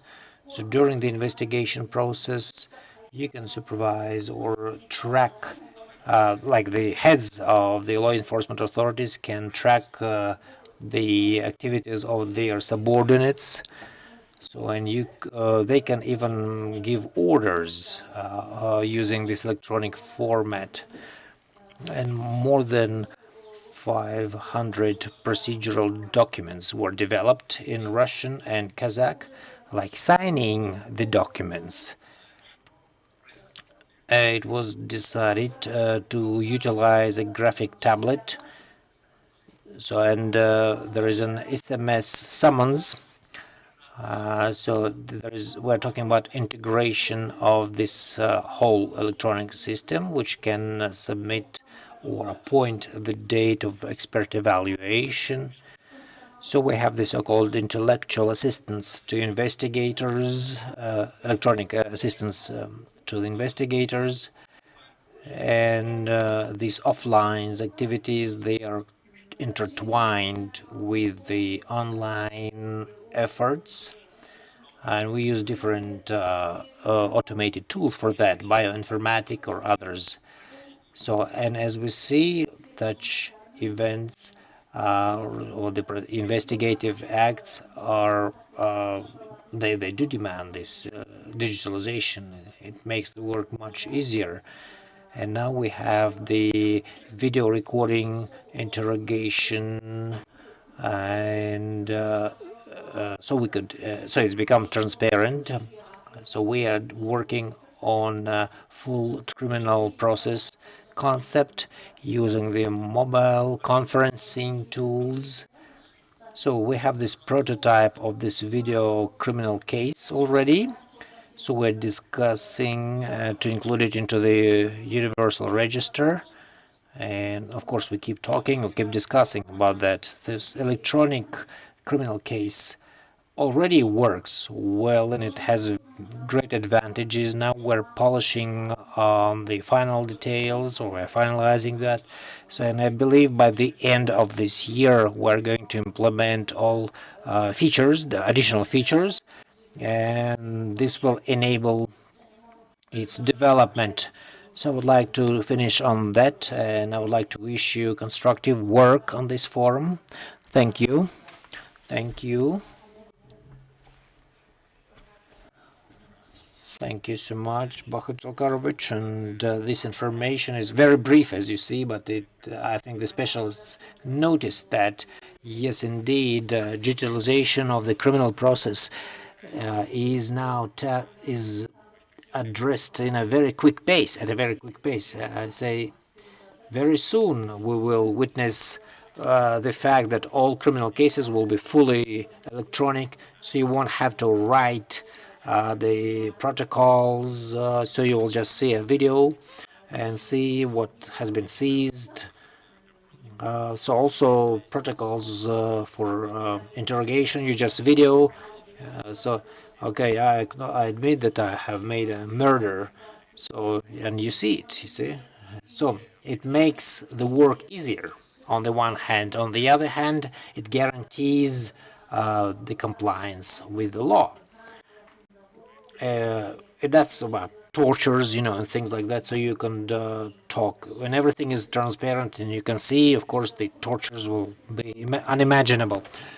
Now, may you succeed. I believe what you're doing, what your agency does, and will be, well, it's very promising. So General Prosecutor's Office is also working on that. As far as I know, the courts, a few years ago, they began this process, and it's still continuing.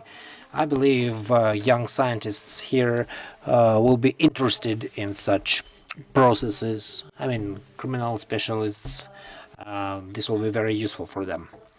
You know, we have been here sitting for, from 12 o'clock, and I would like to listen to more. I'm very much interested. I don't know about the others, but I'm very much interested in what is being said. Digitalization is great. Now I have this message.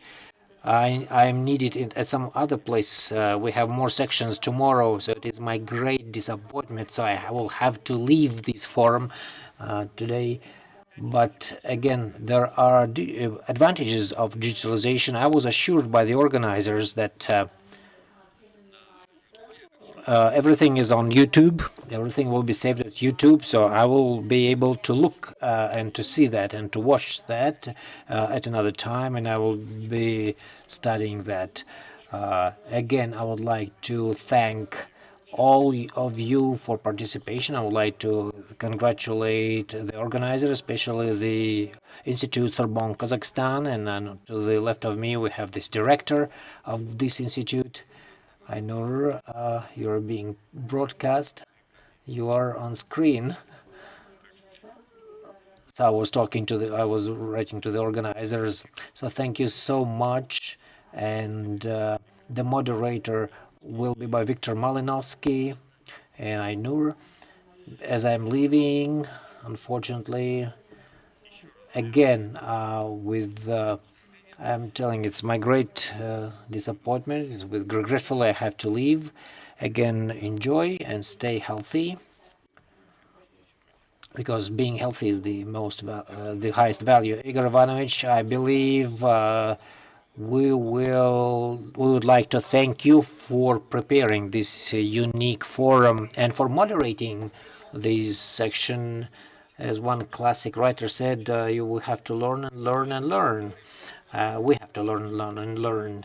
After our friend Golik told in his speech, he said there was an idea actually, which after each speech you had so many unique thoughts that I believe our young scientists got very good incentive on also to generate more and more good ideas, and this is what we call to them. Thank you, Igor Ivanovich, and stay healthy.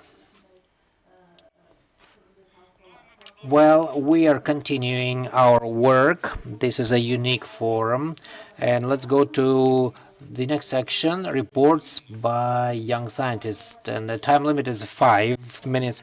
Marjan Omorbayev, she's a postgraduate study of the Institute Sorbonne, Kazakhstan, and her topic is international volunteer rights during and after a pandemic.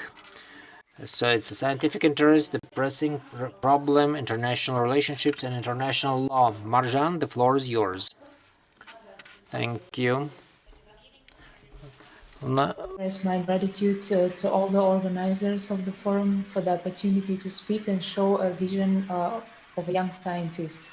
The theme is stated on COVID-19 and legal issues related to volunteer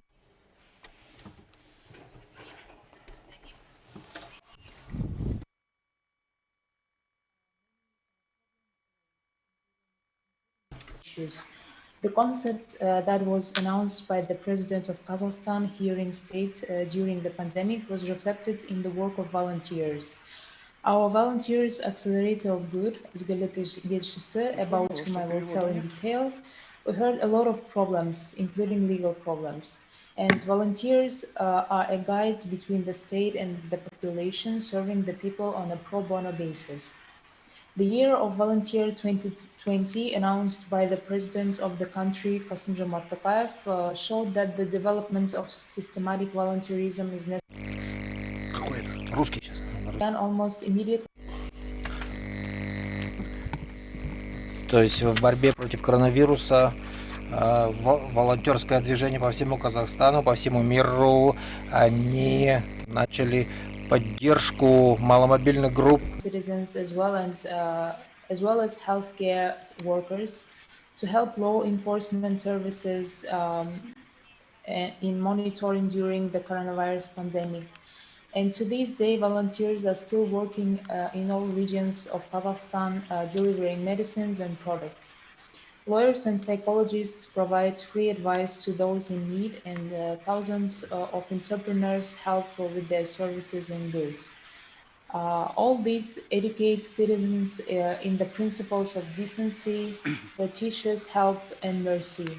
On the same basis, a year ago, the project Accelerator of Good was created. For 1 year, this project has grown to the national volunteer movement, which began at the Sorbonne Kazakhstan Institute of the Kazakh National Pedagogical University, named after Abay, with the support of Agency of Kazakhstan for Counter-Reaction of Corruption. Speaking about Sorbonne Kazakhstan Institute, which was opened by Elbasy, science is carried out here as well, and students and masters have a unique opportunity to attend lectures by French professors. For us, for young scientists, it's very unique to have an opportunity to receive knowledge and experience from the Kazakhstani and French professors equally. Prior to the pandemic, Accelerator of Good provided free legal advice at the public service centers, provided social support to low-income people in the form of volunteer services, and much more. And this volunteer movement was joined by volunteers from many leading universities of the country.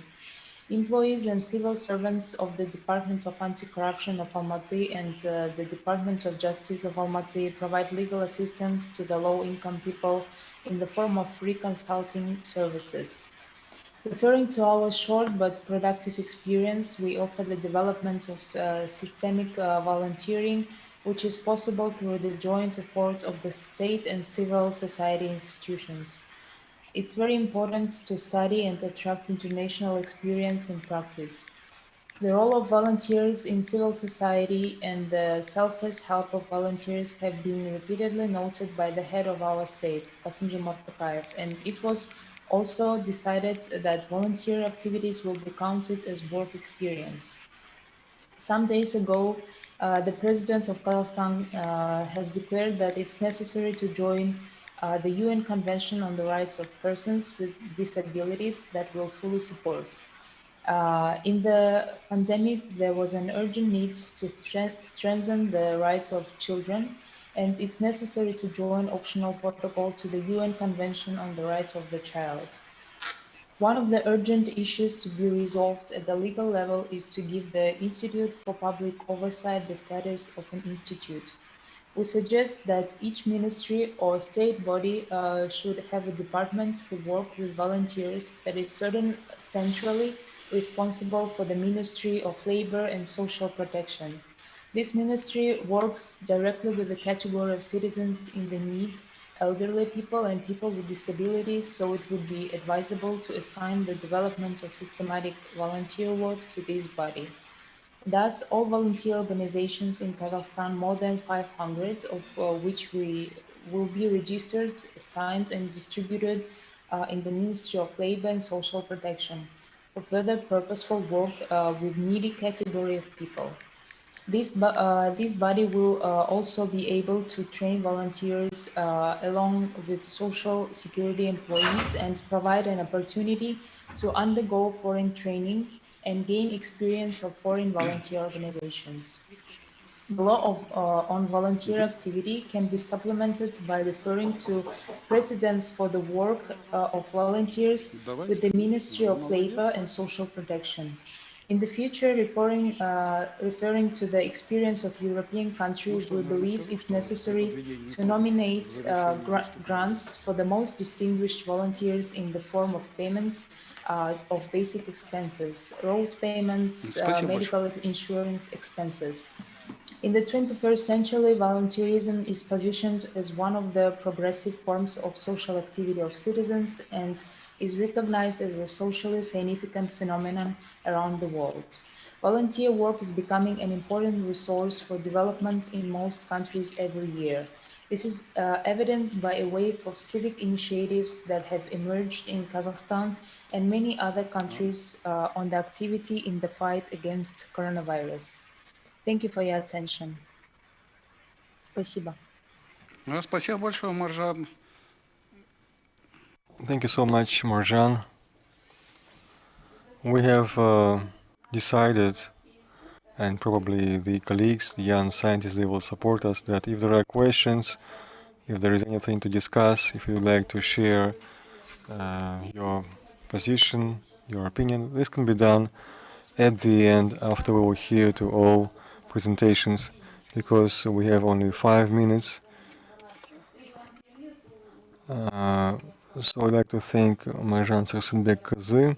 Next, the floor is given to Duman Suleymanov, Deputy Director of Legislation in the Ministry of Justice. The main components of administrative code of procedure, and the focus is administrative law. Thank you for giving me the floor. Good afternoon or good evening here in Kazakhstan. Can you hear me? Because I have an echo.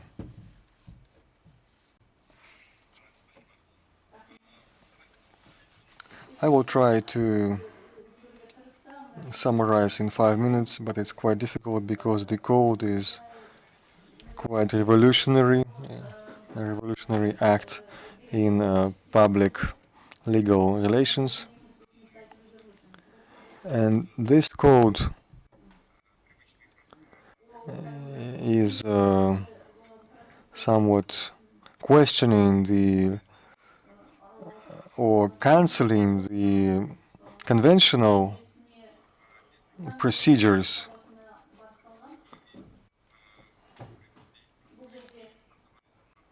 those that have been called administrative So the existing procedures are not quite complying with the administrative law. That is why the code is to remedy all these gaps. Unfortunately, the speaker is always moving away, and we cannot hear. So the national scientists are also providing their input, as it was mentioned by Jörg Pudelka. Unfortunately, there are not enough of those scientists. I'd like to thank the previous speakers and organizers. The time will show the quality of this code. Due to the shortness of time, I'd like to focus on main issues. And one of the main ideas, it was elaborated by Jörg Pudelka, because we were implementing the principle of appropriateness, which is applied for many dozens of years in Germany. We are to work with this. The practice will show how this institution is effective. The principle of measure in administrative litigation, which is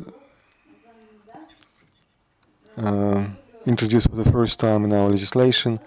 The opponents were relating this to risk of corruption, but now it's very pressing because this allows to make fast, flexible decisions and solutions together with legal control.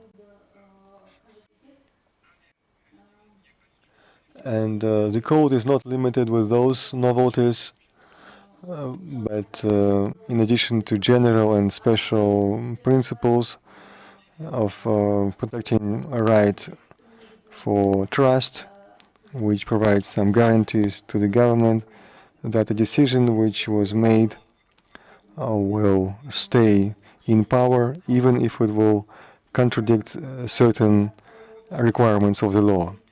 And that means that there will be the principles of fairness being implemented. And this principle may contradict with the principle of legality, but it's widely accepted in international practice, especially in Germany. So we have adopted German experience, and that institute works there successfully.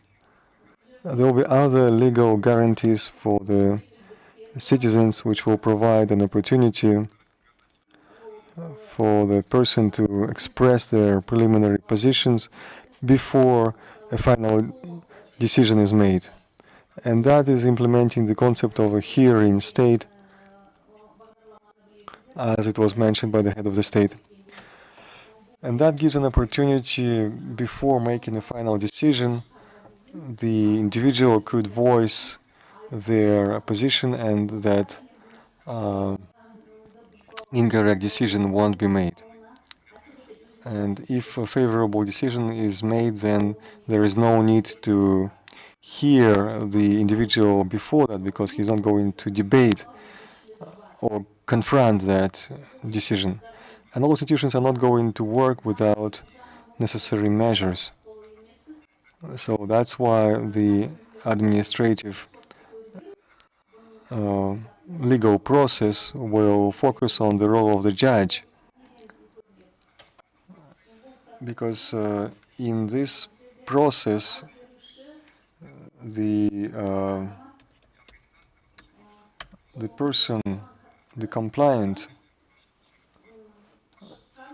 or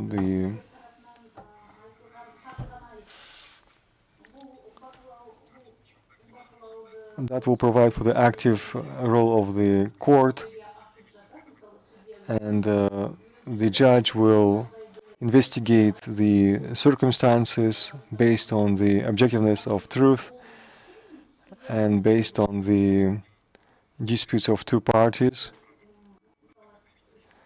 because the complainant and the the judge have to provide for the objectivity of the judgment in order to find the truth, whether the decision of the authority was right. I'm sorry, I have to remind you that your time is over. I'd like to finalize that this code, the necessity to develop this code, was based on the concept of legal policy, which was accepted by our first president. At that time, that document started to be shaped, and now we have to work with this. Thank you for your attention. If there will be questions, I'll be happy to take them. Thank you, Mr. Duman Suleimanov. Next, the floor goes to Azizakhan Haidarova, the deputy head of Tajik regional affiliate of the International Science and Technical Center. The criminal responsibility for distribution of infectious diseases, including coronavirus, COVID-19, based on the example of Tajikistan. Thank you for giving me the floor. Hello, dear participants.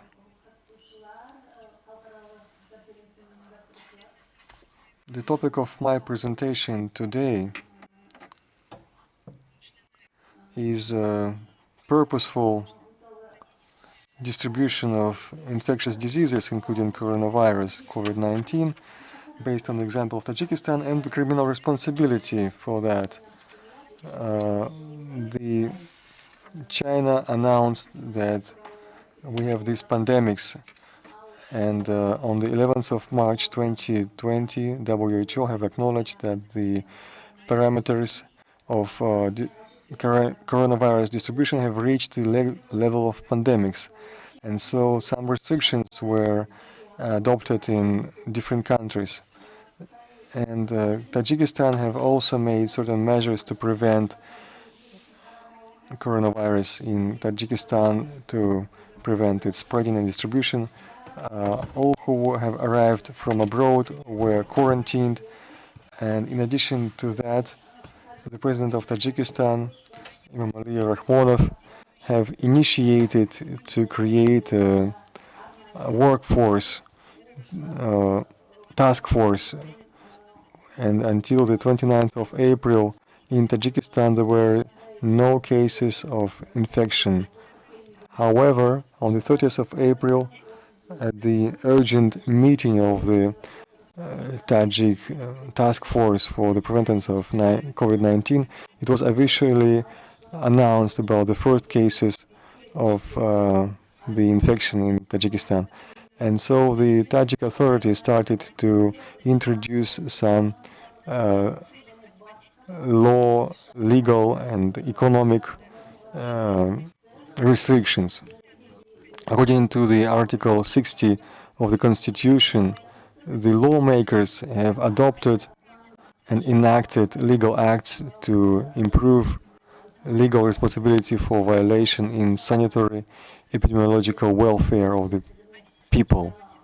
One of such regulations was a law of Tajikistan on amending the criminal code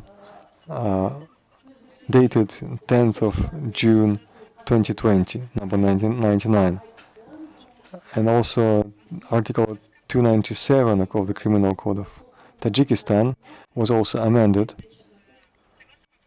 I'm sorry, according to the amendments,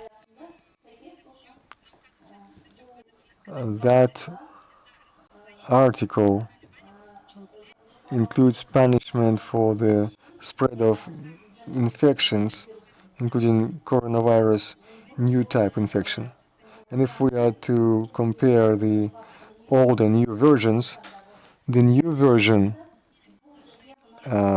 adds regulation to this article in case of origin or distribution of dangerously infectious diseases, which may include when the coronavirus infection bearer could be prosecuted. And the difference also is added by the particle 3, where the actions of the first and second part of leading to the severe harm to health, there could be a punishment of 5 to 10 years old. If previously this was a punishment of 2 to 5 years, now it's 5 to 10 years. So the punishment is made stricter. Also, criminal responsibility should be heightened for when the individuals do not comply with sanitary epidemiological rules which were announced by the state in order to fight coronavirus, especially to limit the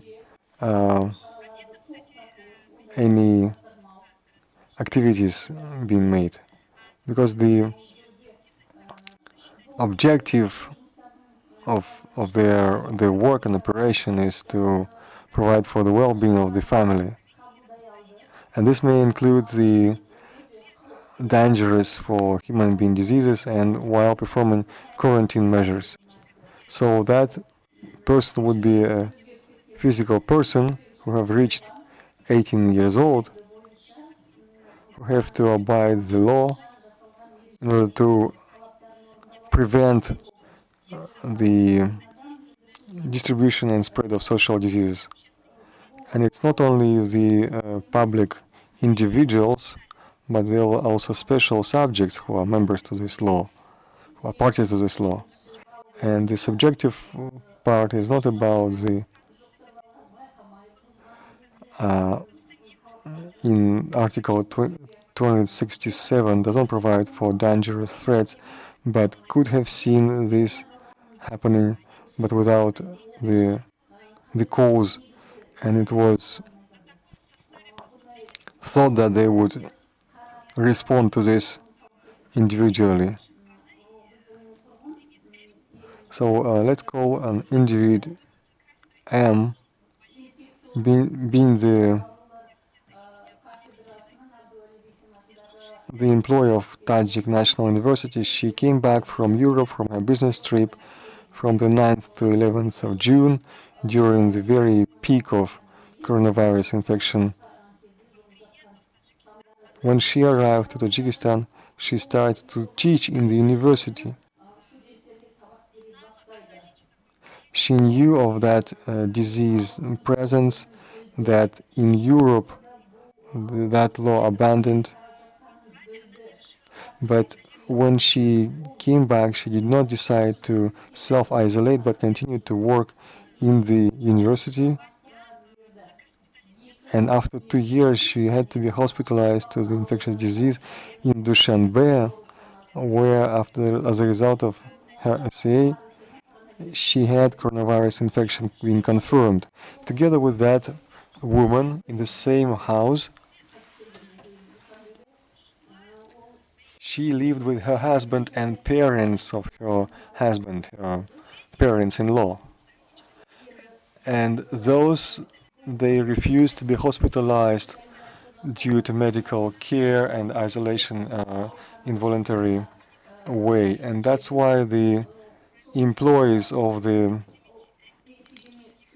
anti-epidemic measures task force in Dushanbe, they have sent this an article that they have to be hospitalized forcefully. So the new law of 207 we did not have at that time. Well, I'm sorry, Ms. Azizkhon Haidarova, please summarize and end. Coronavirus global threat for the humankind. We need to understand that criminal responsibility for the threats of distributing this dangerous disease, and in order to expand the Article 267 of the Criminal Code is well established and well grounded, but as we make the law stricter, the criminal law, we're not going to achieve anything. I think that for the first time we need to provide some explanation between the population in order to keep up with the. And here I'd like to quote my scientific supervisor that we can make new laws even every week, but the situation when we don't talk about stability, to introduce changes and amendments to the Tajik legislation and to wait that this may end only because we make a lot of laws, it has no substitution, no grounds. Thank you very much. Your creative potential is inexhaustible. We understand that. Next, the floor is given to Musinova Agirim from the Caspian School of Adilect.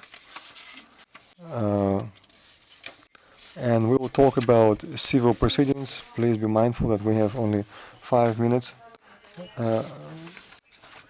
I extend my warmest greetings to all of you. As a brief introduction, my name is Agirim Nisyanova, and I'm holding an LLM degree from the Caspian University and also the International Business Law degree from the Chinese Xianjiang University, and currently studying PhD at Caspian University at High School of Law. Also, I'm working at Integrity's Kazakhstan law firm as a junior associate position in litigation and arbitration practice.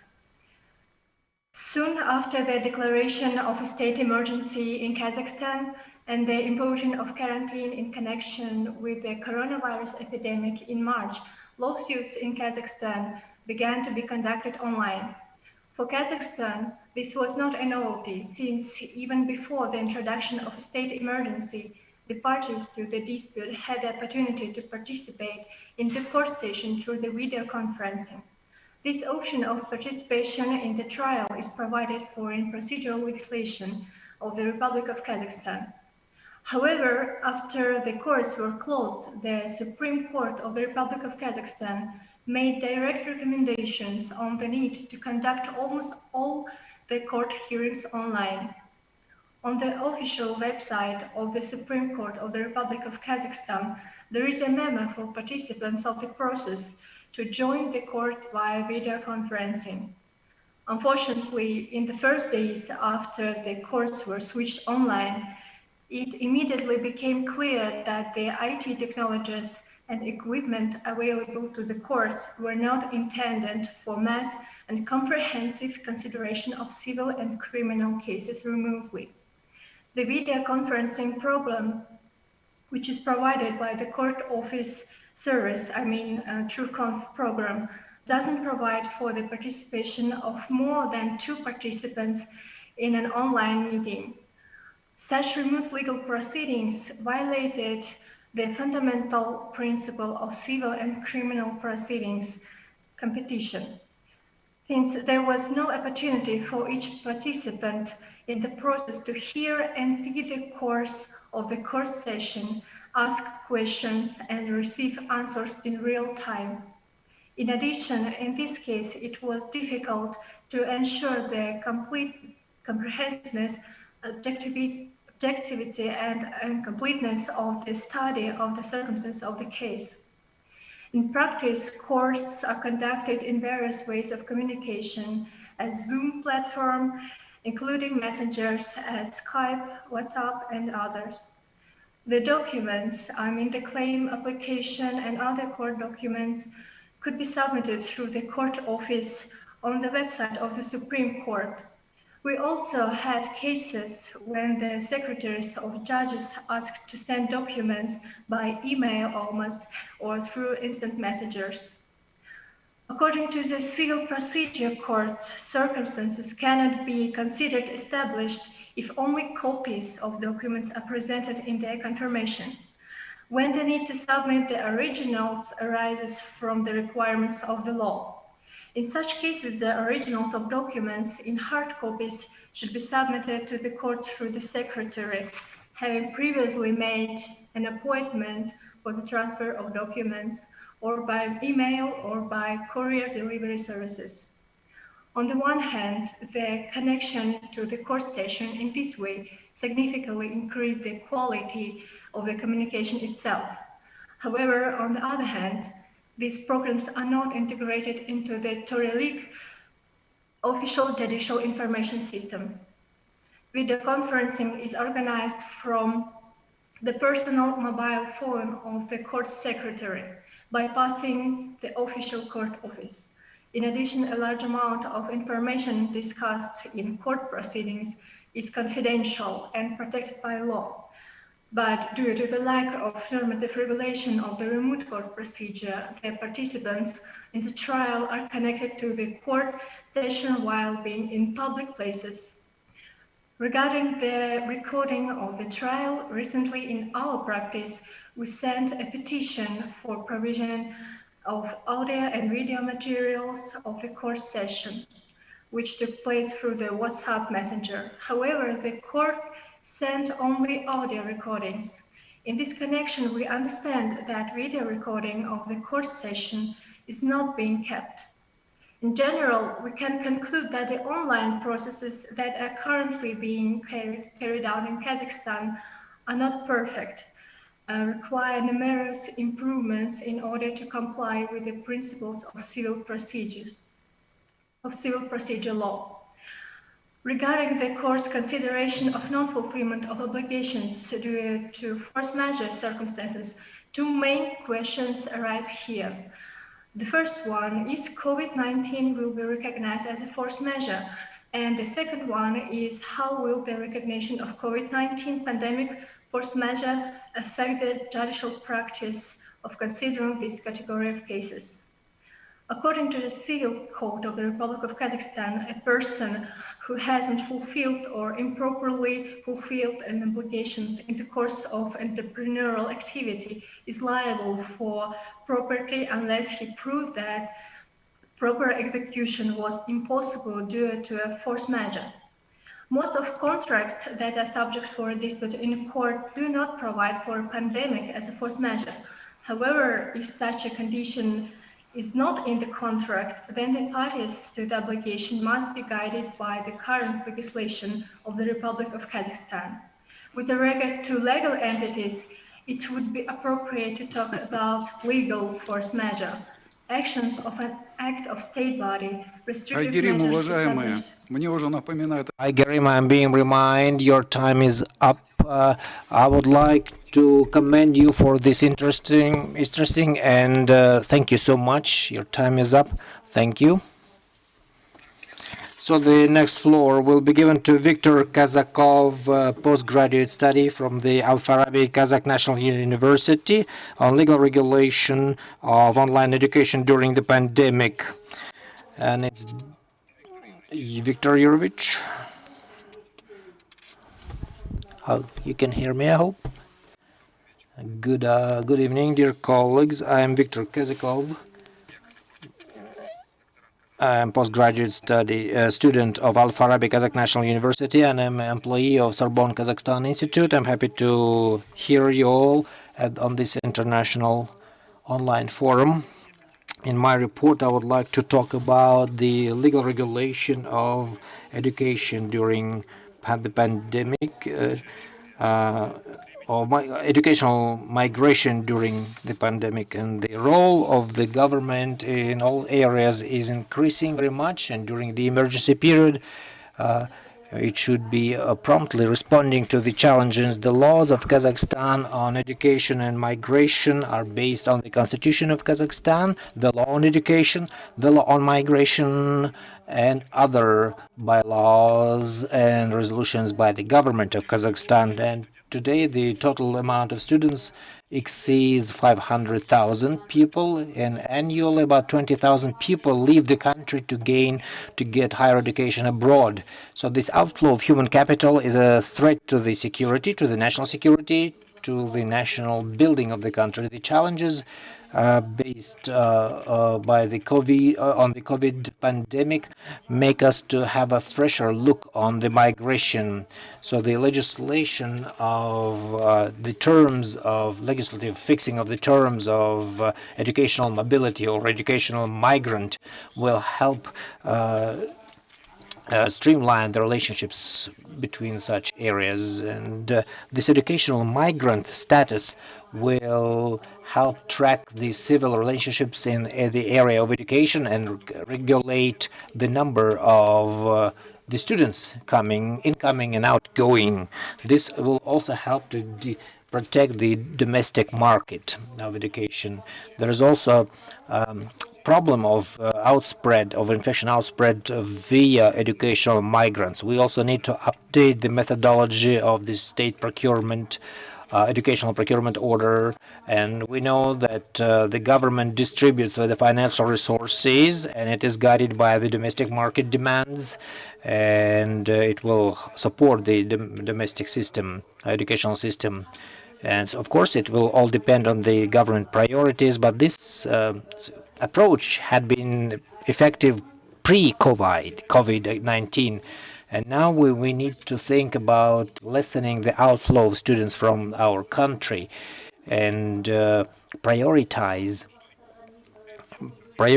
the development of a sustainable education system in Kazakhstan, and we need to involve private partners to improve the educational services.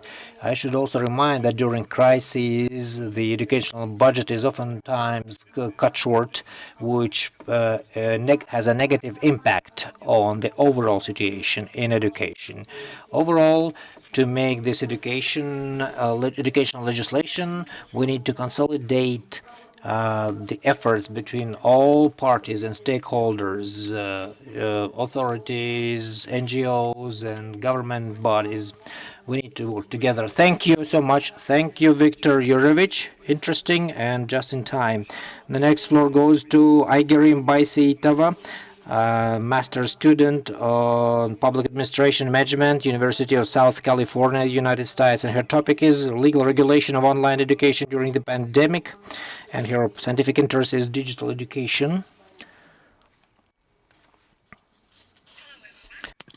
Thank you for such opportunity to give a speech, to give our new ideas on such tremendous event. My name is Elbasy, and I would like to talk today about the legal regulation of online education during the pandemic. Currently, the educational process requires constant improvement as there is a change in priorities and social values. We live in technologically advanced era.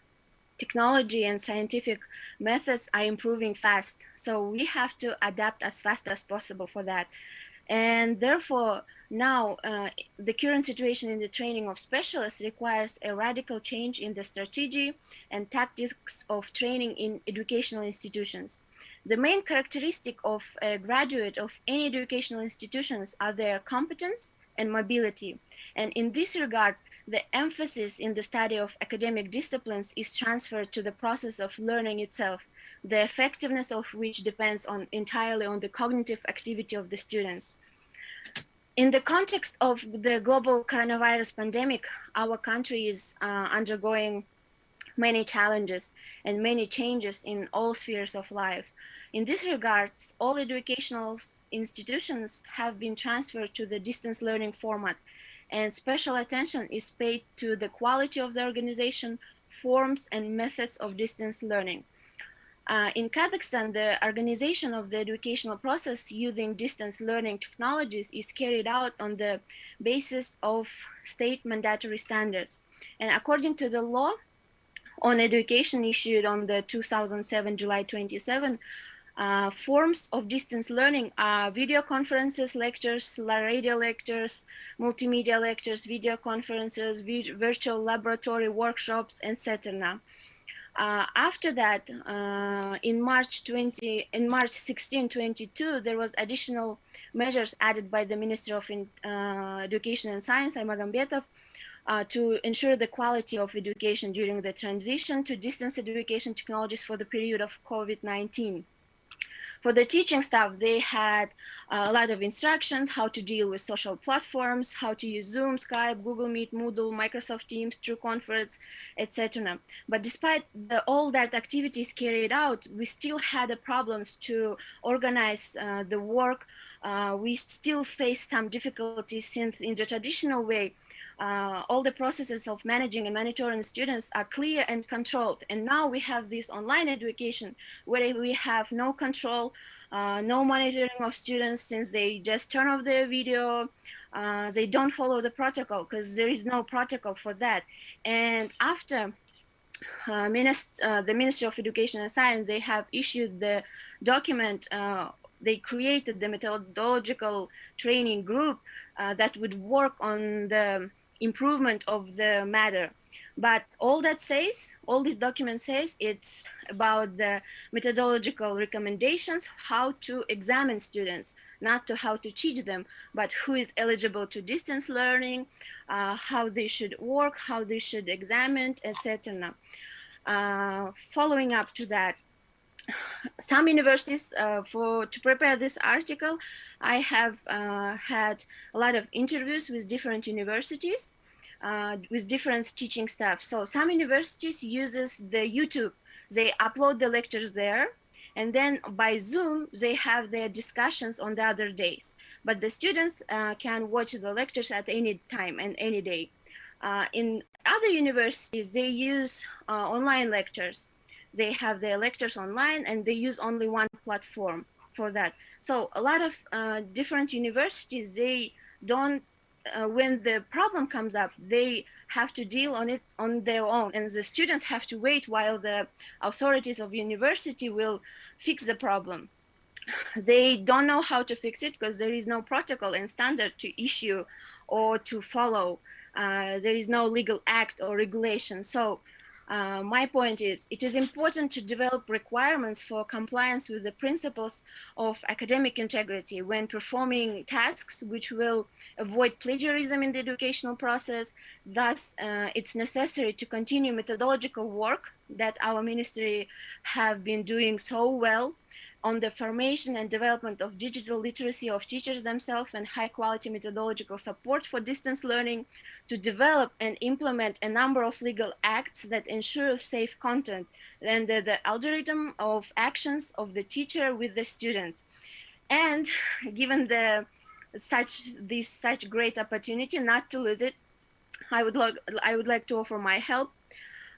Given my background in public policy from one of the top schools in the world, given my professional experience in the law enforcement and the education, I would be happy, more than happy, to prepare and develop those legal acts and regulations and do it with pleasure and free of charge. So thank you all. Thank you for the opportunity. That's it. Спасибо большое, Игорим. Thank you, Igerim. And thank you, Igerim.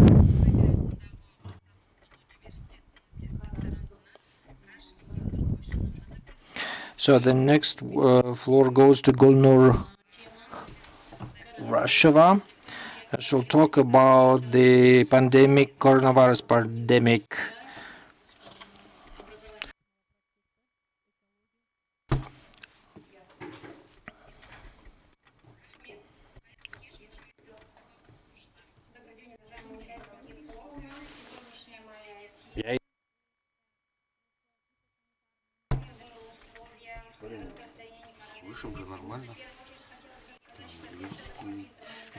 Қауіпсіздік кез келген мемлекеттің өз территориясын басқа елдерден сырттан келетін өсімдік өнімдерімен, тауарларымен келетін өсімдік ауруларынан, өсімдік зиянкестерінен және арамшөптердің таралуынан қорғалу жағдайы болып табылады. Елбасы Қасым-Жомарт Тоқаев 2020 жылғы 1 қыркүйектегі жолдауында ауыл шаруашылығын дамытпай бәсекеге қабілетті экономика құру мүмкін емес. Негізгі міндетіміз әлеуметтік маңызы бар азық-түлік тауарларымен өзімізді толық қамтамасыз ету міндетін қойған болатын. Ал бұл міндетке жету үшін, яғни азық-түлік тауарларының экологиялық тұрғыдан таза болуы үшін және импортқа тәуелділіктің жойылуы үшін, ауыл шаруашылығы өнімдерінің өндірісінің артуы үшін ең елеулі орын алатын астық саласы. Бұл астық саласындағы фитосанитарлық қауіпсіздіктің сақталуы, яғни өсімдік аурулары мен зиянкестерінің, арамшөптердің таралмауы, олардың таралуын құқықтық тұрғыдан қорғау бүгінгі таңдағы маңызды мәселелердің бірі болып табылады.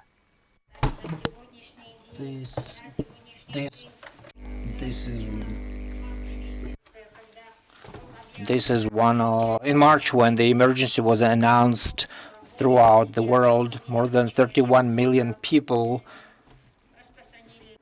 So 31 million people were affected, and of course those numbers show how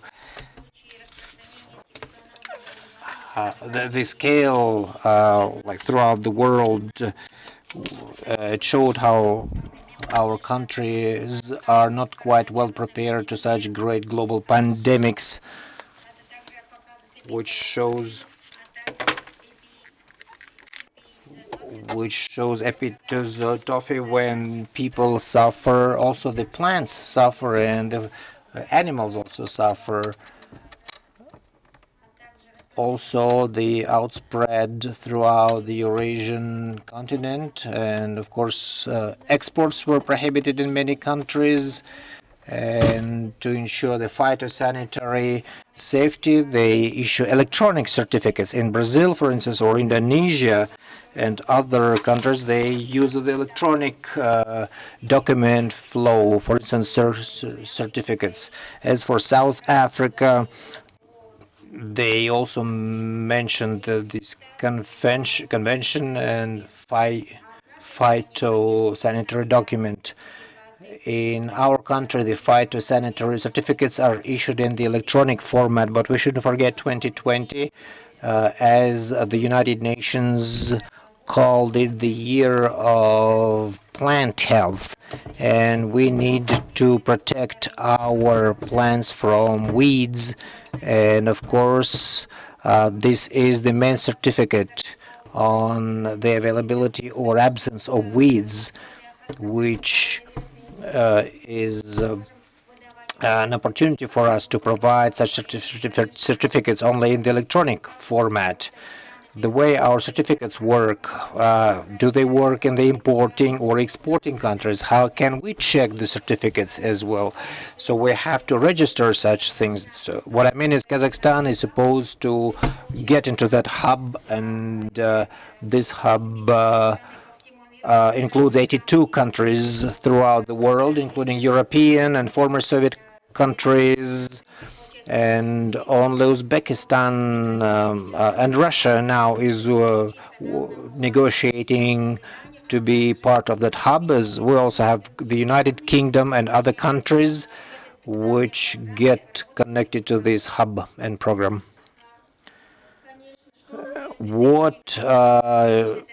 will we benefit from joining this hub? Of course, first of all, the outspread will be under control, and there will be no false certification. Also, we will talk about corruption. We'll amend corruption issues, and physical contacts will be reduced, as well as we're not going to use the paper materials. So to sum it up, I would like to tell that Kazakhstani phyto certificates should be based on this hub. So my call is to join this hub. It includes major countries, some big countries, and also it generates the potential, and we will be compliant with this e-documenting system, and we should also look for the demand on using plants without weeds. So it is critical to join this hub today. Golnur, thank you so much.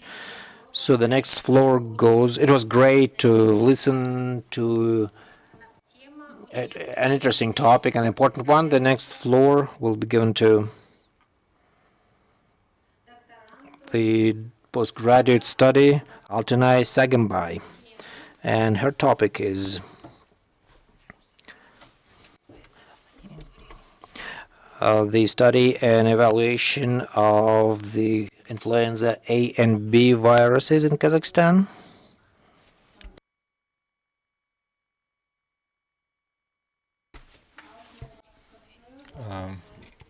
Are you there? Are you online? No?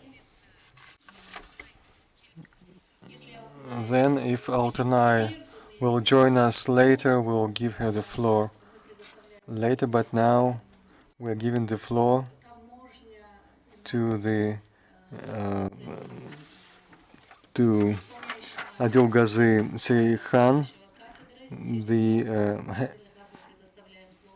head of the Department of Customs, Financial and Environmental Law of Al-Farabi University, and the topic is legal protection of people during pandemics, and the sphere of interest is constitutional and social law.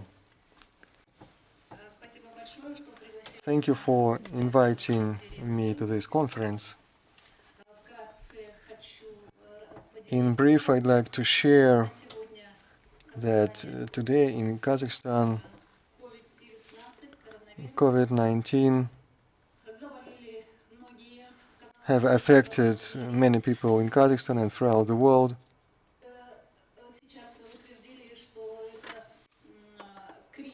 So this is the worldwide crisis, world-scale crisis during these pandemics. Since the first day, the people of Kazakhstan, the public was, they tried to support, but we had shortages of drugs, and we had no individual protection means. And throughout that time, to provide with masks and gloves and protection means, this has shown the problem of the government that they couldn't provide it also for the people who were older than 60. They have suffered.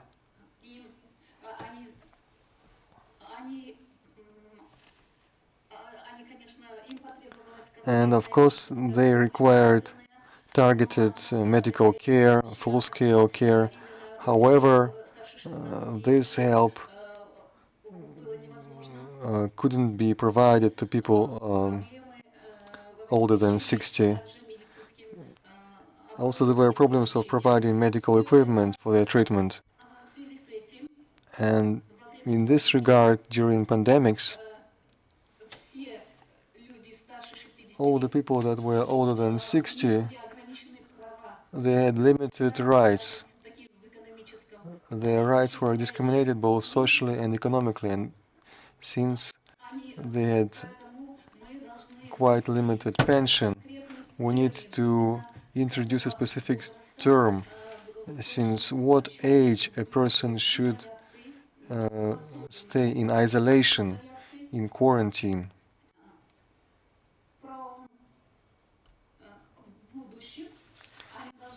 And in the future, they should be supported both socially and economically. During COVID-19, the healthcare shows unpreparedness, shows its unpreparedness.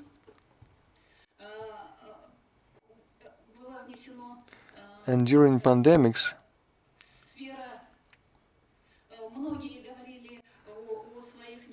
a lot have mentioned their discontent that there were no specific protection means during pandemics.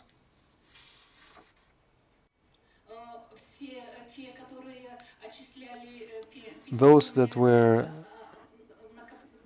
making pension payments, they were not able to get adequate health care. So they suggested to make some changes that in such difficult situations, the patients, the affected people could get adequate insurance care. They received only one type of care they did not receive any help from healthcare or insurance. Economically wise, this was unbalanced and unwise. So the insurance fund, their activities had to be revised and revisited. So everybody had to pay the same deductions, same payments, and receive the same kind of equal care in a difficult situation, in a time of need. It was mentioned about the National Pension Fund that it was allowed to withdraw their savings, that a certain amount could be withdrawn.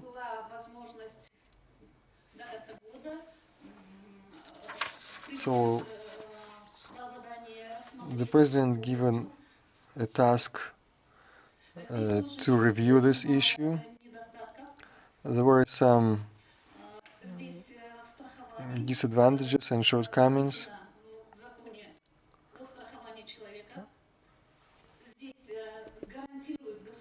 So here the government guarantees the savings, pension savings of Kazakh people. However, as our researchers say,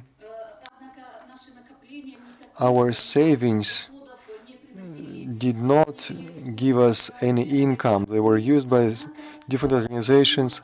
However, the amount of our deductions have no accumulated interest, so our money were not working. So the government paid a certain amount to the people, and in order to prevent such shortcomings, such misunderstanding, we need to review this pension system. We need to scrutinize it. And not only the interest should cover inflation, but our money, which is paid to the pension fund, they should generate income for us. In this regard,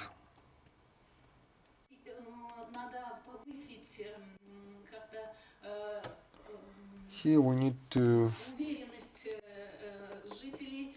make people more confident in the future. So we need to raise the question of effectiveness of pension system. Your topic is quite actual. We can have a roundtable on that, but our time is limited. Next, the floor is given to Asel Ibragimova. The influence of pandemics on the dynamics of modern conflicts. Scientific area, international relations. Please don't forget and be mindful of the time constraints. 5 minutes. The issues of new coronavirus have influenced many countries acutely within the conflicts areas, such as AIDS and Ebola. They show that the infectious disease proneness to infectious disease increases the armed conflicts and calls for the response in healthcare. So in modern research, COVID-19 is a multiplier of threats, and new conflicts may arise until 2022 in 13 countries with social economic consequences of coronavirus. And those consequences are most severe ones because the pandemics deepens existing social injustice and inequality. And the lack of information and lack of social cohesion, that leads to lack of trust, fear, and may cause enmity to the existing government, which leads to some violence. Since the COVID-19 was announced as a pandemic, more than 1,000 cases of mass violence were registered when the civil servants and healthcare providers were attacked, as well as some people who were deemed to be carriers of infection. And some governmental forces were preventing some response, and they're still working among the vulnerable population, offering their strategy as the best alternative when there are non-adequate or non-popular political measures. In the Western Africa, from the 25th of March to the 23rd of April, the violence has increased more than 3 times on the month-to-month basis. And the need to apply political measures to fight the pandemics provides an opportunity for authoritarian state subjects to increase their control. In a number of countries, under the pretense of quarantine, the civil persons were affected with violence, and in some cases the ceasefire were interrupted, such as in COVID-19 has graved the Ukrainian conflict mitigation. And in some areas which are not controlled by the government, there is inequality access to healthcare.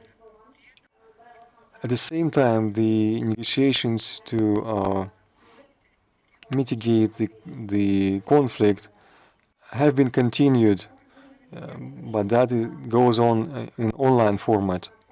So the consequence of pandemics are long-term, and in order to curtail those negative effects, there should be trust to the government, and the response should aid social cohesion and extending economic support. That would lead to the sustainability against virus and safety and security. That is the end of my presentation. Thank you. Many thanks for a short and interesting presentation. Next, the floor is given to Botogos Sabitova, a student of the 3rd year of the Eurasian Legal Academy, named after Kunaev. Digitization of civil proceedings in Kazakhstan, pros and contras. If you allow me, I will start my presentation. The main goal of civil proceedings is to protect the subjects of law interests.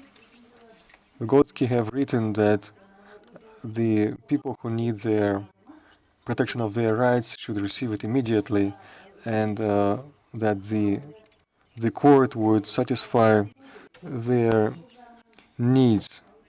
And the easier is the way to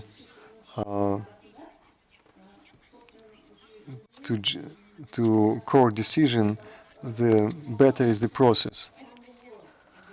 The first president of Kazakhstan, Nazarbayev, has initiated this process as a court cabinet service, and the implementation of this system will allow it to control the work of judges and courts, and the mobile application of the court cabinet could be used. So the informational systems, informational projects of the Supreme Court have reached some high indicators, and the number of applications which were applied online is 91%.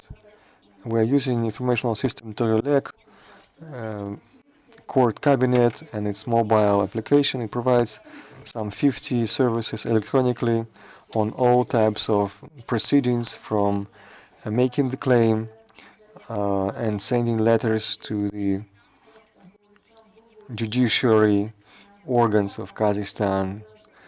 This service allows to find judicial documents and cases, to pay online the state fee, and to monitor the cases. As these systems are being implemented, we can provide video conferences with the temporary detention centers, with the courts, and using mobile video conferencing, using TrueConf mobile application. These technologies, they shorten the time of reviewing cases, and the people who are located remotely, they don't have to relocate, and also the people who are being arrested or stay under arrest.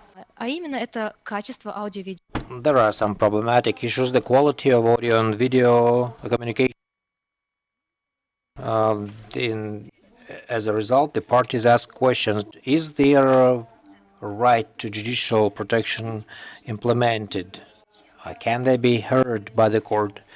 And the question is, what is to be done to avoid any abuse? And with such unreliable communication, the focus will be made more to the written documentation or paper documentation, the quality and the contents of that. To appropriately get prepared for the case, you need to take copies of a case. And of course, the risk of abuse is being increased more than through the court cabinet. So so the parties cannot verify the origin of the document or any other types of evidence. And of course, this makes the work more difficult. There are some hindrances in ensuring the openness and transparency of a court session. How can we ensure participation through an online format? If it's a closed format, how do you online interrogate a person to make sure this person, any prompts will be excluded by third persons who may be in one room with this person.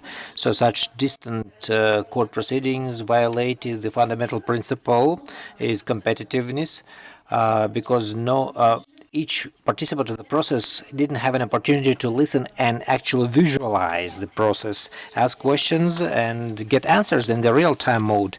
So in this case, it was difficult to ensure impartiality and full-fledgedness of the cases. The Supreme Court recommended to use other use of messengers like WhatsApp and Skype, but ensuring citizens' access to justice should be based on transparency, impartiality, and openness. So these are the main areas of further development of the judicial system. Introduction of current technologies into the civil proceedings will enable a more efficient system and open the transparency of civil cases. Thank you. I'm done.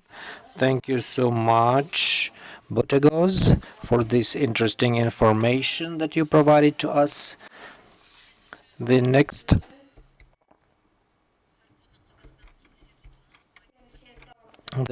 floor will be given to the master's student of the Sorbonne, Kazakhstan University, Karolga Zhidelova, and her topic is COVID-19, the stable development of mass media during the pandemic. And her topic of interest is the mass media and international law. So, Karolga, the floor is yours. You know, we have only 5 minutes. Please keep it in mind. Thank you so much. Good evening, dear participants and dear organizers. And today I'm happy to be part of this international forum of young scientists. It's a great honor to me. And in this respect, I would like to specifically thank Igor Ivanovich Rogov and my director of Ainur Sabitova, the director of the Sorbonne Kazakhstan Institute. And my topic today is the COVID-19 pandemic, a steady development of mass media, and the process of, in the context of COVID-19. So we'll see how COVID affected mass media. We all know that media are the managing lever of many problems, as we know, and we will all remember that situation, because the syndrome appeared in late 2019. And of course, the danger for the whole humankind increased since then. Of course, our everyday life changed. All the habits were discarded, and during the pandemic, we all witnessed the situation in Europe, and we all saw the stats. And Kazakhstan announced the lockdown also, and we all had to close our borders and impose a quarantine. And according to Article 1 of our Constitution, says the human being is the paramount interest of our country, of our state. So that's why Kazakhstan had to, or was enforced to take such measures. Anyway, the people, our people of our country understood. It was not easy to explain it to the people, because many people would not understand that. That's why mass media and their efficiency came to the forefront. It was the task of mass media to explain all preventive measures. So it was a great burden for them. And we saw how things developed in China and in Europe. We saw the difficult situations. So the world mass media disseminated that information, and we really saw. That's when we realized that mass media have the greatest impact on the population. And of course, mass media is a collective communication system. You read the news every day, you use social networks. We all understand that. But even now, in this context of the pandemic, the social role of mass media has increased tremendously.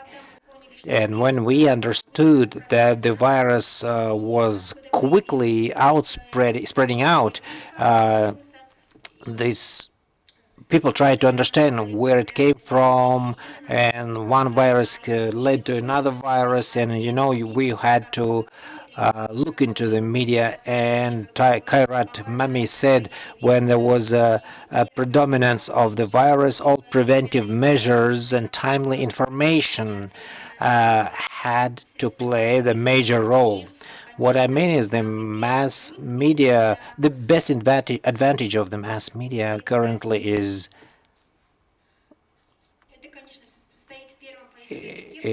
of course a paramount interest, and when you type it into the search engine, it comes up as the first thing.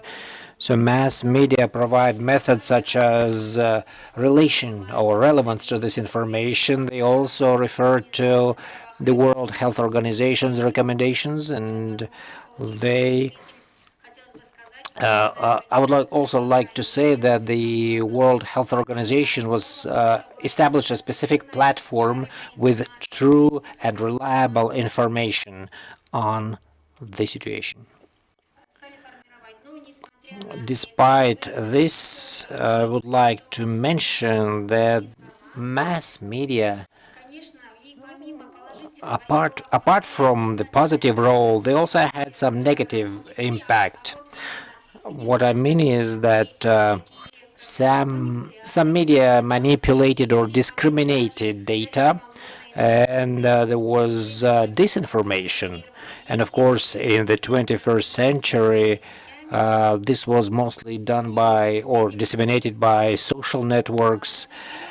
Anyway, that's what made the population panic.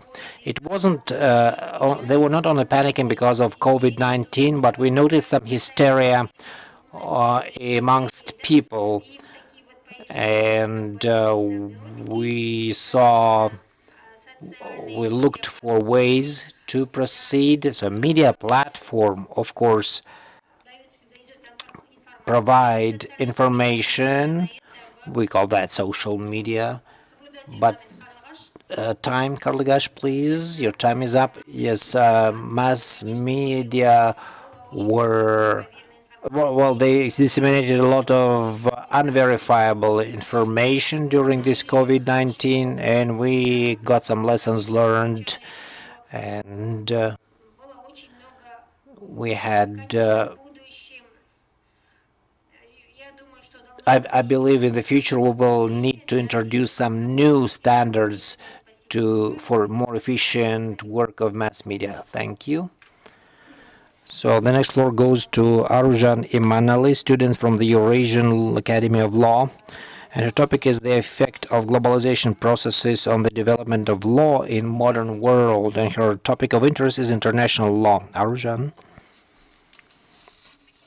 Thank you so much. Good evening, dear participants of this forum. I would like to start, and globalization for many years has been the subject of a lot of disputes and discussions, and it includes representatives of economy, sociology, political sciences, and other sciences. And they talk about the changes in the society as a result of globalization. This, of course, needs a versatile and comprehensive analysis. This requires that analysis. And now it is like a multilateral phenomenon. It includes a lot of countries because some countries may endanger the existence of the humankind. This coronavirus changes radically the course of living of people.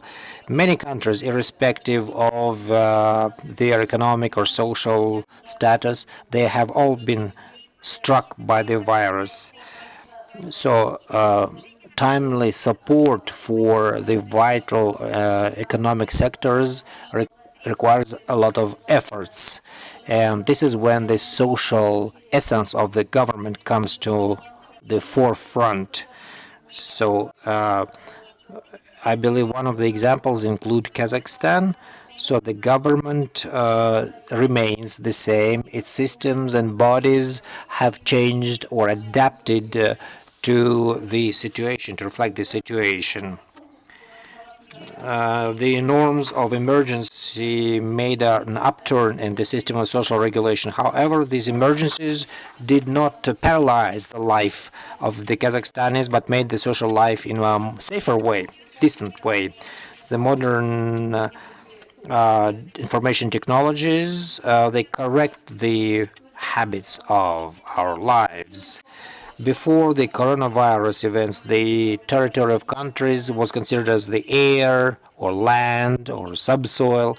Now the space has been expanded thanks to the digital content. So it kind of the new system of relationships has been introduced, the digitalization. So the need to develop digital technologies during the pandemic was especially manifested in the provision of high-quality public services that with fast internet access. Another point is a lack of respective norms or regulations. Of course, this is we have this Digital Kazakhstan national program, but it is slowly implemented, so we don't have a unified information space. So another problem was the hindrances in the dynamic development of digital technologies, and here we should talk more about improving the information systems, and we should also say that the pandemic, the coronavirus pandemic, demonstrated how helpless are people throughout the globe. So the world community now are looking for ways to fight the virus. However, each country was working on their own. They are developing on their own vaccines instead of accumulating or working in synergy, because it's humanitarian point. The human being is the paramount interest. So digitalization is the second most important manifestation of globalization. And of course, there will be some restrictions on illegal use of electronic resources. So these global nature problems should improve the unification or combination of people to improve security and safety. And it's all about humanism and building trust. And globalization, the globalization law is becoming a tool to use. By globalization, we mean the harmonization and unification of principles and norms which will improve and enhance the national laws of each particular country. And main trends in developing the law caused by the globalization processes include the idea of establishing the world peace. And of course, the natural rights and freedoms should be also be in compliance. And also, the international relationships must be regulated with regards to the territorial, economic, or political unions. And some countries should be leaders in such trend of combination or unification. Also, the relationship between the international and national law, it includes a few stages. It's selection of certain norms and preferences, ratification of international and constitutional procedures, and also adoption of national norms or revocation of such norms, as well as overcoming collisions between international norms and national norms. And President Nazarbayev mentioned that in the 21st century, there will be no true independence of Kazakhstan without our proactive participation in regional and global integration processes. Thank you, Arujan. And this will be our international guarantees of our independence. Thank you. Thank you. The next floor goes to Jan Jumagaziyev, master's student of Sorbonne Kazakhstan Institute. Cyberbullying, main forms and the concept, and his scientific interest is criminal law. Jean, 5 minutes. Maybe we should go to conclusions right away. Thank you. Well, yeah. Hello, dear participants. As you know, in March 2020, the whole world, including our country, was paralyzed by this pandemic. And in his address to the people on September 1st, our president said he expressed his wish to establish some kind of a protection for kids against bullying in the internet. So since all country has switched to the distant on training, a lot of people began accessing WhatsApp and other messengers, and this was one of the sources of how cyberbullying appeared. What is cyberbullying? This is one of the forms of torturing people in the internet. It's becoming more outspread, especially amongst teenagers. And cyberbullying has a few forms. Cyber pursuit is one of the forms to intimidate people or using in electronic ways, and this could be a serious threat to the victims. Well, the research said that in the internet we have the interactions which it's like peer pressure, which can have a positive or neutral effect. Another form of cyberbullying is the internet trolling, which is another outspread form of intimidation, which wants to. It could be just for entertainment. It's like intimidation and provocation of such people, of the victims. So the effect of cyberbullying on people has 3 factors, according to the UNICEF. How to stop the cyberbullying? It has 3 types. Psychological, when the person gets sad and disappointed. Second is emotional implications, when people lose their interest. And the third is physiological, which is tiredness or sleep disorders or headaches.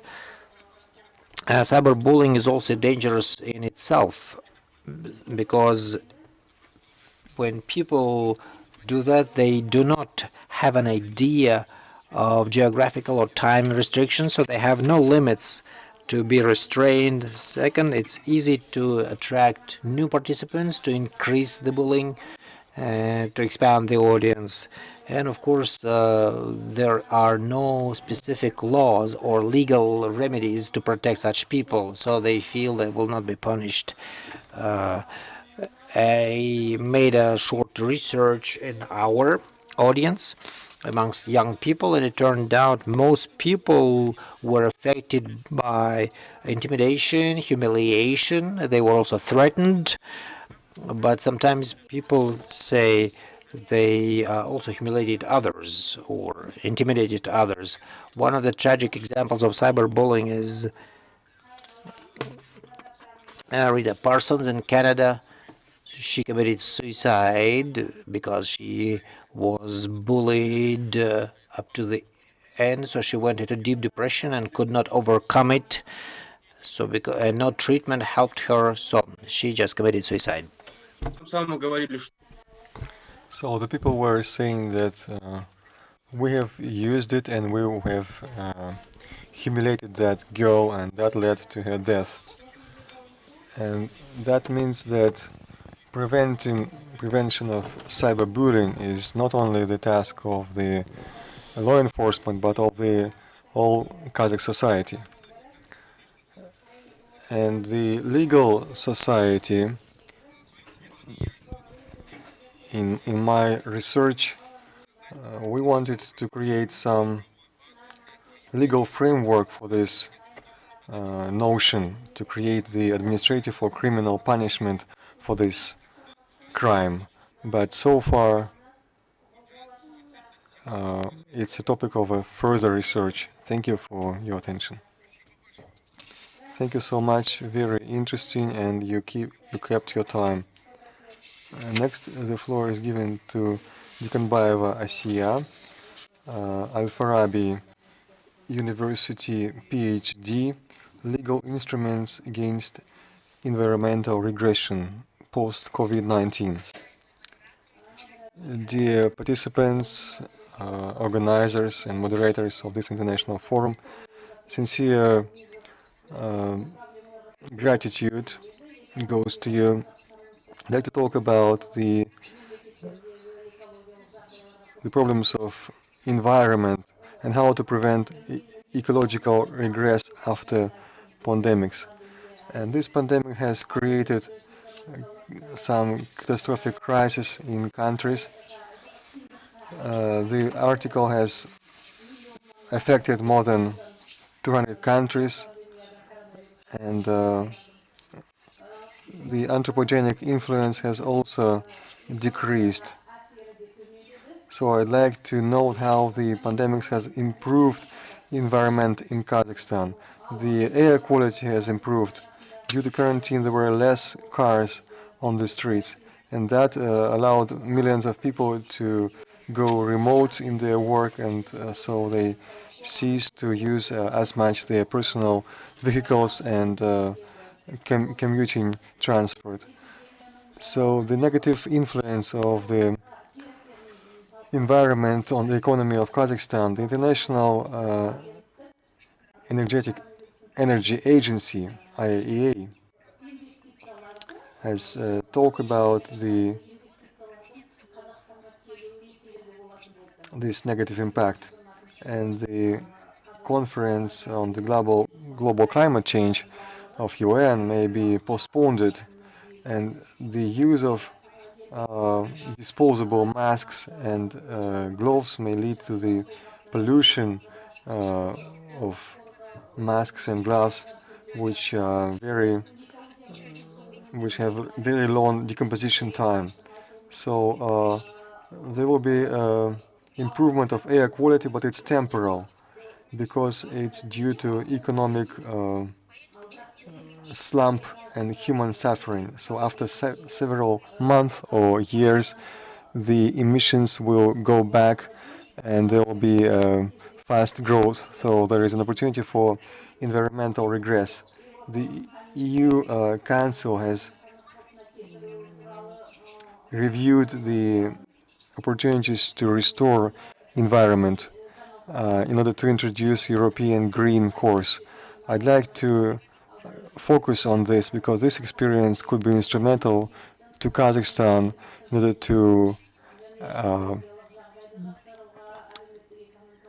to recover after the pandemics.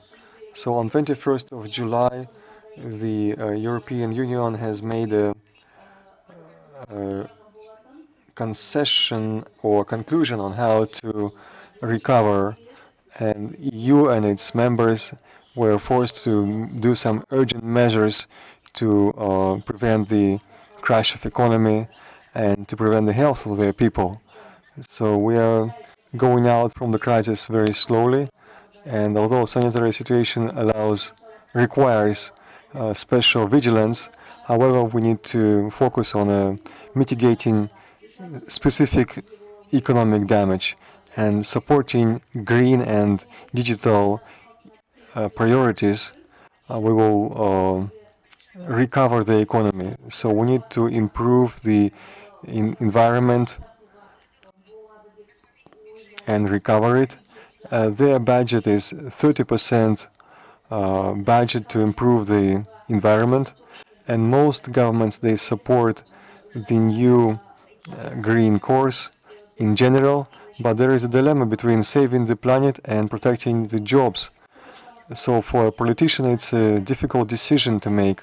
For us, it's also pressing if we would like to use renewable energy sources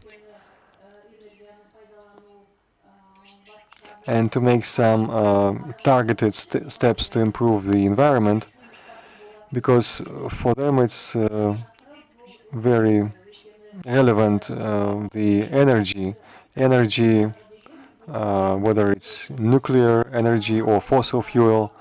In the nuclear energy in European Union, more than 1 million works, and 500,000 they work in coal industry.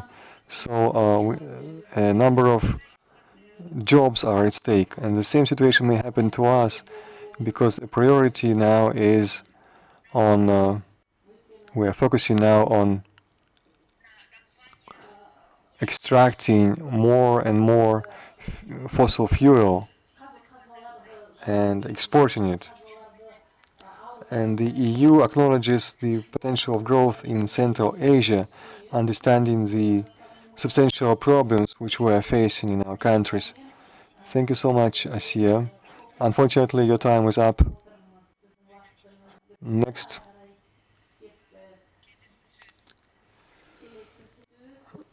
Next, the floor is given to master student of the Institute of Law and History, Almaz, Gumilov University, Almaz. The illegal issues.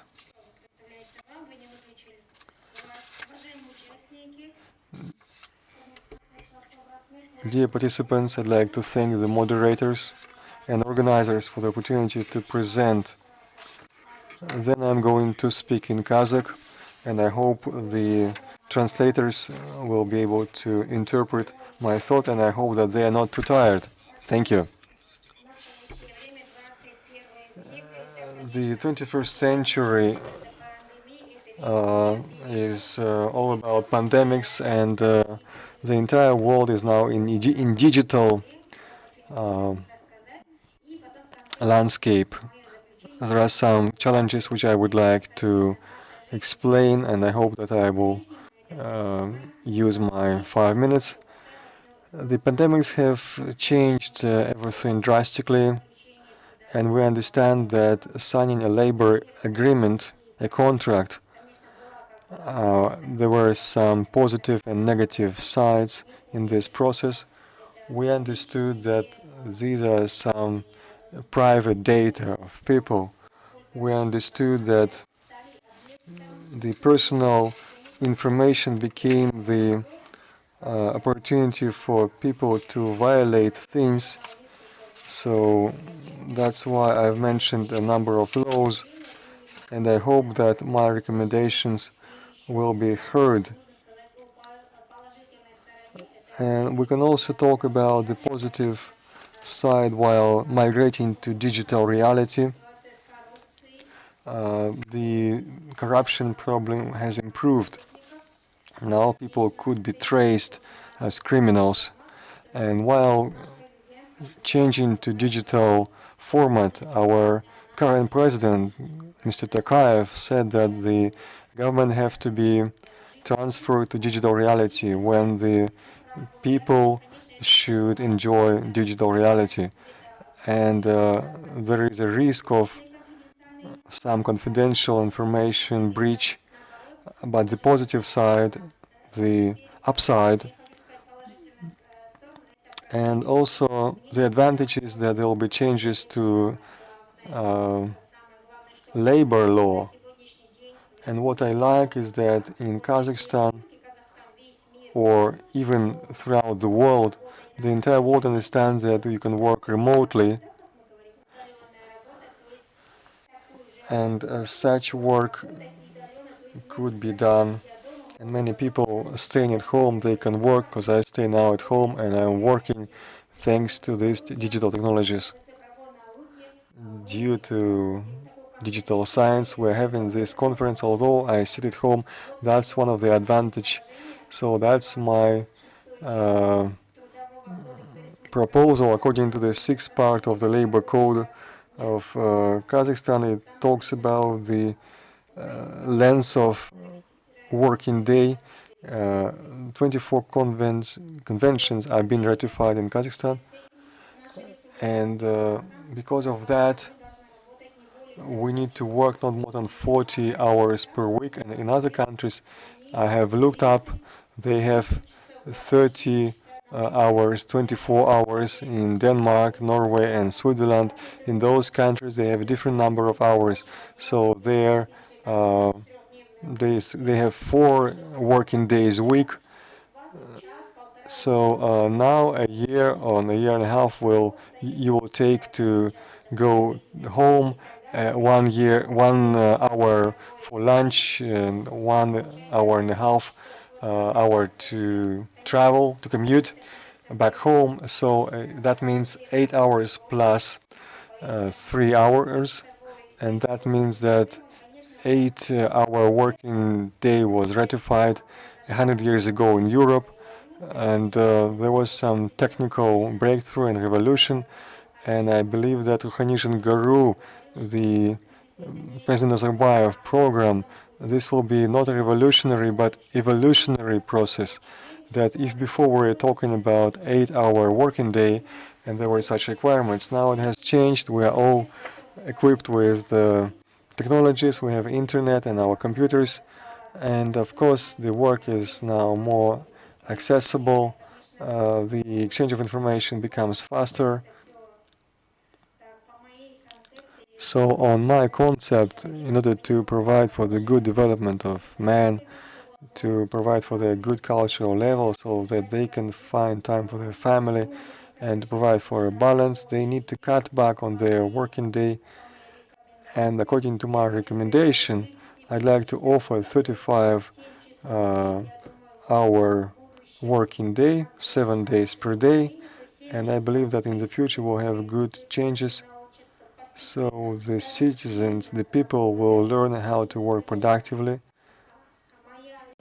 And my recommendation is such 35 hours working hour week. I know that our time is limited. We are coming to the end of our work, but your presentation is very interesting and informative. Thank you. Next, the floor is given to Yerlan Aruzhan, the master student of Abay Pedagogic Institute, Youth in Pandemics, the Challenges and Response, Scientific Interest, Kazakhstan Jurisprudence. Nazarbayev University, I study law. The topic of my speech is youth in a pandemic, challenges and problem solving. Young people are special unit of our society, representing a group of people in large part with a high level mobility, intellectual activity, and health. Young people directly determine the future of society, but young people in modern society are exposed to a huge number of socio-economic problems. The problem of youth is one of the main ones because the future belongs to it. In my opinion, to main problem is problem of employment of modern Kazakhstan youth.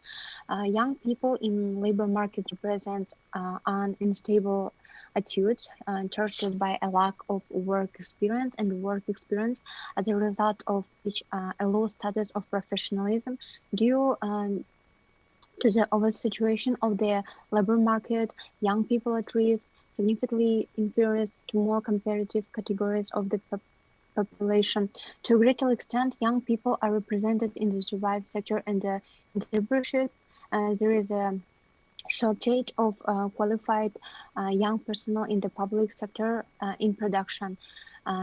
This can complicate staffing issues, make it impossible for the state to carry out a number of reforms and lead to a crisis in such areas. According to the Ministry of Labor, in the first quarter of 2020, the number of unemployed persons aged 15 to 28 was 79,000 people. This figure is 18% of the total number of unemployment. In a pandemic, this percentage has increased. In Kazakhstan, as in the rest of the world, a very large number of people have suffered from losing their jobs. The desire to get an education push the beginnings of the labor activity to more mature age, and the lack of experience and the knowledge hiders getting high paying positions.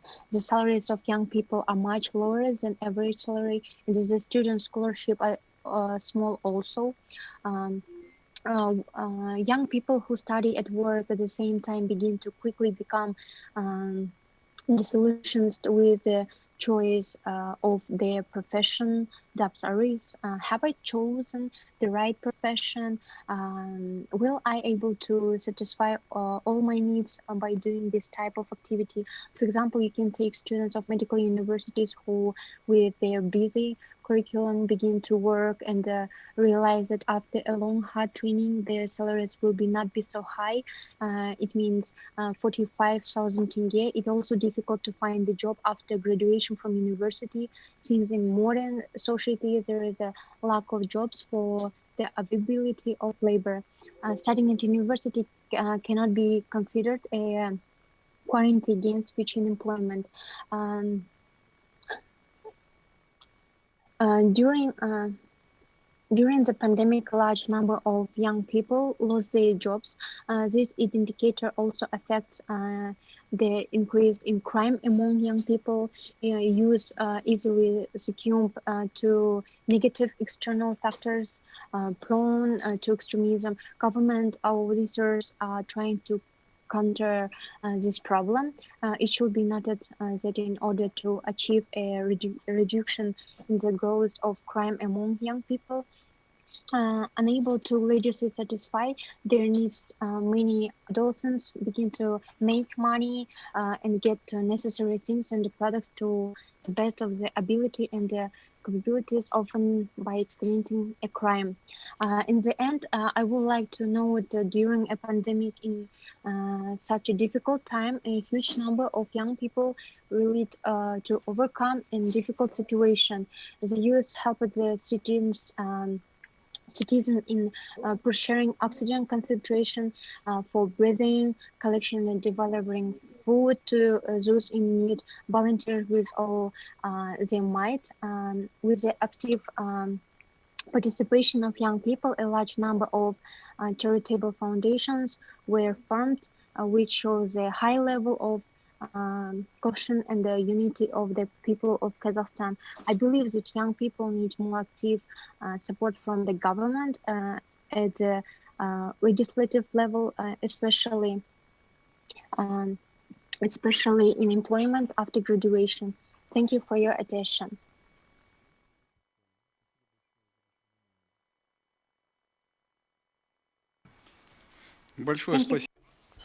Thank you. Many thanks.